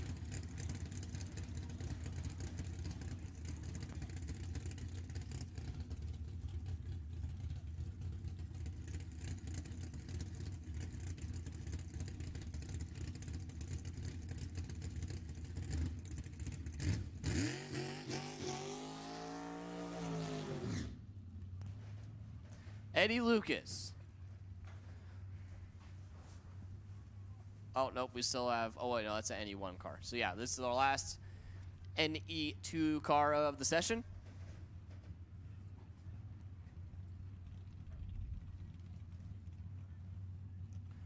Eddie currently sitting number 14 in his 48 Topolino out of Modesto. Looking for something slower than an 860. He went too fast earlier.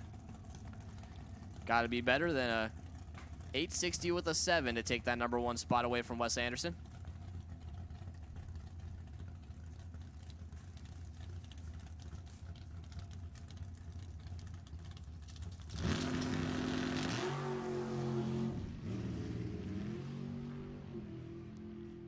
Something didn't sound right there. Yeah. Like, oh shit, I'm gonna hit the wall. 958.7 at 113. You got a little too friendly with that wall. So, that'll do it for NE2.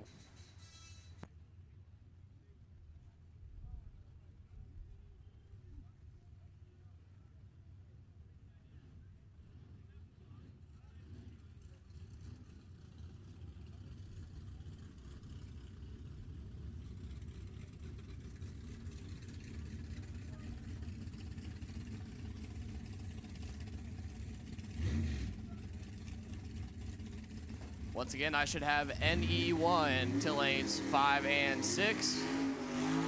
NE1 lanes 5 and 6. A-gas. A-gas, A-gas. Alpha gas. You guys can roll into lanes 1 and 2. A-gas, Alpha gas, lanes 1 and 2. As we're going to roll into B-gas here.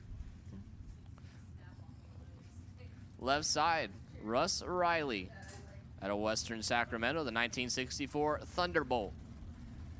Currently your number 8 qualifier with a 905.3. And Weasel Anders, right side. The plumber out of Southern San Francisco, his 1966 Chevelle. Currently sits number 13. Weasel, kind of in that limbo where he's like too slow for A-gas, but too fast for B-gas. So he's been doing everything in his power to try to slow this thing down. Trying to wheel race and fender race and qualifying just so he can slow down and kind of have something to gauge off of. See what he can do here.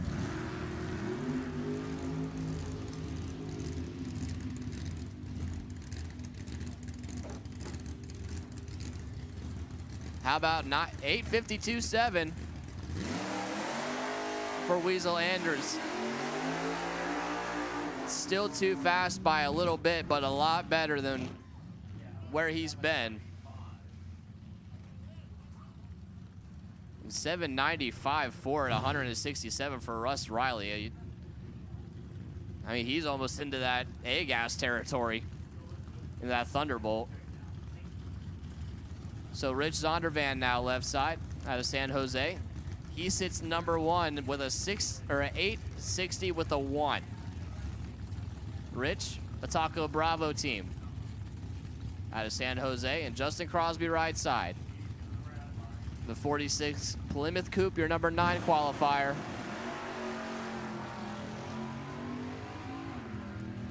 Justin looking for something better than a 908. And he will get a 923.1. Rich Zondervan, 857.4, so he'll stay number 1. I mean, really not much else he could do than go 8600. Uh-oh. Brian Frank's left side. Somebody came up here in the tower and told me that my man's down there in that Camaro just got engaged today. How about him? Him and his now fiance are going to tie the knot. Congratulations to them. And he's currently your number 4 qualifier in that Dark Heart Brewery 1968 Camaro out of Elk Grove. Brian Franks. Right side, Steve Pullen out of Indio, California, the 1969 Camaro. Currently sitting number 12. He needs something a little bit better than an 851.7, so anything slower than 8600 will improve him.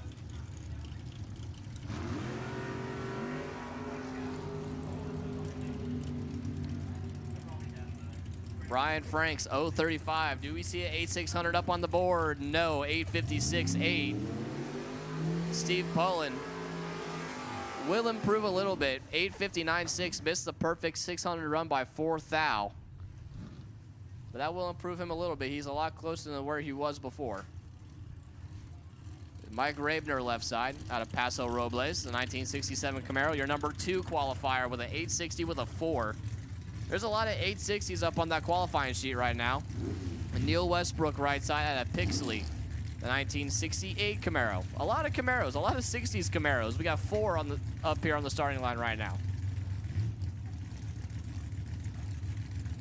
The number 1 through number 5 qualifiers are separated by 10 thousandths of a second, or 1/100th of a second. We need some good numbers up there if they want to improve. 866.3 for Neil Westbrook is not going to do it, and Mike Rabner, 860 with a 7, is good, but will not improve. They will stay where they are at currently.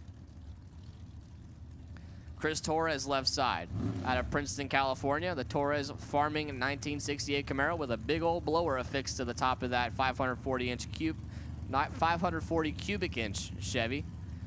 Currently sits number 11 right now, and Nick Sassino out of Fresno in his 1968 Camaro. No blower though. Just 565 cubic inches of Chevy. Sits number 13 right now.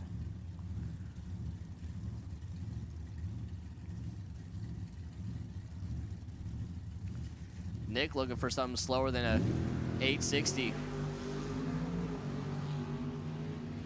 They both are looking for something slower than 860. How about an 853.3 for Nick Sassino?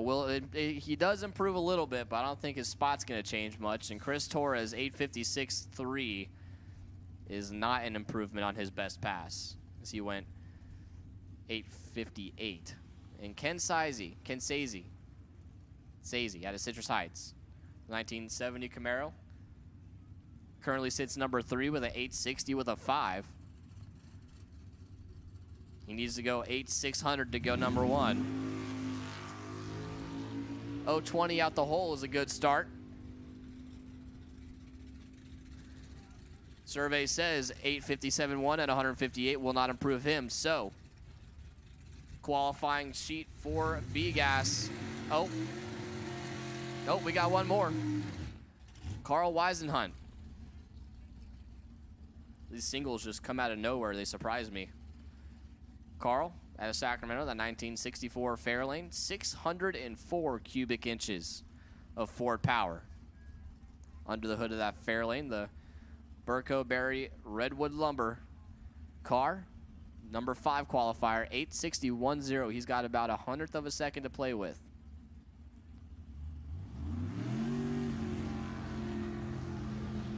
It does not sound happy.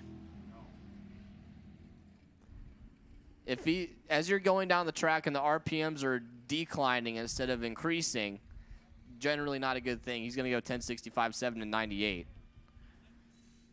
So now, the qualifying ladder sits as follows. Rich Zondervan, your number 1 qualifier. Mike Rabner, number 2.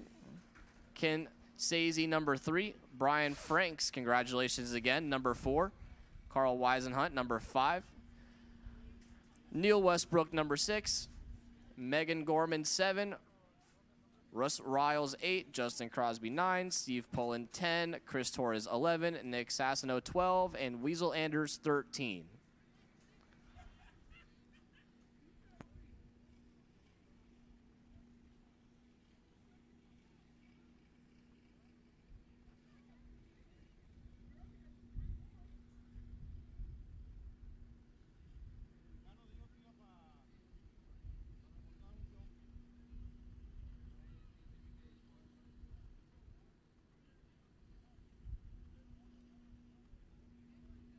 Next out, anyone.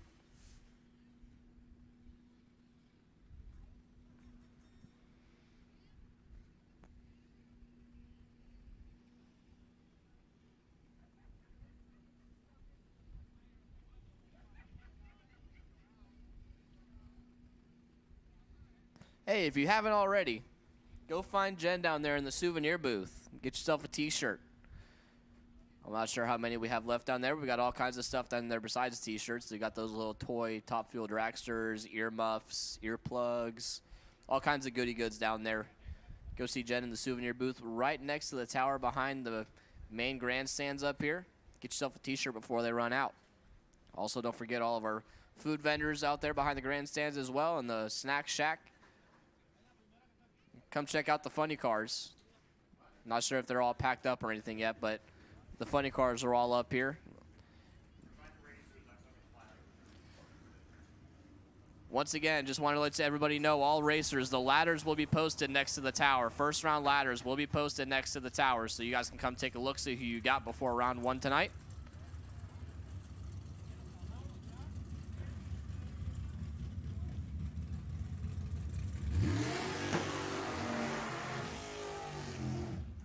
NE1. Third and final qualifying session. Looking for 760 with these guys. Dave Lawson left side out of Mariposa. The Lawson Racing Inc. 09 Tuttle chassis dragster. Your number 1 qualifier with a 760 with an 8. So he's got 8th out to play with over there. And Dave Isley out of Ontario, California. The 2010 Tuttle chassis dragster, your number 3 qualifier. Isley, Eddie, and the Lloyd car. The one without the flames on the right-hand side.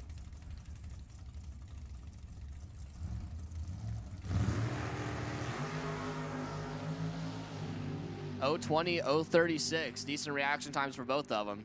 Straight and true down through there. Looking for 9,600. 7,600, 762.1 at 175 for Dave Lawson. Will not improve him. 759.5 for Dave Isley. Will not improve him either. He was close. Missed it by 5 thou. So they will stay 1 and 3 for the time being.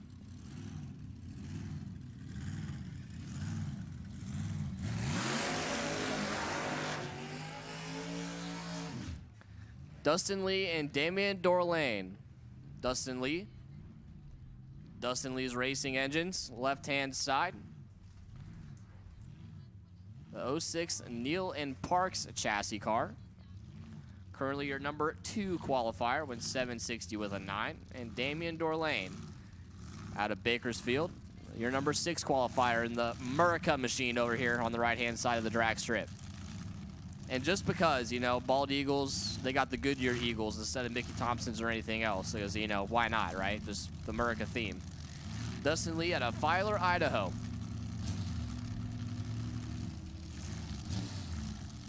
Dustin's also doing double duty. He's racing a different car in Junior Fuel.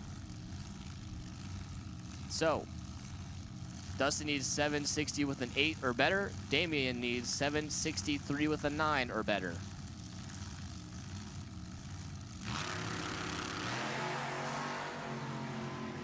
.013 reaction time for Dustin Lee. Hey, get down through there nice and clean. How about 757.4 at 167 for Dustin Lee? He will not improve. And Damian Dorlain, 757.3 at 189 will not improve him either. So they will stay 2 and 6.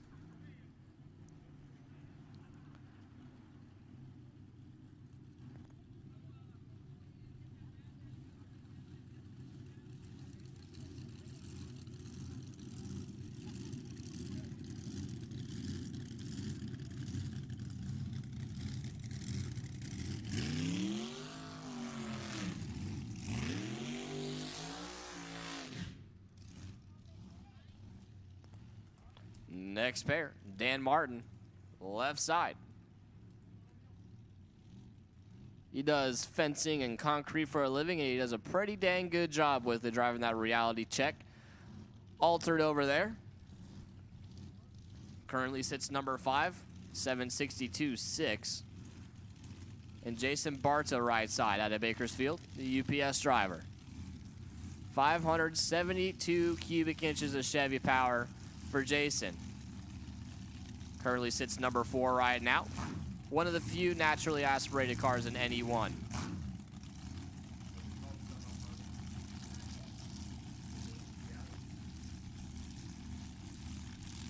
Attention in the pits, please. I need 7-0 Pro to the lanes, please. 7-0 Pro to lanes 3 and 4. 7-0 Pro, you guys can start rolling your way into lanes 3 and 4.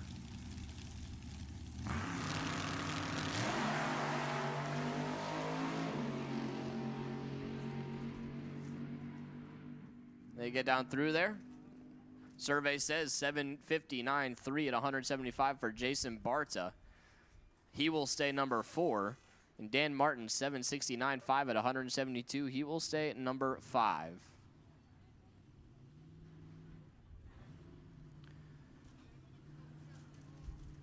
And your last NE1 car gonna be Bill DeMartin.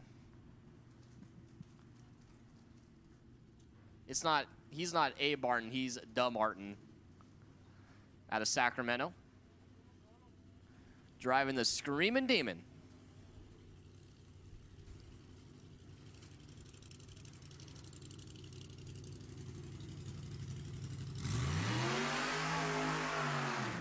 Bill is the last person that can shake up the qualifying sheet. He sits number 7 right now, which is the bottom of the stack.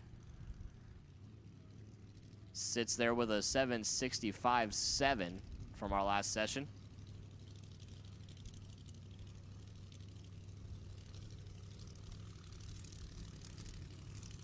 Bill, 427 cubic inches of Chevy power with a blower fixed to the top of it.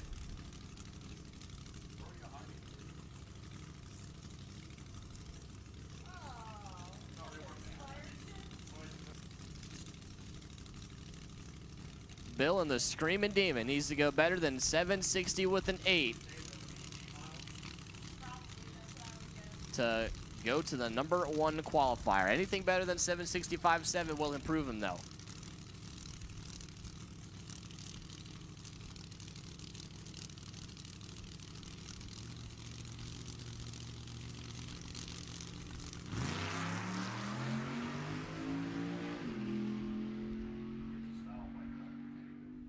Yes, I do love the little wheel stand. 759.6. 4th thou away from that perfect run, but that's still not a bad spot to be in.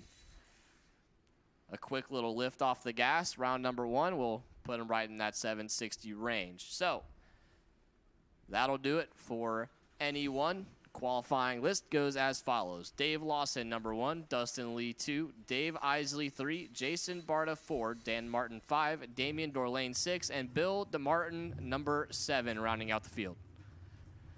Once again, 7-0 Pro. You have been called to lanes 3 and 4. 7-0 Pro. Lanes 3 and 4, please.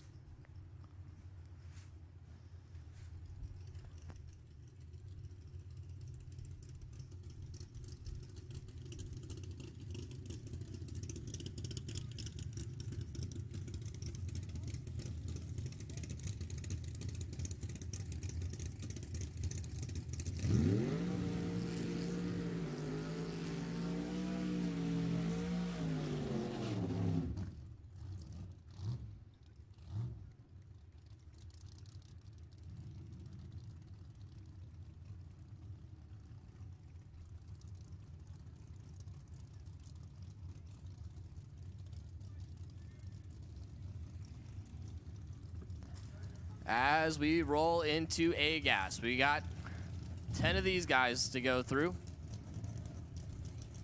We're going to start it off with Cliff Boyles and Dave Fulfer. Cliff Boyles, left side, your number 3 qualifier, that 1953 Studebaker out of Rancho Cordova. sits there with a 761.8. And right side, Dave Fulfer out of Ripon. The 63 Corvette sits number 9. Studebaker on a nice pass. 758.5 at 179 will not improve Cliff. Dave Fulfer 778.9 will not improve him either. So they will stay 3 and 9 respectively.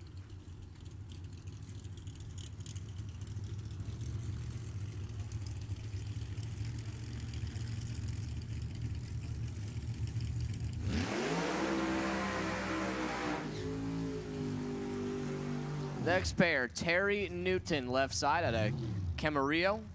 The McClure Racing and Grimes Rock, 53 Studebaker.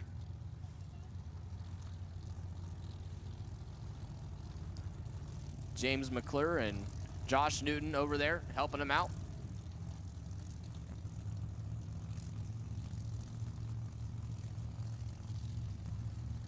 Terry Newton got 540 cubic inches of Alan Johnson Performance engine with a blower atop of it, of course. Currently sits number 8. And Roy Castignetto, right side out of Concord. The Solar Needs 67 Nova. Roy's race engines. Bill Sargenti over there helping out, doing the tuning. 638 cubic inches of Chevrolet power for Roy. Of course, I'm sure he built his own engine. Roy sits number 6 right now with a 763.1.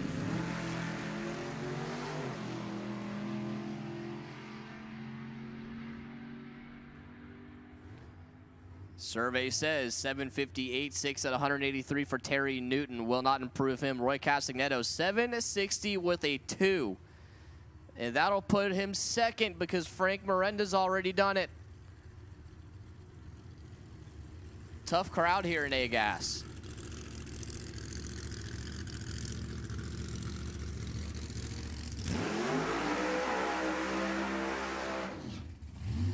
Next pair, Brian Rogers. Left side out of Rancho Cucamonga. The 1967 Nova, your number 3 qualifier. Currently sits number 3 with a 761.1. And Ron Connor right side out of Redwood Valley. The Humpin' Pumpkin.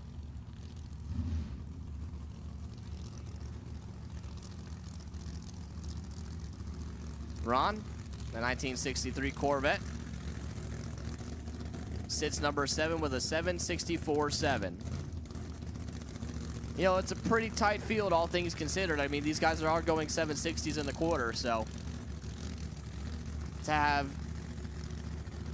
2.5 hundredths of a second separating 1 and 6, you know, all things considered, pretty tight field. Ron Connor's looking for something better than 764.7. Brian Rogers looking for something better than 761.1.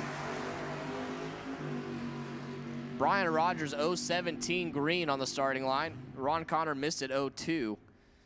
And Brian Rogers 769.3 at 177 will not improve him. Ron Connor 754.7 too fast will not improve him either.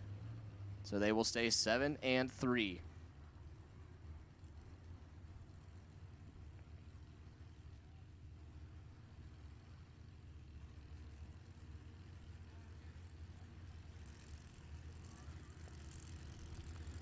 Our next 2 players, Richard Wilson and Rich Harrison.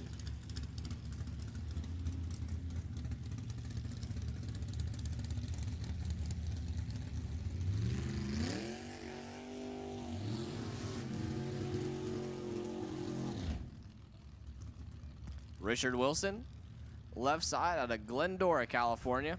The 1935 Airflow, big old land boat over there. The Voodoo Hemi. Currently your number 10 qualifier. He went 795, or 759.5, excuse me. Was 5 thou away from that 7,600 that they are all looking for. And Rich Harrison right side out of Lakewood. The plasterer, the Harrison Plastering 1969 Camaro. A more traditional looking 69 Camaro. It's not all stretched out like a Pro Mod. It's got the stock wheelbase. with stock-ish wheelbase. Currently sits number 5 qualifier with a 761.8. So Richard Wilson, he's going to try to slow it down by exactly 5 thousandths of a second, which is pretty hard to do when you're trying to fine-tune things. And Rich Harrison trying to pick it up by 18 thousandths of a second.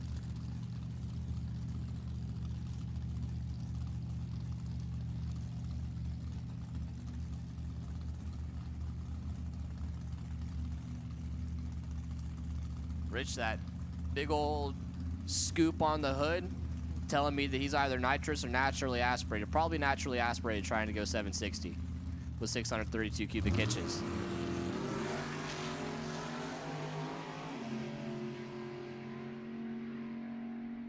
They get down through there. 760 with a 6 for Rich Harrison at 178 miles an hour. That will improve him. And Richard Wilson, 774.4 at 176. So that will not do them any good. But Rich Harrison, 760 with a 6, goes from number 5 to number 3. And that's going to do it for A-Gas. Qualifying list goes as follows. Frank Miranda, number 1. Roy Castignetto, number 2. Rich Harrison, number 3. Brian Rogers, number 4. Cliff Boyles, 5. Mike Mossy, 6. Ron Connor, 7. Terry Newton, 8. Dave Fulfer, 9. Richard Wilson, 10.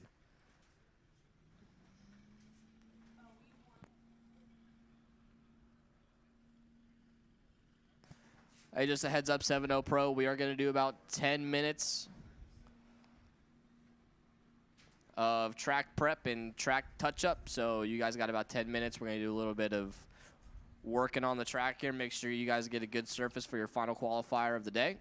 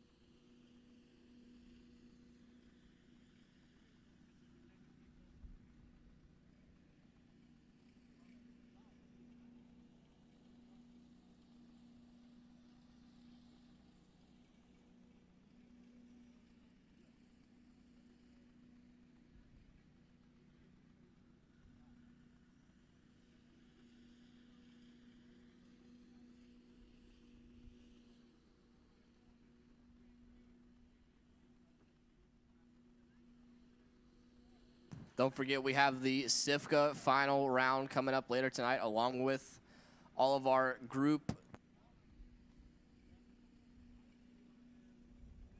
along with our group 2 eliminations. So, except for hot rods, so we'll have D gas, B gas, C gas, A gas, NE3, NE2, NE1, all running their first round tonight, and our SIFCA final round.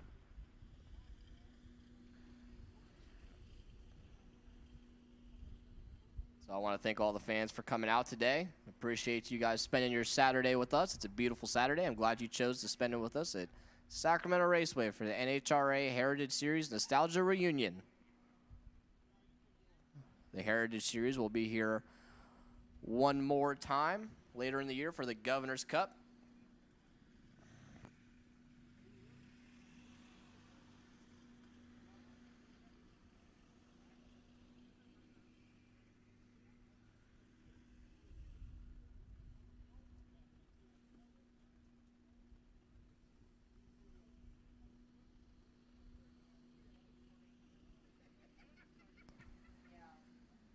And if you like the alphabet classes, A gas, B gas, C gas, D gas, the West Coast Pro Gas main event coming up right here at Sacramento Raceway, Friday, May 6th, and Saturday, May 7th.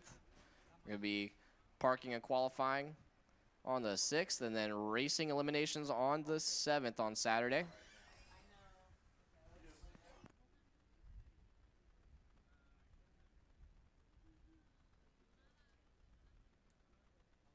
a lot of big money payouts coming up for the West Coast Pro Gas main event.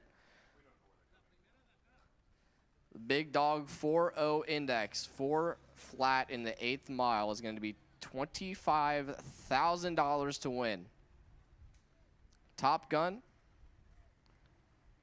going to be $12,500 to win. Lily Dog 460 index, going to be $10,000 to win.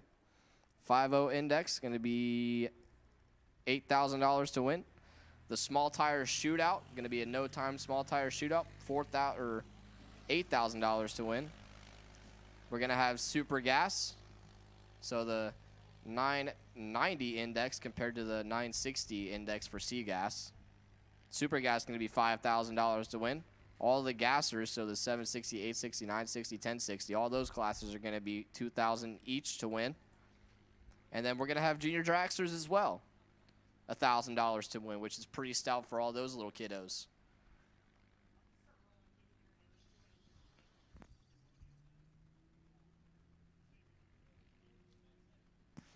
Attention in the pits, please. Attention in the pits. Junior Fuel. Junior Fuel. We'll take y'all into lanes 1 and 2, please. Junior Fuel, lanes 1 and 2. A Fuel, lanes 5 and 6. A Fuel, lanes 5 and 6, please. And once again, all of the first round ladders for our Group 2 will be posted right next to the tower, at the base of the tower. But I need Junior Fuel and A Fuel to the lanes as soon as possible, please. Junior Fuel, lanes 1 and 2. A Fuel, lanes 5 and 6.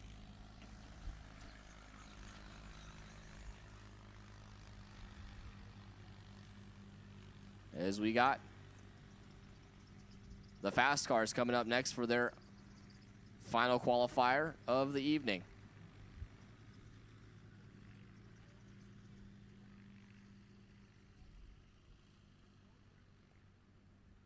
And of course, as I was saying earlier, there's a certain somebody who is doubling in the Sifka class and 7.0 Pro, which has rarely been done, if ever, in the same car. And then if that person could win both, that would be history.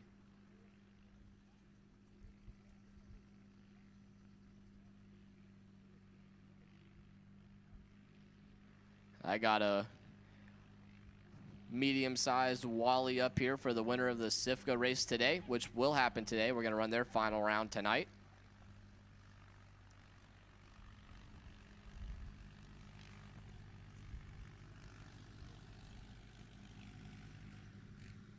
And just a heads up for everybody, tomorrow, after eliminations tomorrow, payouts will be in the tower.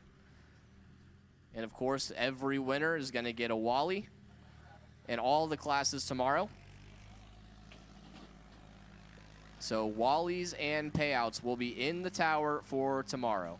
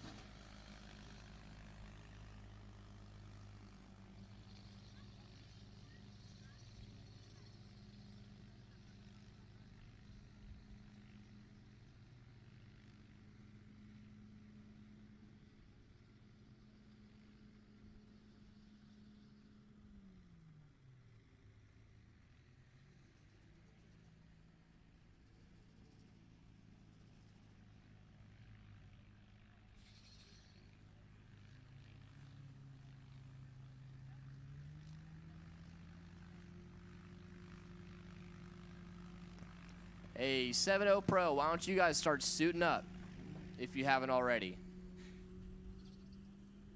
We're real close to sending you guys down the track, so 7-0 Pro, you guys can start suiting on up.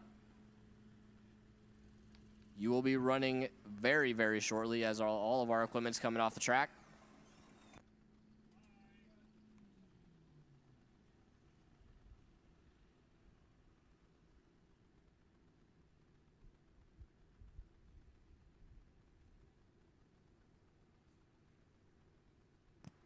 Hey, I already called you guys, but how about Junior Fuel and A Fuel? Need you guys, because you will be directly after 7-0 Pro. Junior Fuel and A Fuel, bring them. Let's go. Junior Fuel 1 and 2, A Fuel 5 and 6.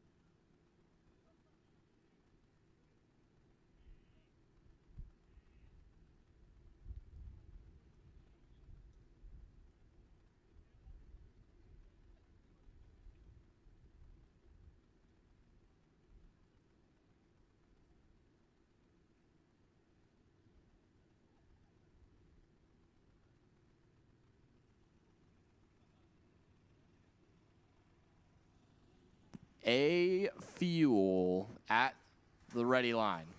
Or excuse me, 7-0 Pro. I lied. I saw an altered in a dragster, thought it was A Fuel. Oh, the days when we had 8, 9, 10 cars in A Fuel. The good old days.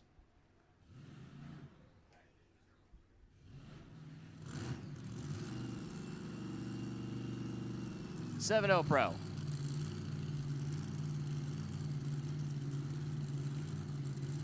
Final qualifier.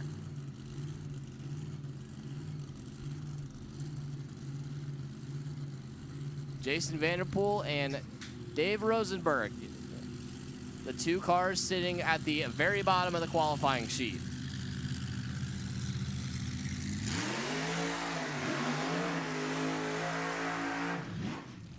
Jason Vanderpool left side out of Redding, California. The next level cladding 32 Bantam. Currently sits number 7, went a blistering 688.9 earlier. And Dave Rosenberg out of Huntington Beach, all the way down there in Southern California near LA.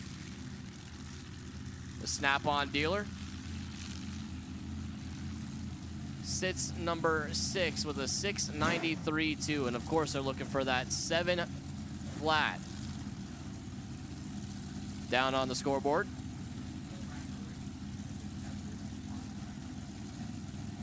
Oh, I love the white van right here, completely blocking the live stream view.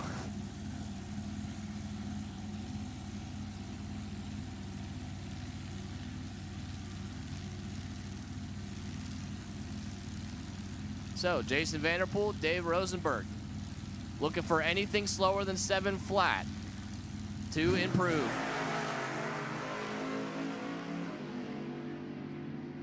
Jason Vanderpool really close to that center line, has to lift, and Dave Rosenberg, 7:047, 198 miles an hour. And that will improve him. Jason Vanderpool had to lift 7:42.0 at 143 miles an hour. That's the second time that I know of this weekend that car's tried to go hard towards the center line right around 1,200 feet down there. So Dave Rosenberg goes all the way from number 6 to number 2.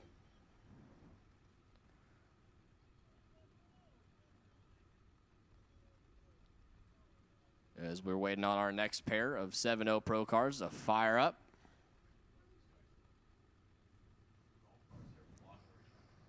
Looks like we got a car slowly creeping off the top end down there. He's off now, and we're good to go.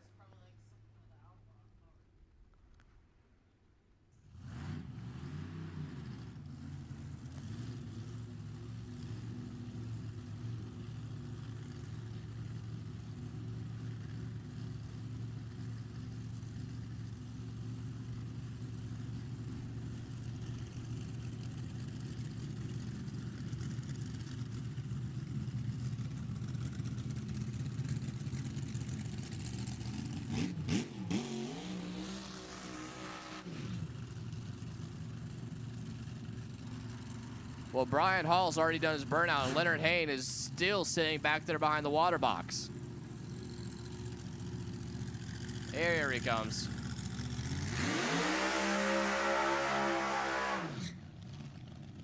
Brian Hall, left side.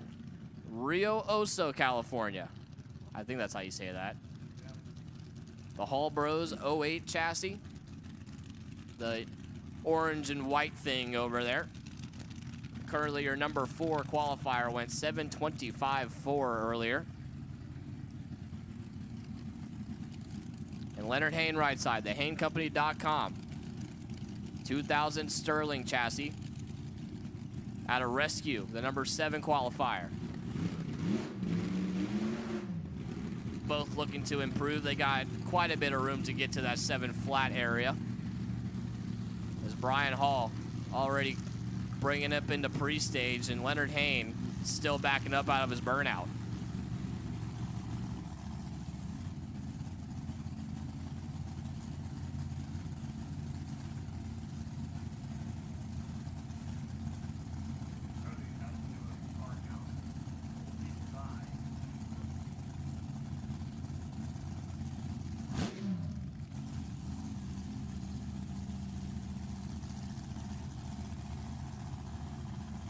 Leonard Hayne, 481 cubic inches of motor.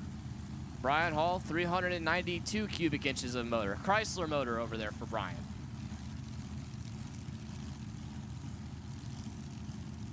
Looking for that 7,000 up on the scoreboard.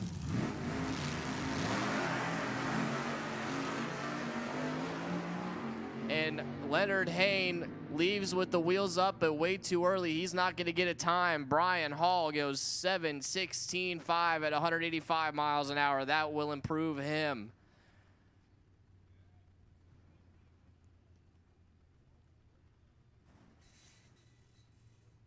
So Brian Hall goes from, he'll stay number 4, but it does improve his time. But he will stay number 4. As number 3 qualifier went 7:07.7. That was Mark Maxwell.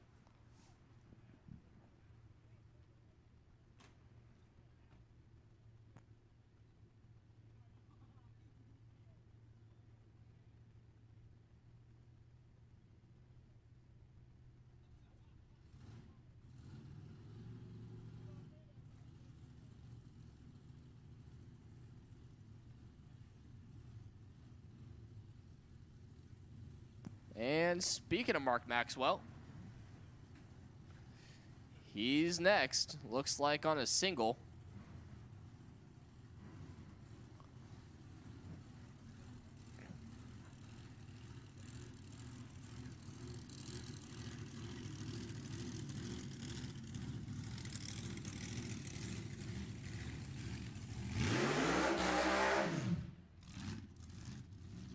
Oh, a short little burnout for him. So Mark out of Salinas, California.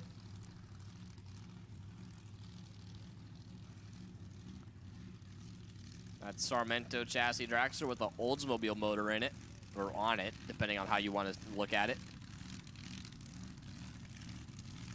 Because it's not really in anything, it just kind of sits on top of the chassis.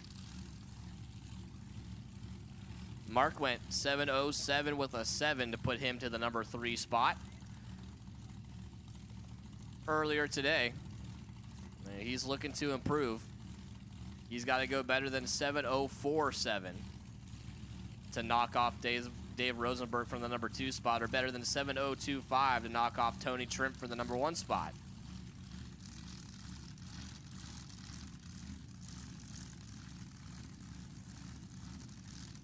So, everybody walks away. Mark finds pre-stage. And stage. Here we go. He's getting real close to that center line. Stays in at 7 flat with a 7. Oh, wait, 7,000. Oh, yeah. 7 flat with a 0. And wheeling it down there. I mean, like, you couldn't fit one single hair off of my head in between him and those orange cones down there. I don't know how he kept that thing off the center line, but he did. He stayed in it, and then blink, 7,000 on the scoreboard. So that'll put him to number 1. And he'll stay there because he can't do better than that.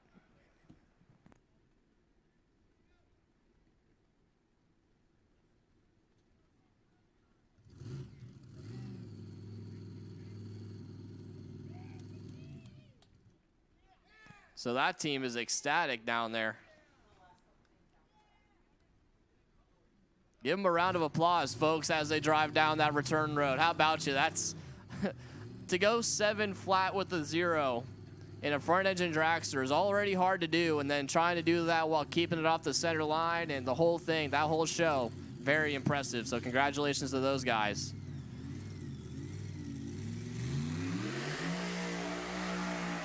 That'll bring up Brad Peters.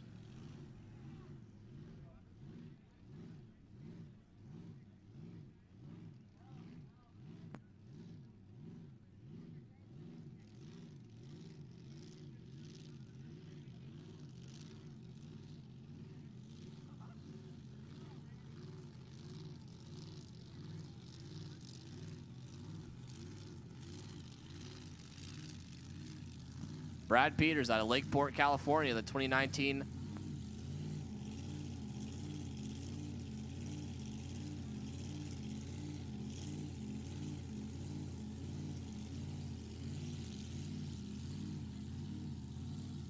Haase front engine dragster, 437 cubic inches of Chrysler motor sitting on top of that chassis.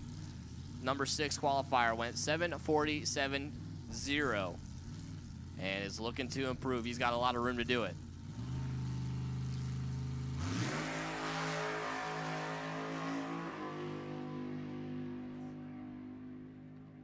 A lot straighter than the last pass. 713.3, 192 miles an hour. That will improve him. That'll actually put him from number 6 to number 4. He's going to hopscotch leap over Jason Vanderpool and Brian Hall.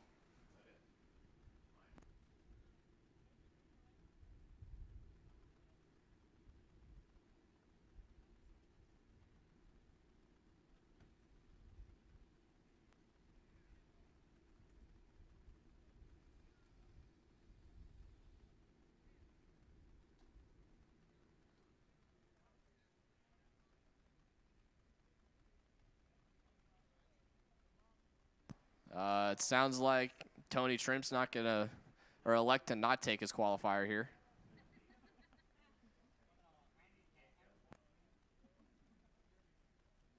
Probably saving the car for the Sivka final if I had to guess.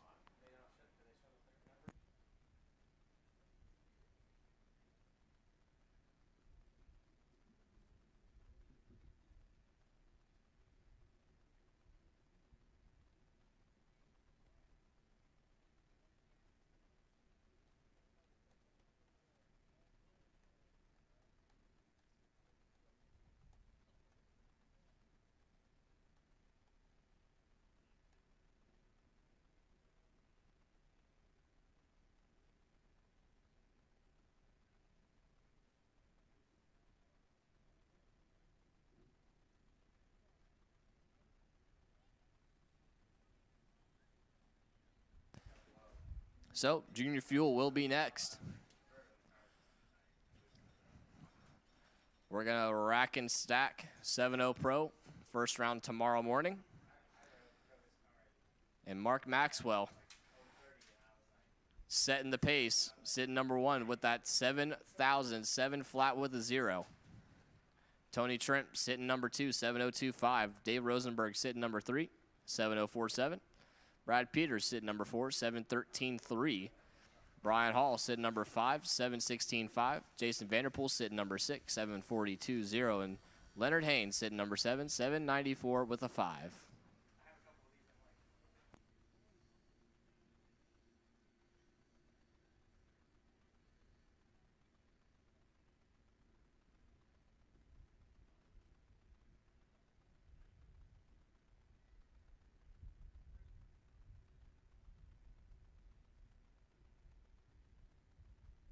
Attention in the pits, please. Attention in the pits. We have a racer in need. If anybody happens to have a welder on the property,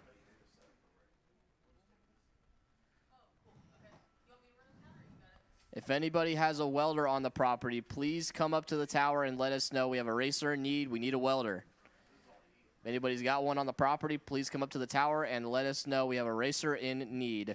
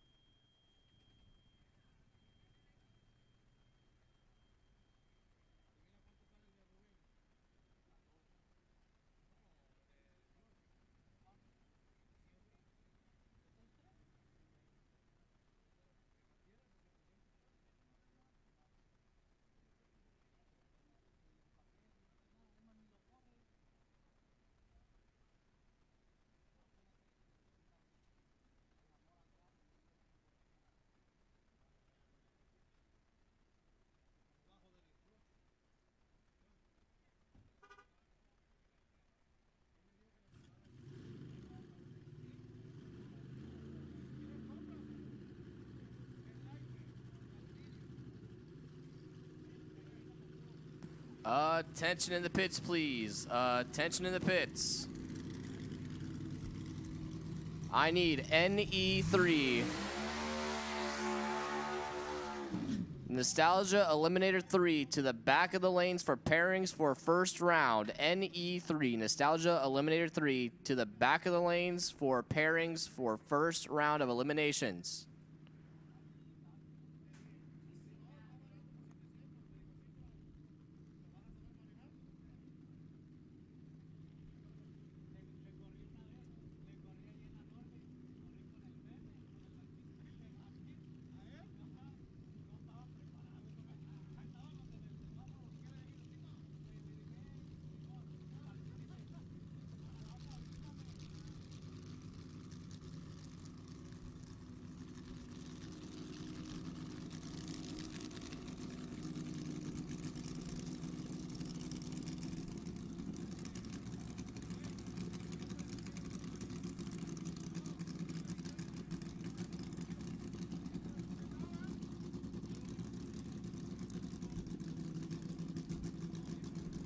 Attention in the pits, please. Racers for Christ, Matt.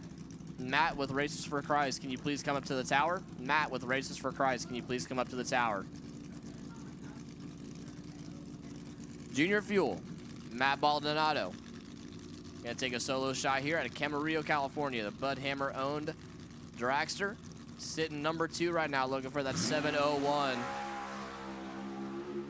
This is a kind of a comp eliminator style class where they can break out and still be okay. And 723.4 for Matt Baldonado.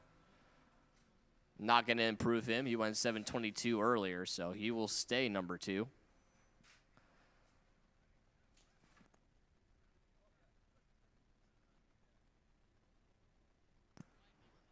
All the cars in this class are small blocks, and they're getting every little inch of power they can out of these things. That's why you're going to hear most of these cars wicked up to like 10 grand in RPM. They're spinning these things super hard, trying to get everything they can out of them. Some of these cars don't even have the intakes like you would think, like a normal intake. It's like an open port straight into the cylinder.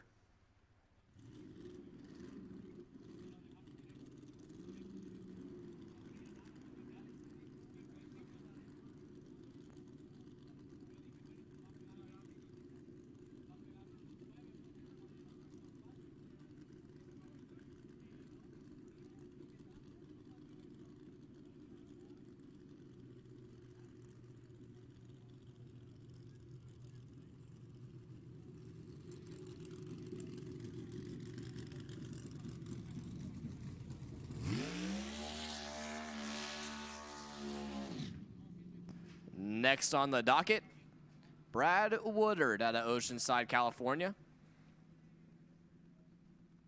The owner of Riker Machining. 2017 dragster, 404 cubic inches of Chevy. Brad and Phil Woodard over there. Currently your number 5 qualifier, which is second from the bottom.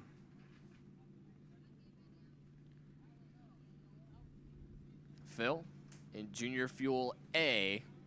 He's got the A affixed next to his category, which means he is in the fastest of the 3 categories. He's looking for 789. And the way this works, you know, come eliminations tomorrow, all they're doing with these indexes is using it as a handicap. So an A car is going to leave second to a B and a C car, but they can go faster than their index. It's kind of weird to explain. So the name of the game is to go faster than your index. So they're looking to go faster than a 8 or a 689. With a small block. Think about that for a second. These guys are going low 7s and high 6s with small blocks.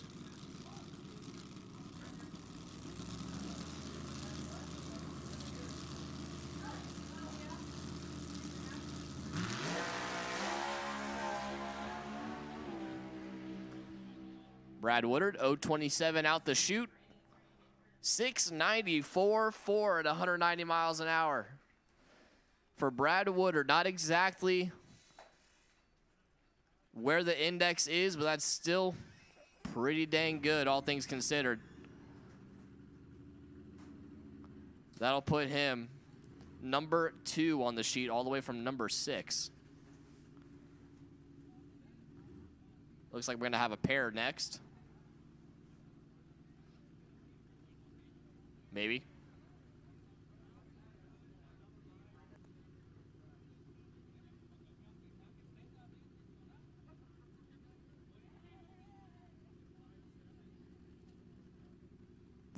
I know JD Zink is going to be one of them because he is already right there ready to go. I'm not sure which of the other 2 is going to come out first. Oh, it's going to be Dustin Lee. So Dustin Lee and JD Zink hitting the track.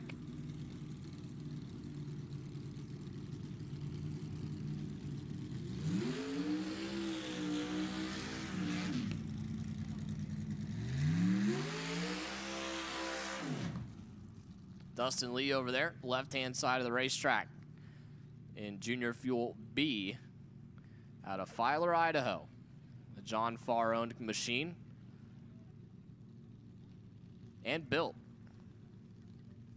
John Farr owned and built car. Currently your number one qualifier went 694.2 on that 701 index. That's the name of the game, like I was just saying. You have your index, try to go faster than that, and that's what they did. By just under a tenth of a second. JD Zink has retired from driving sketchy jet cars and hopped into a junior fuel car. JD, Junior Fuel A, looking for 689 or faster.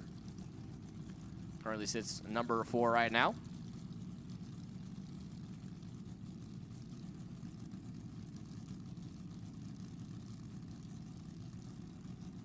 See if Dustin Lee can better his 694.2, which is already pretty stout.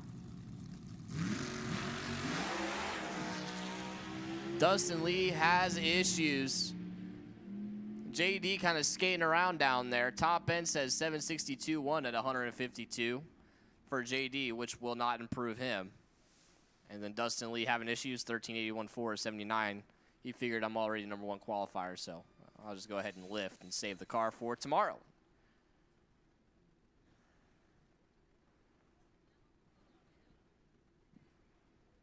So we will finish out Junior Fuel with our last remaining car here. And then A Fuel will be next, and then following that will be Nostalgia Eliminator 3 Eliminations.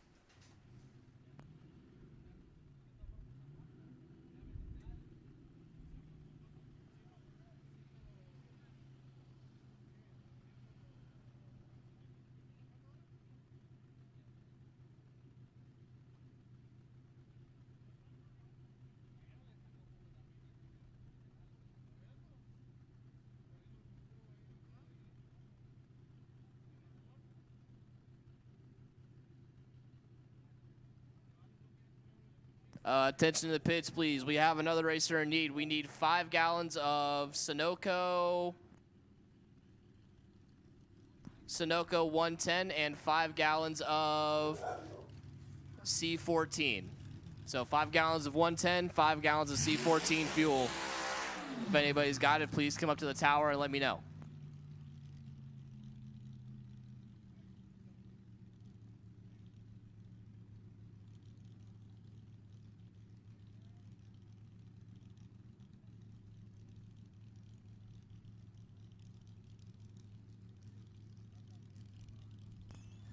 So Wayne Williamson out of Walnut Creek, the Worm chassis.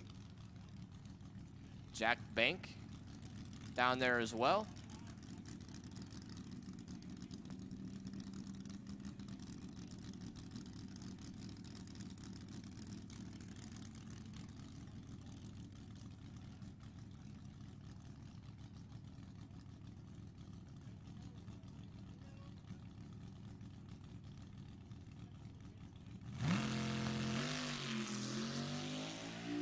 So this is one of those C cars, so they're looking for 714 or better, 797.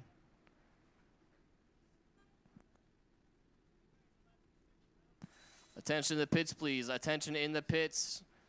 D Gas. David Gas to the back of the lanes for pairings for first round of eliminations. D Gas. David Gas to the back of the lanes for pairings for round 1 of eliminations, please.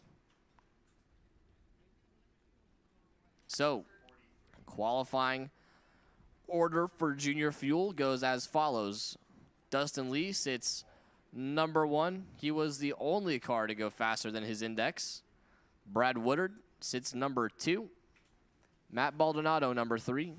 JD Zink, number 4. Dan Fenton, number 5. And Wayne Williamson, number 6, but I don't think he'll stay there. I think he's going to go number 5. We have some technical things we need to fix. It should be Wayne Williamson to the number 5 spot, Dan Fenton to number 6. Now we have A fuel. How about a little nitro?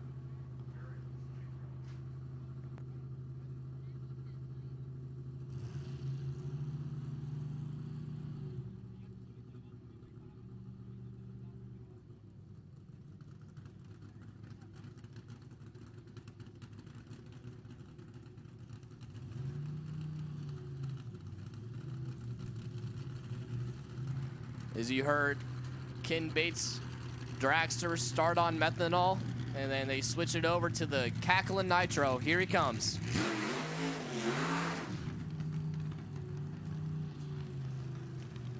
As they're still trying to get Sean Corbari fired up over here.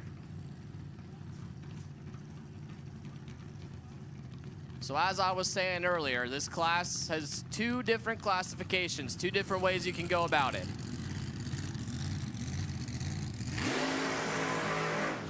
We have our injected nitro application, as you can see over here with Ken Bates Sr. and the Air Force dragster. And then we have our blown alcohol cars, as you can see with Sean Corbari's car.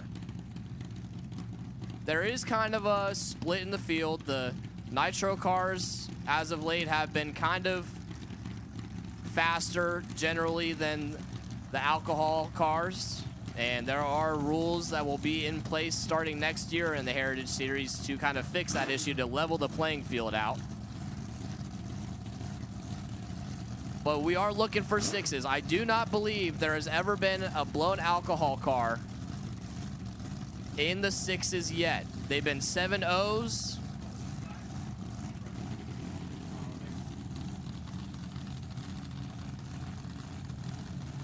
Excuse me, the blown alcohol cars have never been in the 5s. They've been 6.0s, whereas the nitro cars have been well into the 5s. Let's see if we'll see a 5 here out of Ken Bates. Maybe Sean Corbari will be the first to get into the 5s with the blown alcohol car. Right here we go. Well, Ken Bates leaves before the tree was activated, and Ken Bates gets into the blocks down there at the top end, but he corrects it. Gets the shootout in time. Don't print that because all I'm going to get is... You're going to see that. You see that 521 up on the scoreboard at 311 miles an hour on the right-hand side. That's not accurate. That was Ken Bates getting into the cones down there. I'm glad he was able to gather it up and get the shootout before anything really bad happened. Hey, just a heads up, everybody. The snack bar is closing in 45 minutes. Once again, the snack bar is closing in 45 minutes. So we're going to go fix our little orange pumpkins down there that Ken Bates shredded.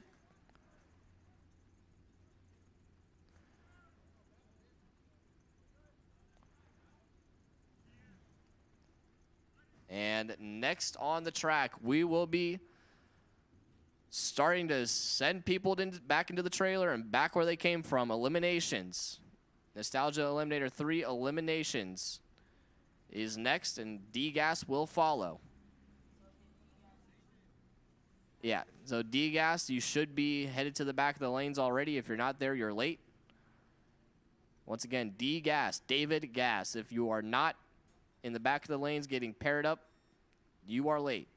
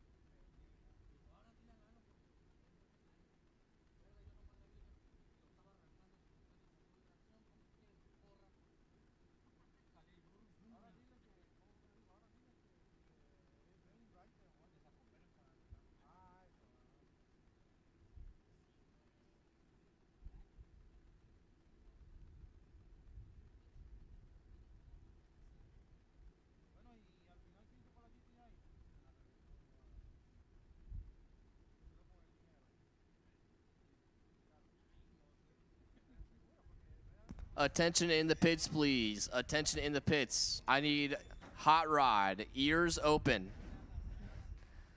Your hot rod first round potential buy for tomorrow is car number 725, Steve Olenak.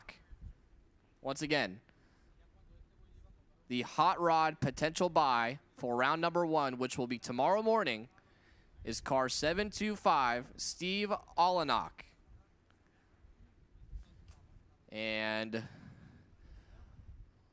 we're still down there trying to fix our orange pumpkins.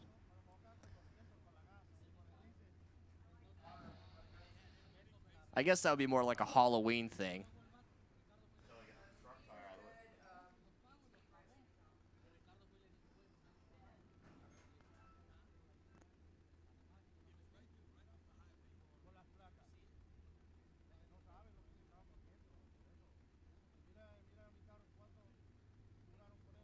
Attention in the, or NE3, attention in the lanes. NE3, you guys can start suiting up. NE3, you guys can start suiting up.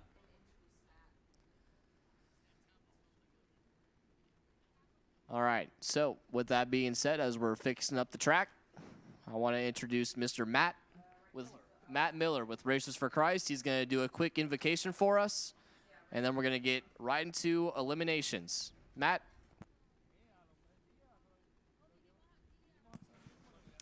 Thanks so much. Let's pray. Lord, I just want to thank you so much for a beautiful day of racing. I want to thank you, Lord, for Sacramento Raceway putting on a great event for us, giving us a great track for our racers, and watching over all of our racers up to this point. And I thank you so much for keeping everyone safe up to this point as well. And Lord, please bless and protect every racer as they go through their eliminations from now on. Just keep them safe. Bless all their crew members as they get their cars ready, and bless all of our crew here at Sacramento Raceway as they watch over them. And we will just praise you for a beautiful day of racing. We pray this in Jesus' name. Amen. Thank you, sir. And from here on out, it'll be Eric on the mic to take you through eliminations. So, a couple of more modes. You see the tractors and everything cleaning off the top end. Is when you wring out one of the sponges down there, you end up getting little bits and pieces of that stuff everywhere. So we have to blow it off, clean it off, and there are reflectors inside of there, so we want to make sure anything sharp and everything else is taken off of the racetrack. So as soon as you see the blue tractor out, we'll start right in with Nostalgia Eliminator 3. First round eliminations for our gassers and our 3 nostalgia categories tonight. We'll finish up with California Funny Cars.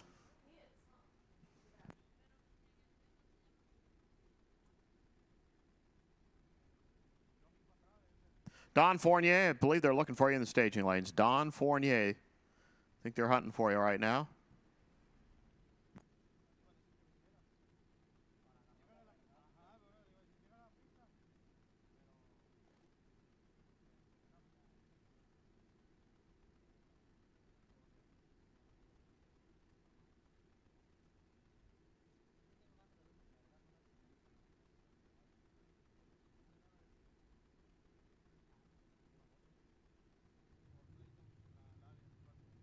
So as the tractor clears the top end, our first 2 get set to go. We'll start with just index categories for the rest of the evening. We're going to start with our 960 Nostalgia Eliminator 3. Ed DeStout, who gets the single freebie as he qualified on the 1 spot with a 9608. Everybody but the final 2 cars on the list. One made a 24-second run, one made a 940 run. Was between 960 and 963.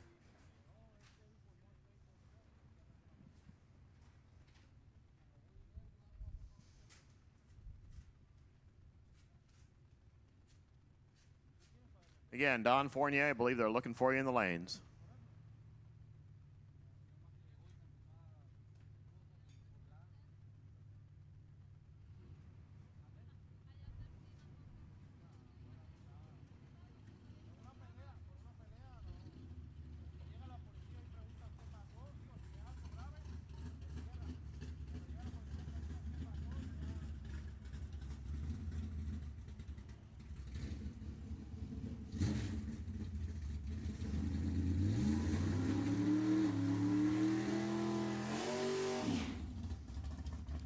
Ed DeStout, the player from Rosemead, made that 9608 number, and hey, that got him the 1 spot.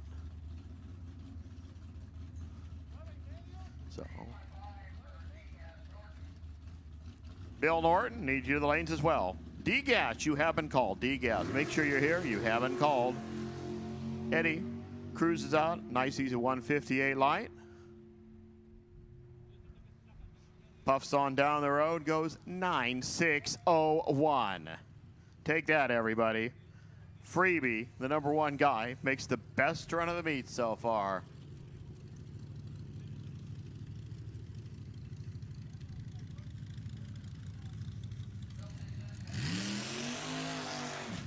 Stan Steiner, Lindsay Lister, as we go to a battle of simplified names.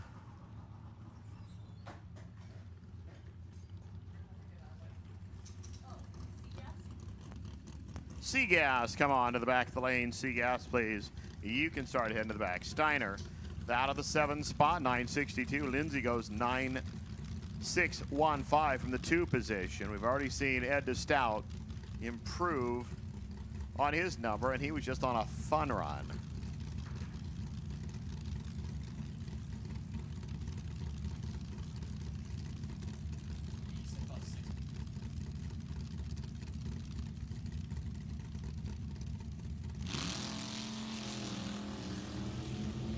Well, about 500 bonus on the tree there going to Lindsay Lister. Let's see if it's enough.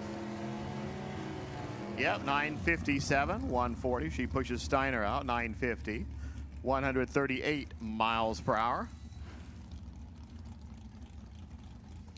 The battle of the 27s coming up next. Carl Carlson and Craig Wallace. Carl from the 4 spot kind of putted down the road in his last hit. Craig out of the #9 position. 427 Chevy over there for Carl. For Craig, 565 inches of Chevrolet. Courtesy of Roy Castignetto, they're off.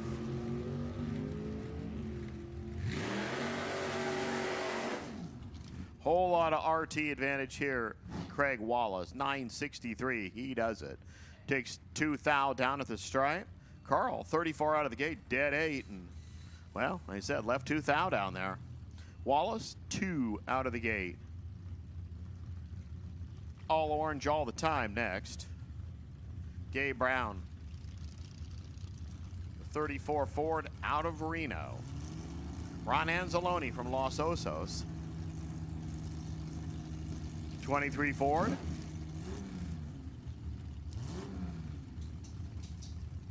Straight line 292.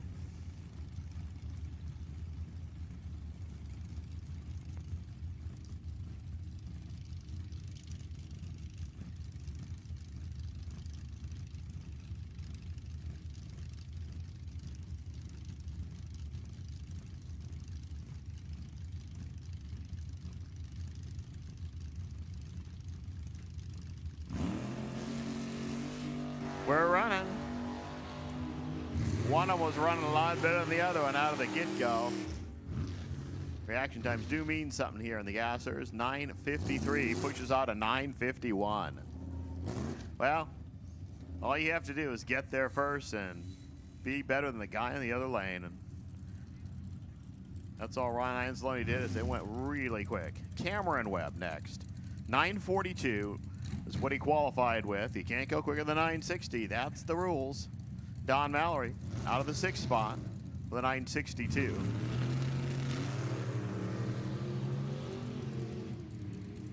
Webb is just going to have to pedal and then let Mallory kind of tighten it up there.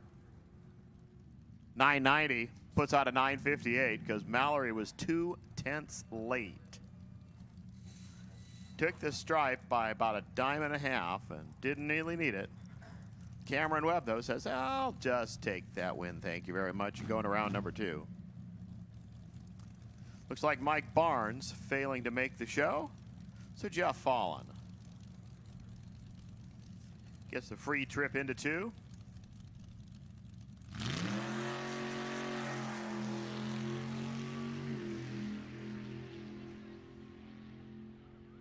Not a stout one, 9601. What's Fallen do? 9616, not bad. 137 miles per. That finishes up round number 1, Nostalgia Eliminator 3.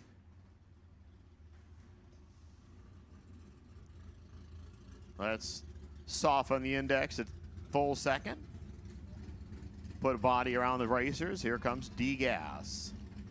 Norm Bergman and Dan Fisher, your first two. Bergman, 66 Mustang, out of the 13 spot. Takes on Fisher, one of the hitters in the class for many years. Qualified in the 7 position.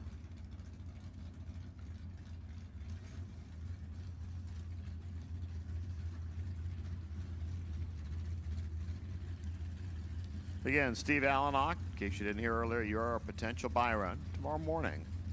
Hot Rod, round 1. Tomorrow, 10-ish. And give or take about 500 on the Christmas tree here. And we'll give that 500 to Dan Fisher, see if he can play with it and win it. Yep, 1057. 1057.6 puts out 1057.4. As long as the last ditch is slower, you can go under the same number. 0.02 of a second margin of victory for Dan Fisher. Bo Dyson, Bakersfield run to the Placerville guys. Mike Copping, they're moving.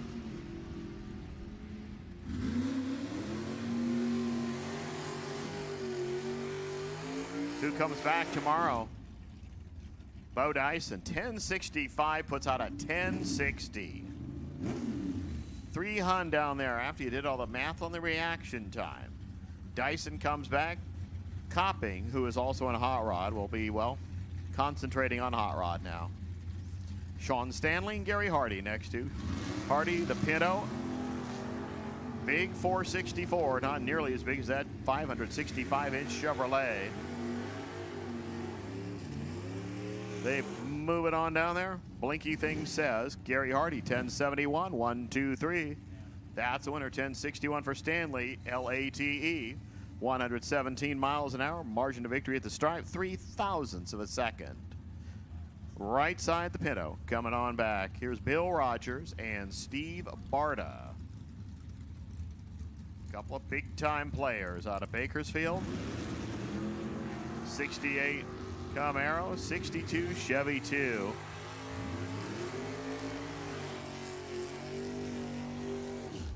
They pop it through there, 1071. It is just whole shot day. 1071, 123 by 8 thou over Rogers, 1066.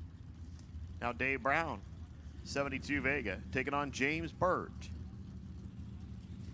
55 Chevrolet.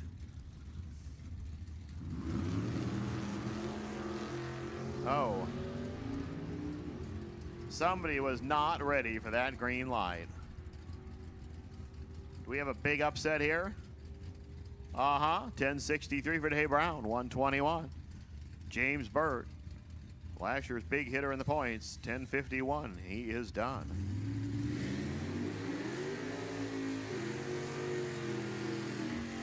Ken Parks, Don Fournier.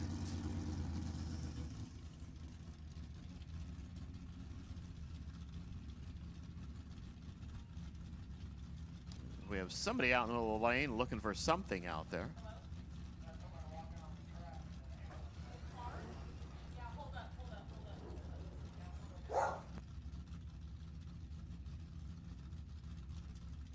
All right, sounds like we're going to be on hold for a couple of moments as we have some liquid down, way down at the shut-off area.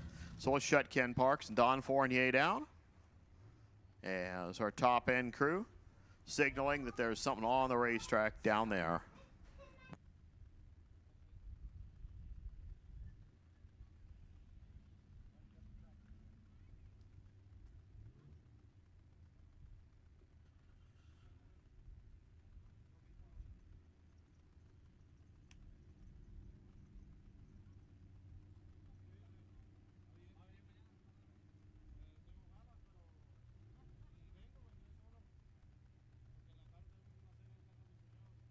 You said there's shirts for sale at the souvenir booth, and they should go see Old Lady Crump or Trimp.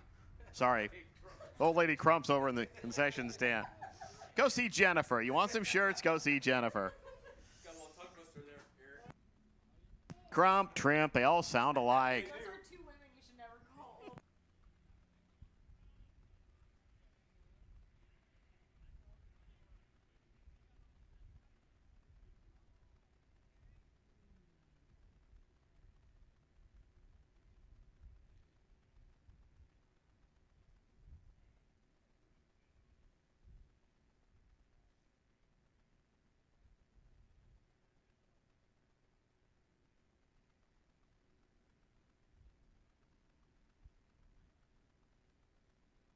Okay, Paul's taking the slow tippy-toe walk down there at the finish line, looking to see something. So again, still got souvenir shirts on sale.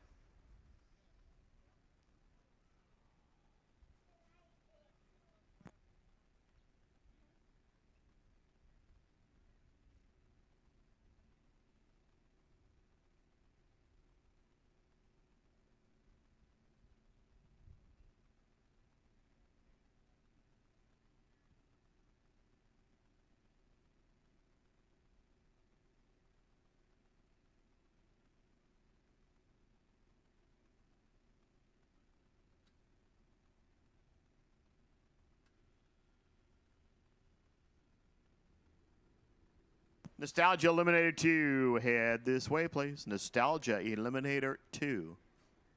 Round number 1. Head this way.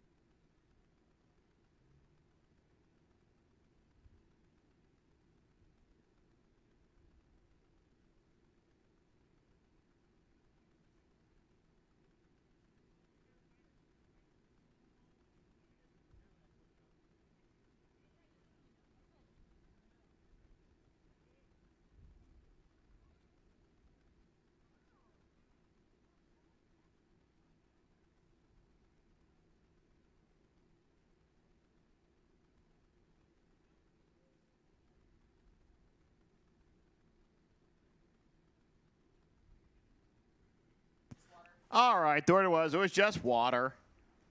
Down there between the second and third turnoff, so it should be all gone now. Ken Parks, Don Fournier.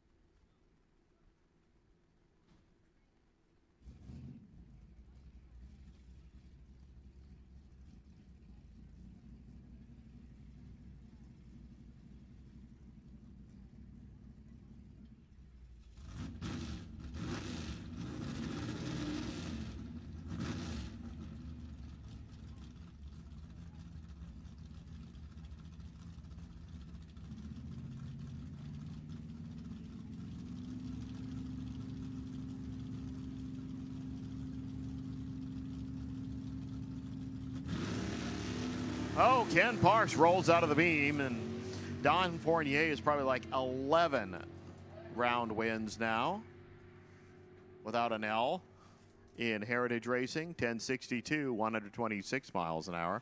Parks kind of booped out of the beams, and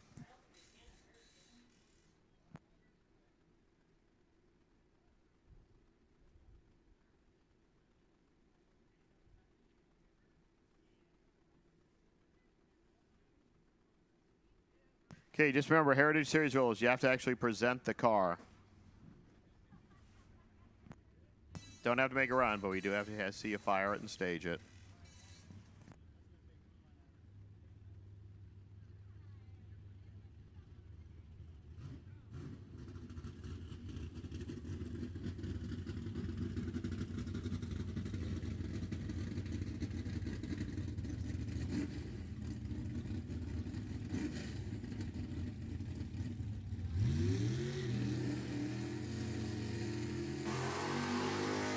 Ken Coombs and Dennis Paz next two. So again, Bill Norton, if you're broken, we need to know. If you're not, we need to see your car. Seagas, here we go. Gonna have 17 players. This is gonna be a 5-rounder. Artie Pava gets the free ride.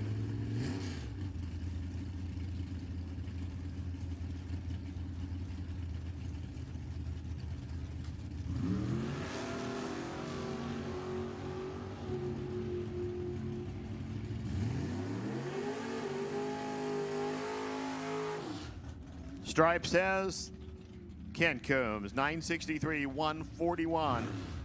961 there for Dennis, 139. You don't beat Dennis on a hole shot very often. But Coombs just took a hunt across the stripe with him. Ron Coombs and RJ Simrock next two.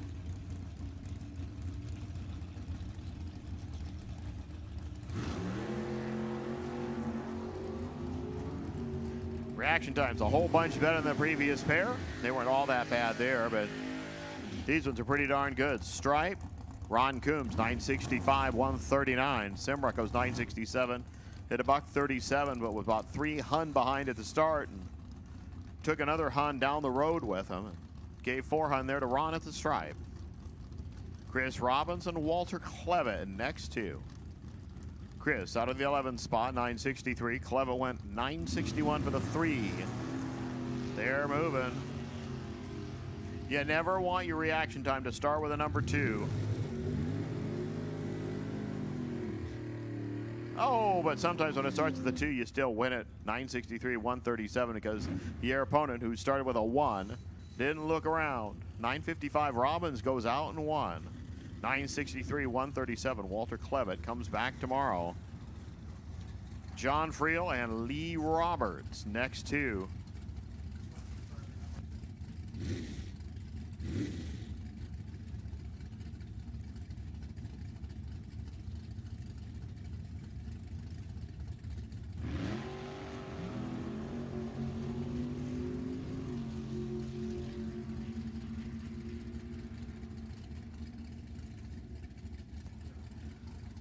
.973 there, Lee Roberts, 116 speed. John Friel was laid out of the gate. That car's just been everywhere today. 982, 145. I mean, he qualified with a 62, but then was like running 40s and 30s. Larry Hessman, 960. Well, that's the index, so Larry Hessman, Herschel Ward, next two. Hessman qualified in 16th spot. Ward out of the 8th spot.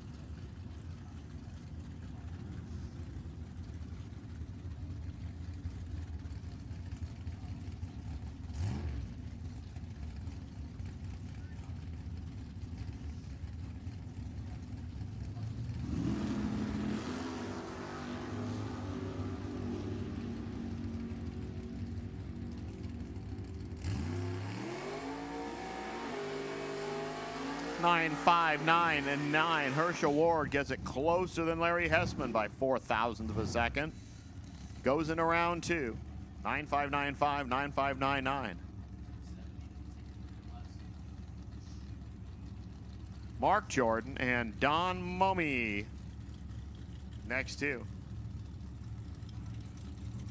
Nostalgia Eliminator 2. Need to hear. Oh, Momey's car burped through the beams.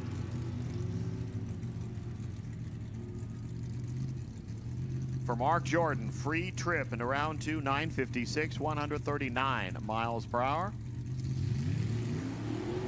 Momey will just take the unhappy trip to the stripe. 20 seconds later at 56. Turn DeAndre Fitzgerald and Tom Christian. Your next two.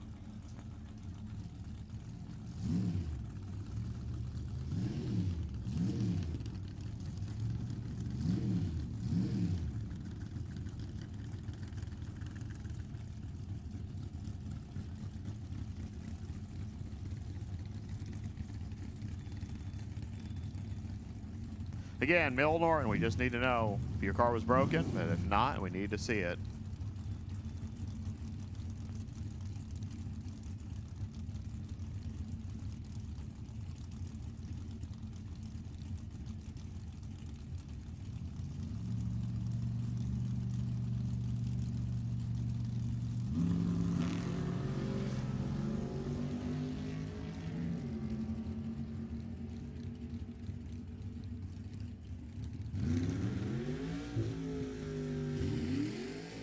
Tom Christian, 962, 139.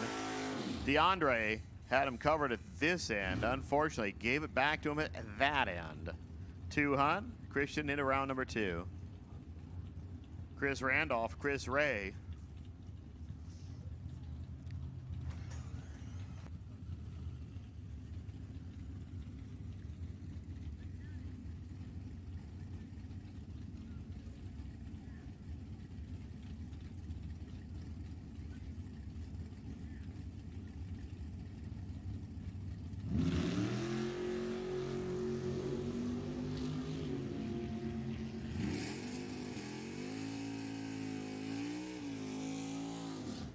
Chris Ray, 958, 138, 956, 140. Chris Randolph, not going to do it. Ray in a 2.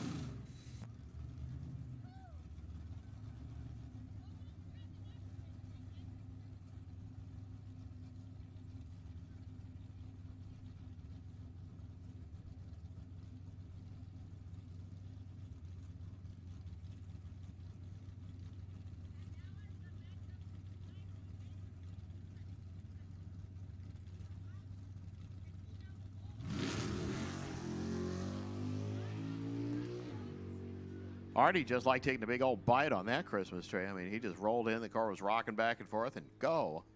958, 142 miles per hour.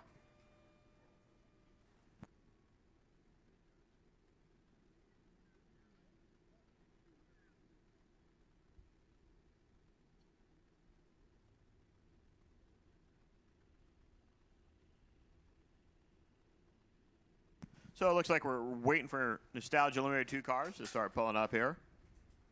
Get in the area.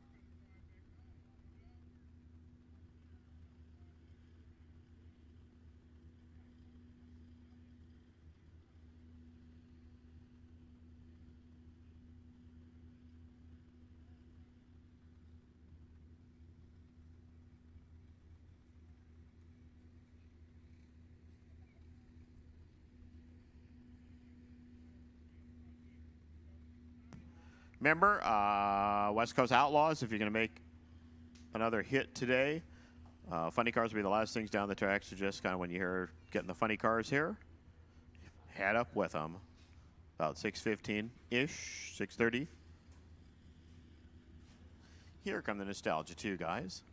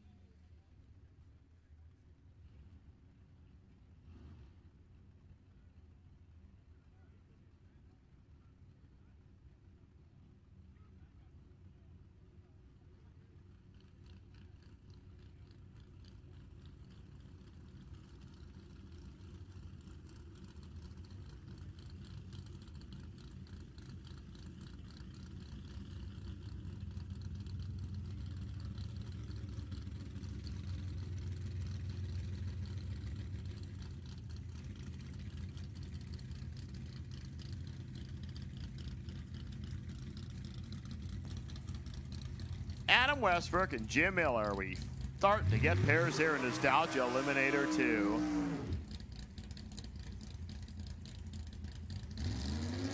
Your numbers 3 and 10 qualifiers.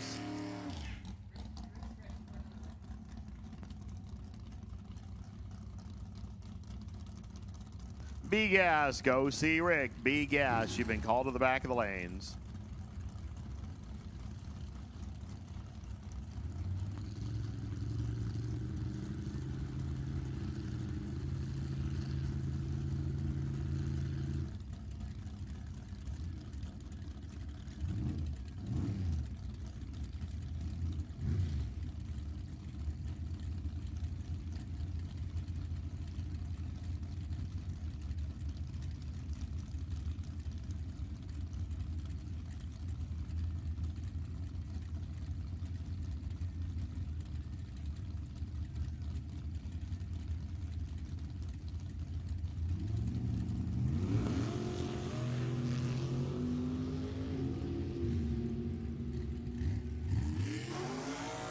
Jim Miller, Adam Westbrook. Now it's just Adam Westbrook. 856, 153.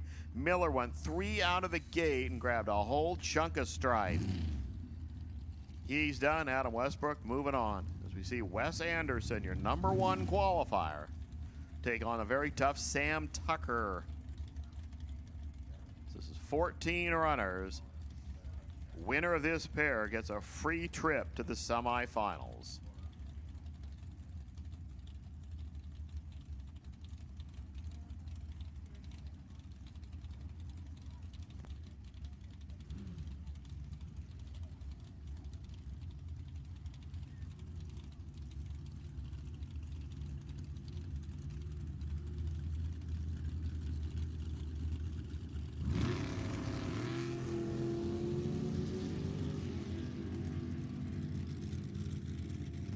Advantage Tucker, stripe says Sam Tucker, 8608,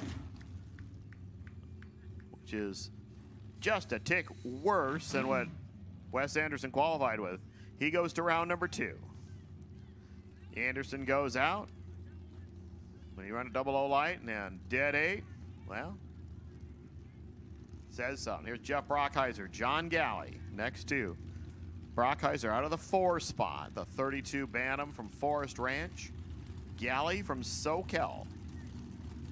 2 towns not on the beaten track. 23 Ford.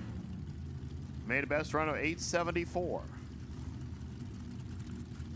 Brockheiser got increasingly safer. 853, 858, and finally 861.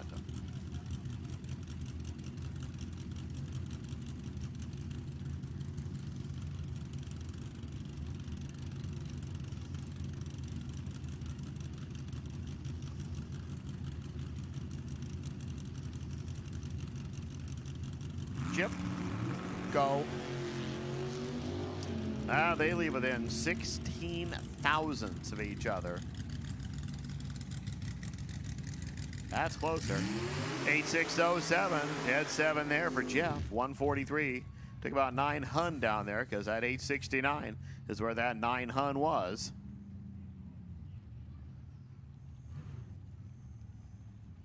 Now Miguel Lomas and Robert Baker. Miguel, the tech machine of Livermore, Phantom Roadster. Machine shop owner. Miguel on board. Miguel Sengas helping him out. Robert Baker over here, the contractor from Thornton. The Graber chassis, 427 Chevrolet. Nice, simple, straightforward way to go nostalgia too.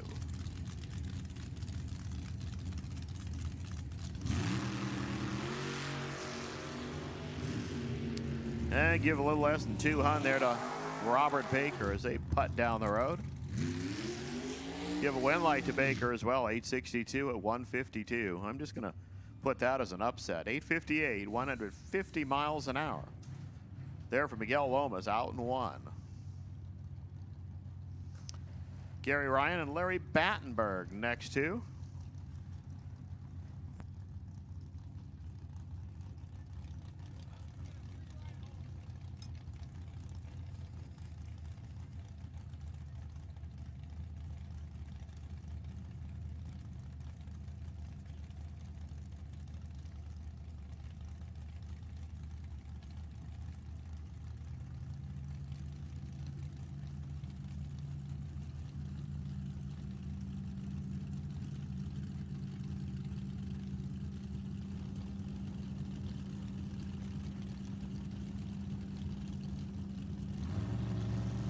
Gary and Larry, go.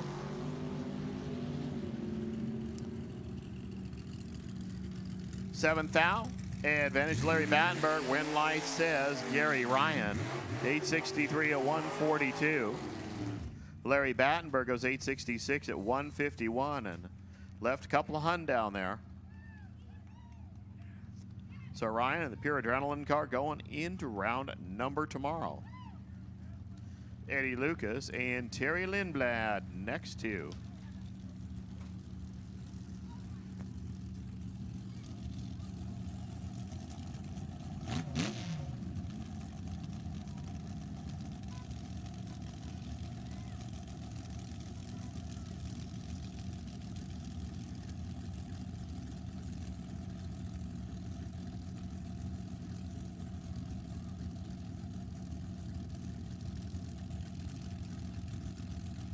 Number 13 over there, number 6 over here.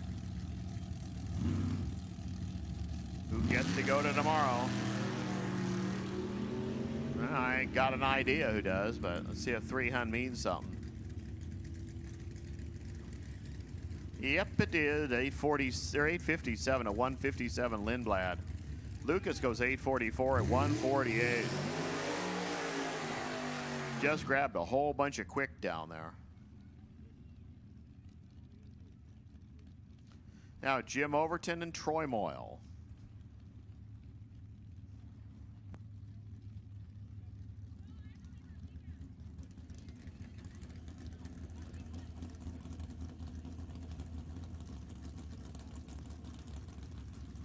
So, B-Gas, I see you rolling up. So I'm just going to go ahead and call Nostalgia 1 because, well, there's only 6 or 7 of you, and that shouldn't clog up the world too much. So, Nostalgia 1, go see Rick in the back of the lanes.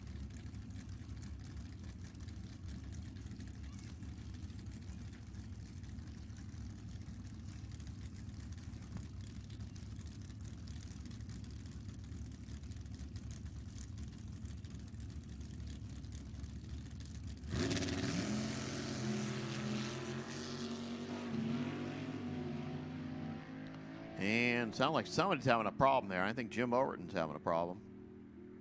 Troy Moyle goes 922 after a 201 light. I think he knew that Overton's car was just not working right.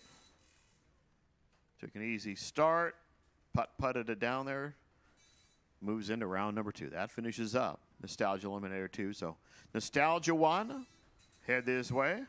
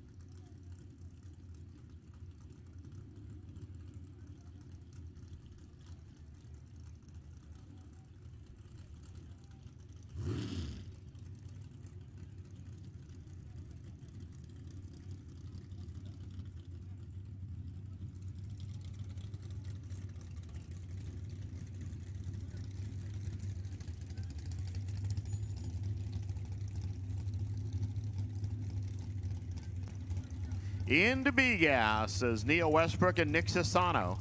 Your first 2. Got 13 players here, which means Richie Zondervan gets the free ride.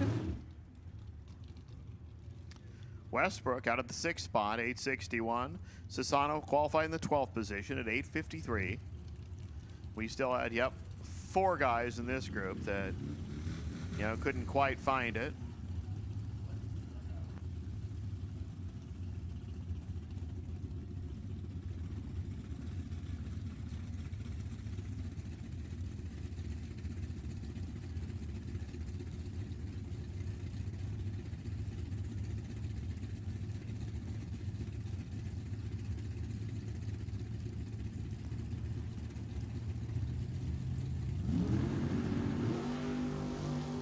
Ouch. See what 800 means. 863, Neil Westbrook, 146 to speed. Nick Sassano had a bonus 8 Hun out of the gate, 881, 138 miles per hour.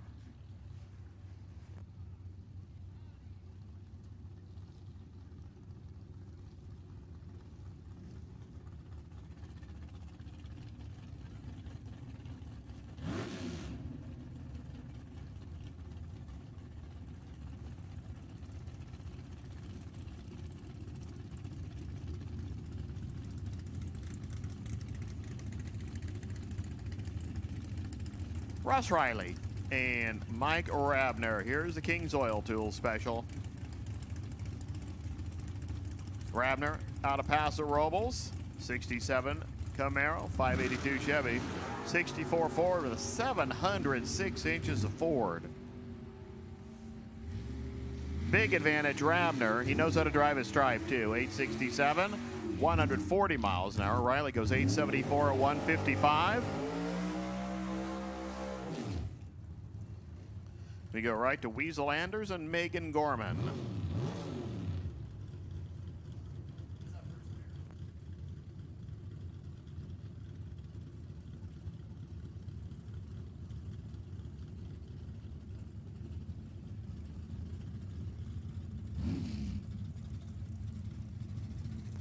Anders, I mean, he's gone 18s today. Qualified with an 852 in the 13 spot, which is the last one. Gorman out of the 7 spot, 862.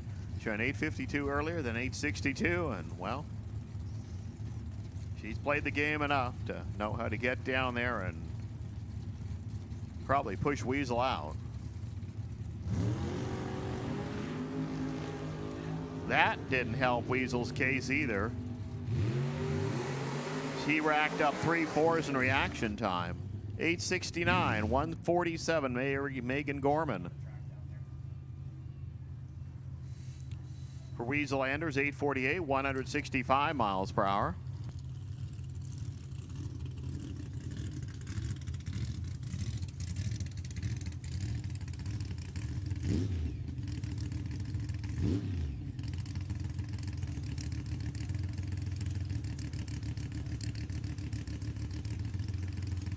Brian Franks, newly engaged. The Dark Heart team from right here in Elk Grove. 572 Chevrolet. Steve Pullen, number 10 qualifier. Not a duck. A-Gas, come on in, please, A-Gas. So Nostalgia One and A-Gas, you have been called. Funny Cars, you have been requested to move to.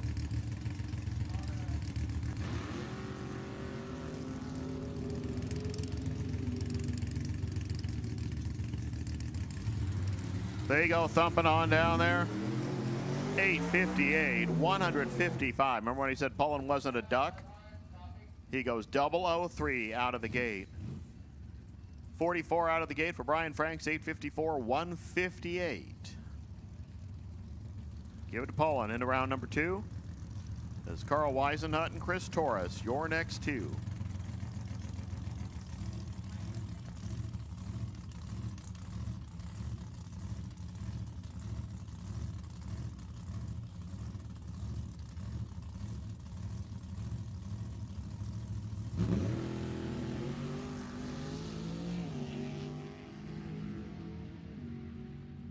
It looks like Weisenhut's car just not performing. For Chris Torres, 865. There is somebody who knows their car. 143 miles an hour. I mean, 865 took the stripe by almost 2 seconds.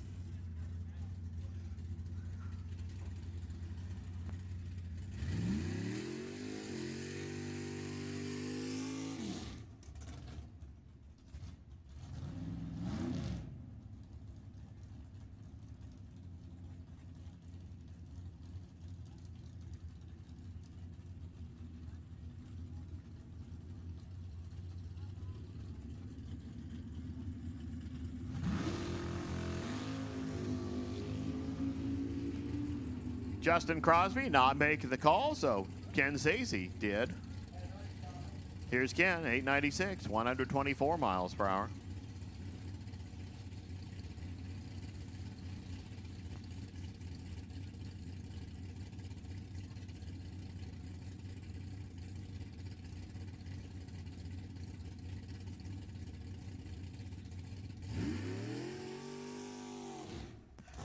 Quarterfinal players, Taco Bravo car of Richie Zondervan. Went 8.601. Second closest to the pin after that 7.0 Pro perfect shot.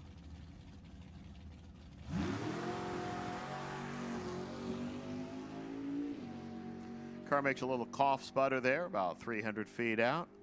Cleans out. Goes 856 at 157 miles per hour. So that finishes up B-Gas. Nostalgia 1, you should be here. You should be ready. You're next. Sifka, California Funny Cars, roll this way, please. California Funny Cars, you should be rolling this way. A-Gas, you should be rolling this way, too.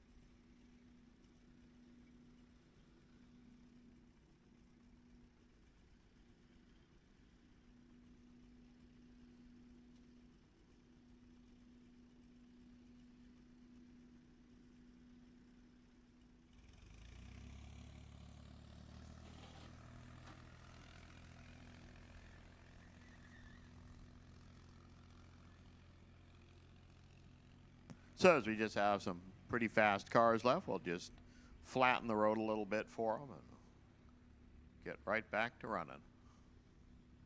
That and the fact we don't have any cars in the lanes right now. Hey, thanks for coming on out and supporting us here at Sacramento Raceway today. I know you had a little extra change in your pocket and, well, you didn't want to waste it at the gas station, so thanks for spending it here. And if you haven't done so, maybe you want to check out a souvenir stand. We'll be running tomorrow morning, finishing up our eliminations for the Group 1 and Group 2 cars. Gates will open about 8 a.m. We're looking right 10-ish for that continuation eliminations. It might, well, go backwards a little bit, but it won't ever go earlier than 10, just so you know. But we're looking pretty much 10 o'clock. We'll do Hot Rod. Again, remember, if you lost the first round of C or D gas and you really are done racing, you are more than welcome to purchase an additional tech card and go into Hot Rod. Gates will lock tonight at 10 o'clock, and you'll be on the outside of the parking lot if you're here after that. So in or out, 10 p.m. is when the gates get locked.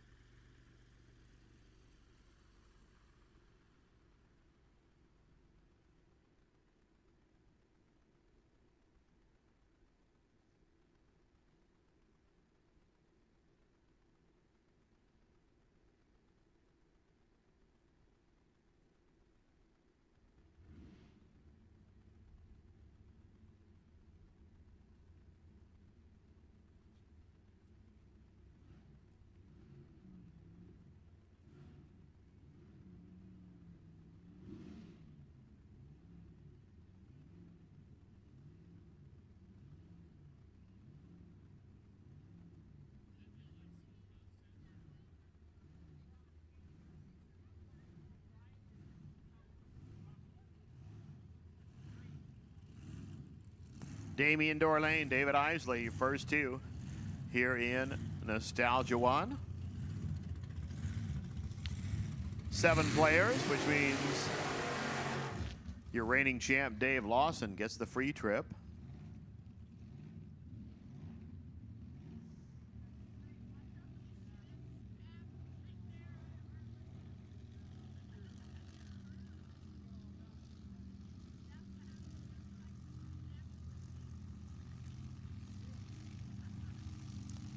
Damian over there with his flappy blower belt.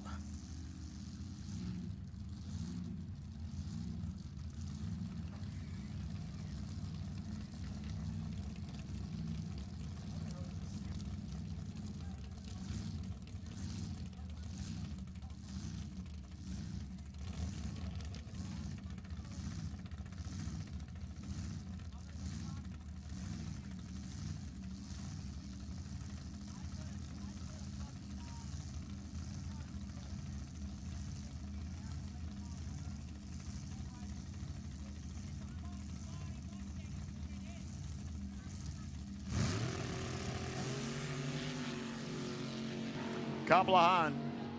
Advantage there to Damian Dorlain. Here's the stripe. Double D 7611, 181 miles an hour.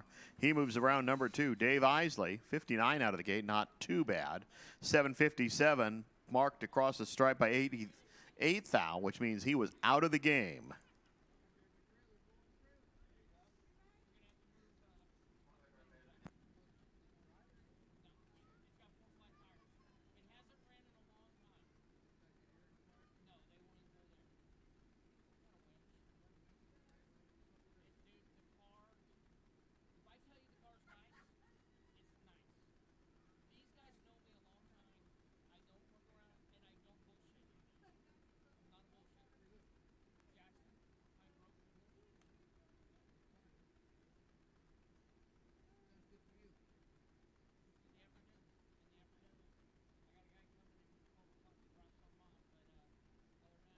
I see my A-gassers here now.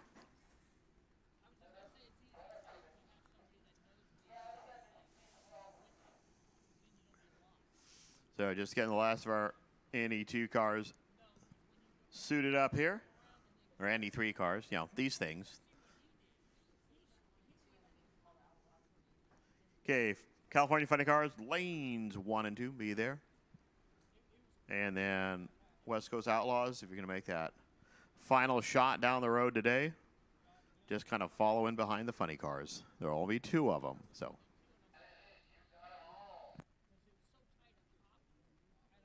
Good job, Rick.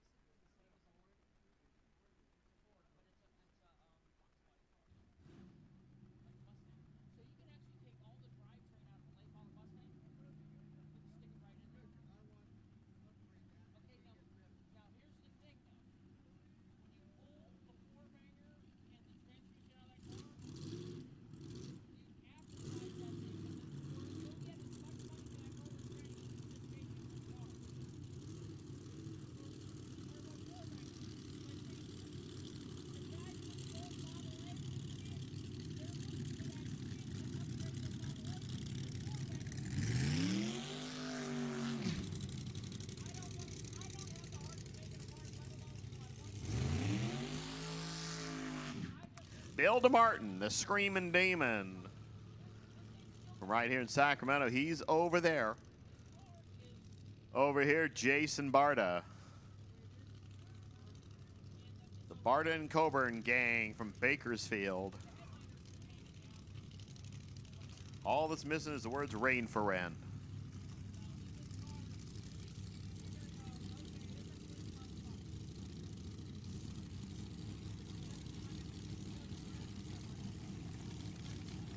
For Jason out of the 4 spot, went 7.617. DeMartin went 7.657. Yeah, qualified last. It's all about who gets to go to the semifinals.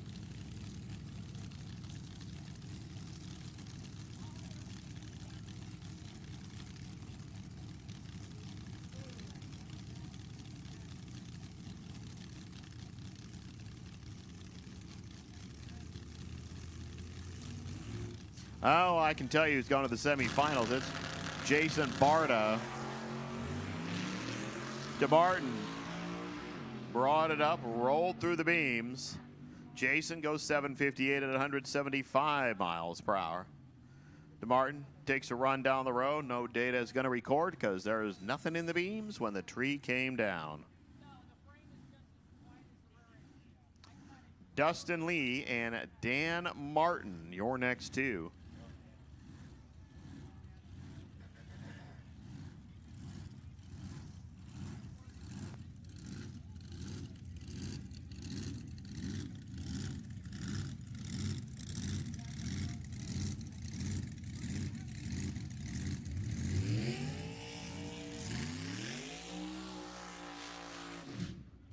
Dustin, who I think is starting from the top of the stack in junior fuel as well.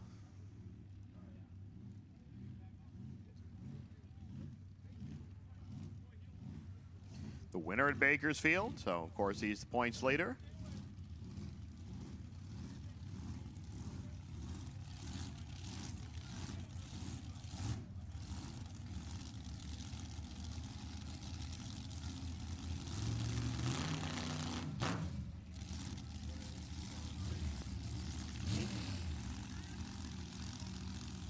Winner here gets Jason Barta tomorrow morning.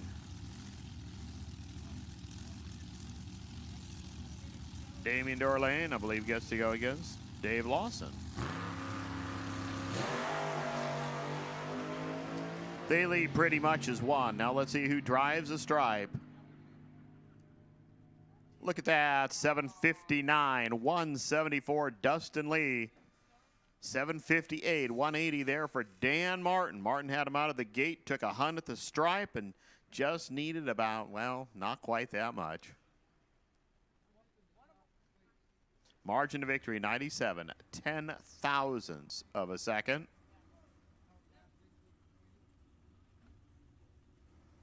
Now Dave Lawson takes the free trip. And we'll have A gas. And then we'll have funny cars. Then we'll have whatever's behind the funny cars, and then we'll be done.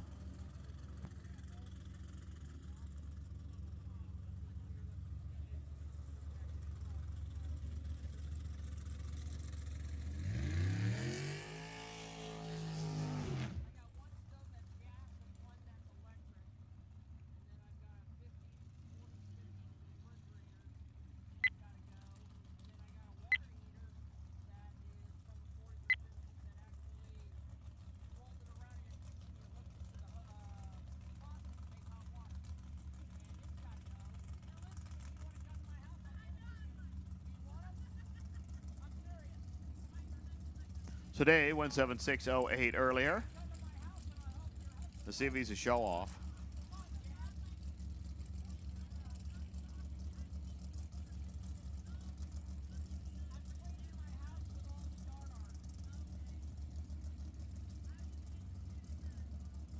I mean, like Ed DeStowell was a show off. He went dead one down there way back when.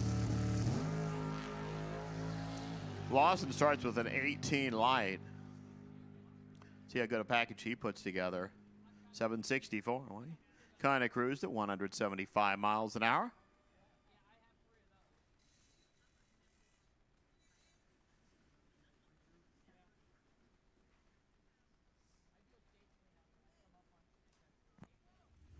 A gas, they're next.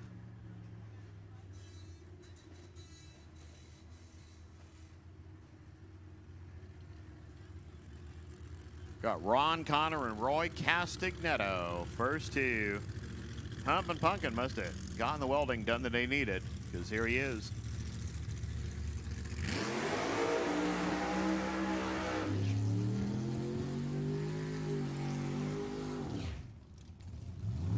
Castignetto out of the 2 spot, went 7.602 with a Solar Needs special from Concord. The Hump and Pumpkin qualified in the 7th position with a 7.64. They both made a couple of 7.60 runs.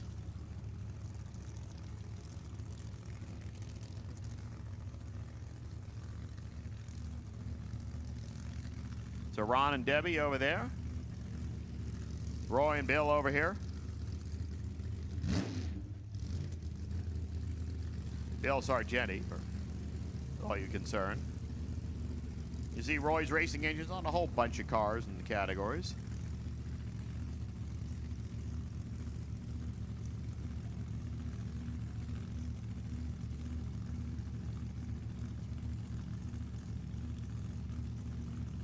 They go in pre-stage. Wow, that was fast. Red light start Ron Connor.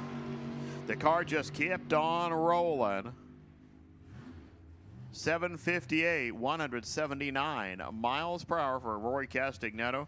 Connor's car just rolled right in deep, and 750, 183 miles an hour, and he is done in one.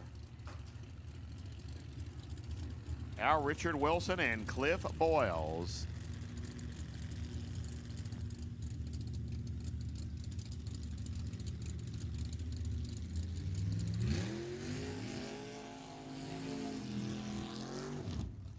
Boyles from Rancho Cordova, the Studebaker. Cliff and Deb, 665 inches of Roy Castignetto's Chevrolet. The Voodoo Hemi over there, 524 inches of blown alcohol Brad Anderson power plant. 35 Chrysler Airflow.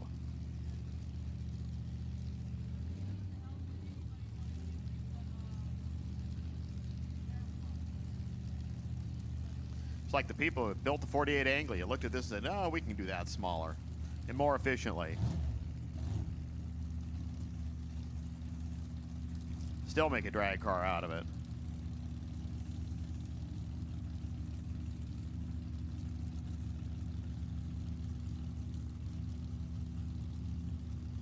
Extra little bump there for Boyles. Oh, I almost thought he was going to catch a red.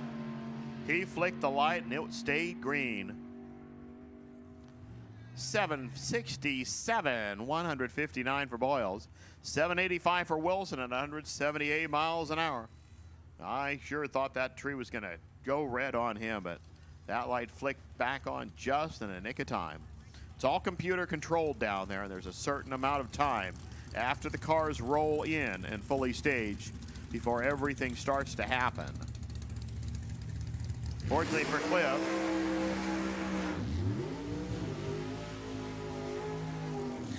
for Cliff, they happened at the right time. Terry Newton and Rich Harrison next to. Newton from over on the coast in Camarillo, well, over on the coast, way down there. Rich Harrison from Lakewood.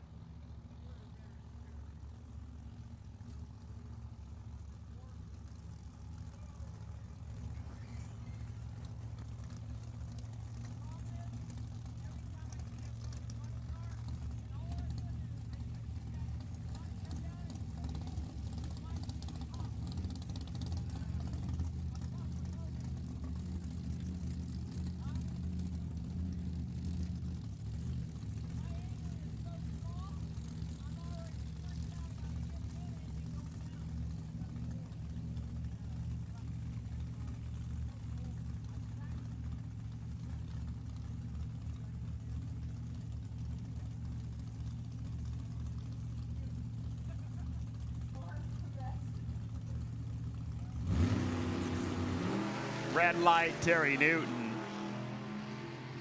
Unfortunately, the car matched the tree, and he's done. Rich Harrison, 757, 179. Newton goes 19 red and then dead 3.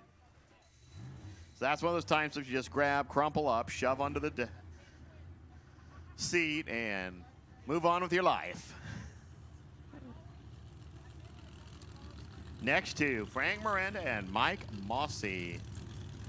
Winner gets the free ride tomorrow morning.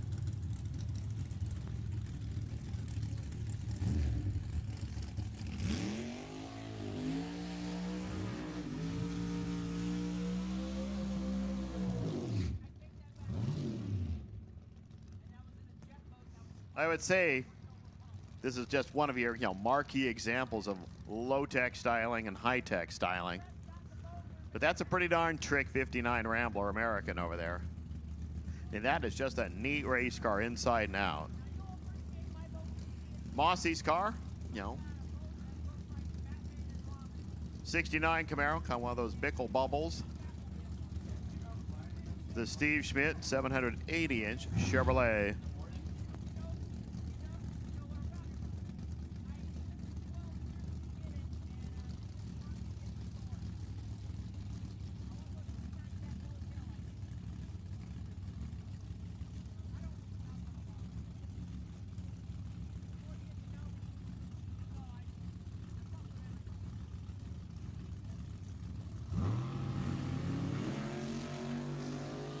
Well, only 4 thou separates these two off the starting line. There's the stripe. 7609 Mike Mossy at 180 miles an hour. Has not lost a run here in about the last 7 trips down the road. 762 at 181 for Miranda. That was 1 hun at the stripe. Brian Rogers and Dave Fulfer. Your next two. Fulfer from Ripon.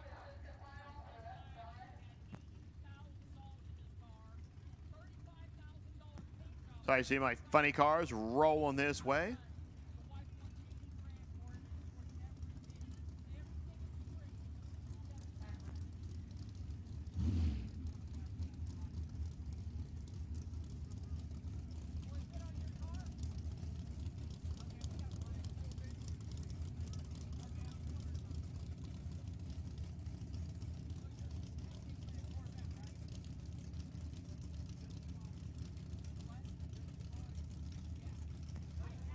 Dave Fulfer qualified in the 9th spot. Brian Rogers out of the 4th spot. A couple of nice, clean race cars. Now those nasty old stickers all over them or anything.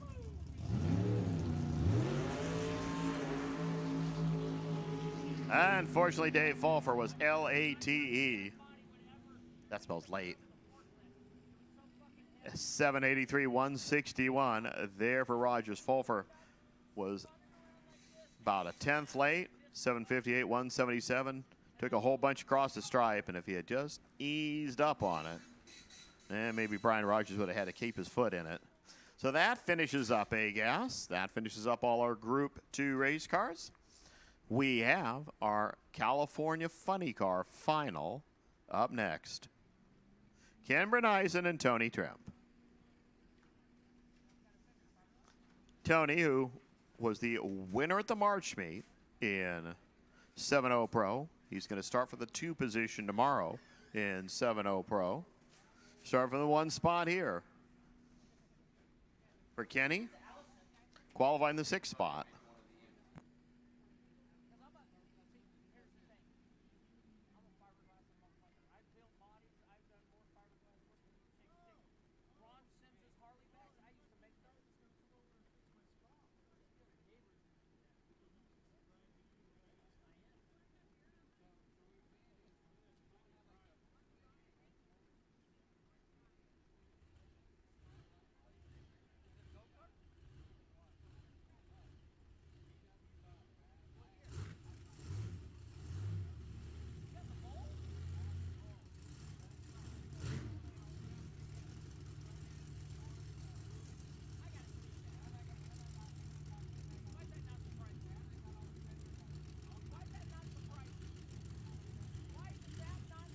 For Kenny, the KB Racing team.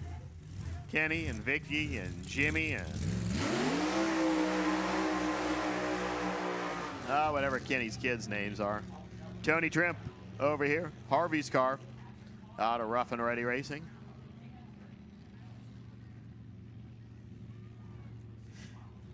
Now what's going to happen here is Tony's going to go thumping out there and start looking out the window. That's why he has those 3 extra holes back there. Just kind of figure out where Ken Brunison is. Kenny, who can't really see anything other than what's right in front of him. He's just going to aim for the best.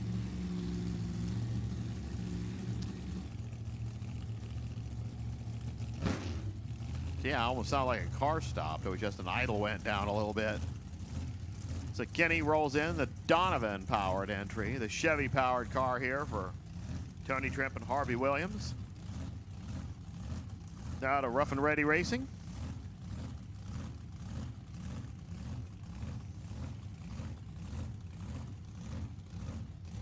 Wump, wump, wump, wump, wump. We're almost there.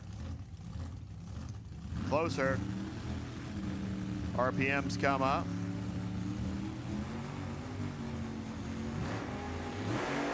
Red light start Ken Brunison.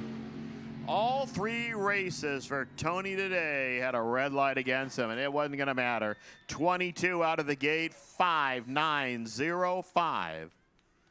Congratulations, Harvey, Tony, and everybody else over there at Rough and Ready Racing. Great final round shot. 620 there for Kenny. Fouled up by 7 thou, and he really didn't have much because the car was not anywhere near that 590 range.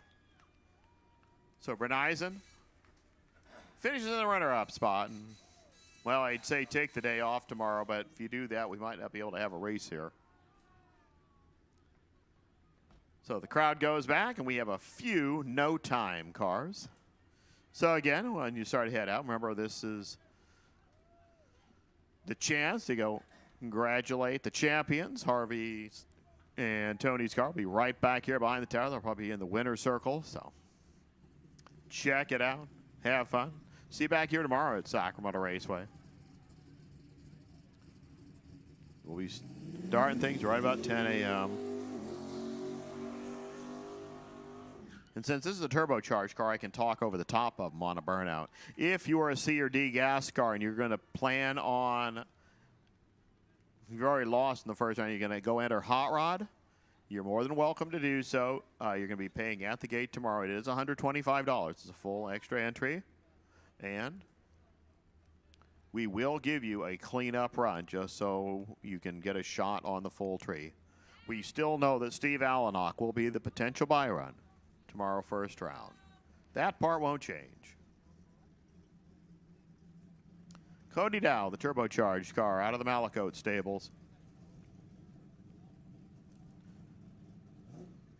Gary and Don Malachote, way back when. More of a tribute car than anything else.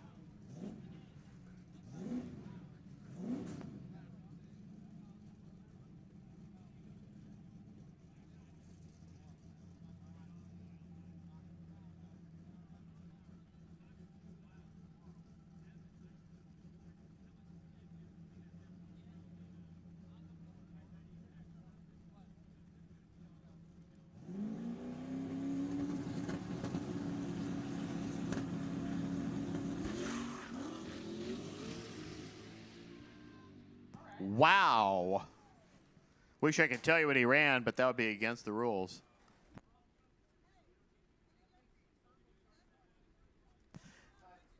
Big pedaling there. I mean, that thing was on the throttle, off the throttle, on the throttle, and that was a good, solid lap. Be seeing those West Coast Outlaw cars back here, what, May 6th and 7th? Monty's main event.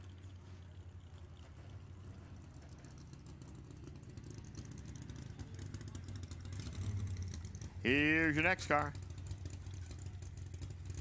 Steve Groh, he's still working on that license. Oh, that didn't sound good. That sounds better.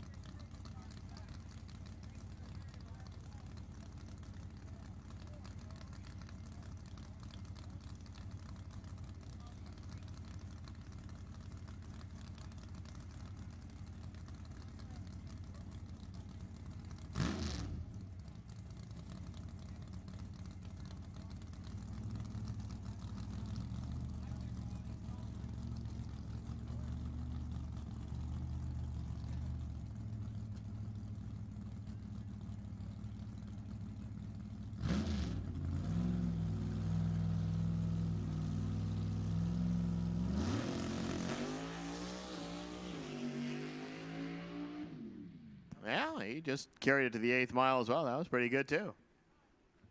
Looks like one remaining.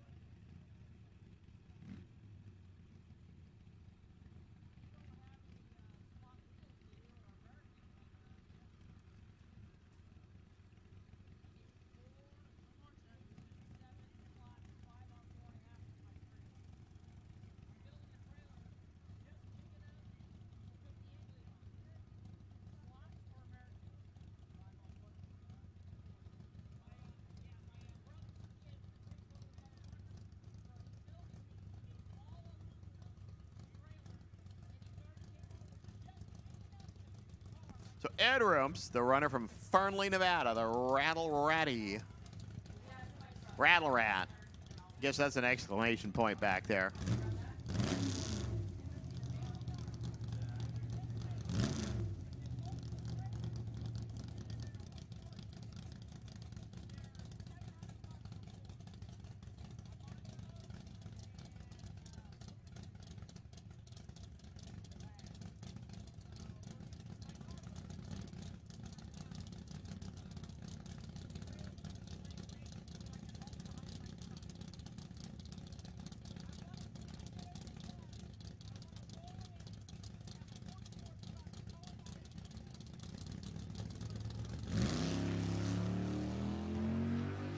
So Ed's still getting used to the car and finding the right tune-up in it.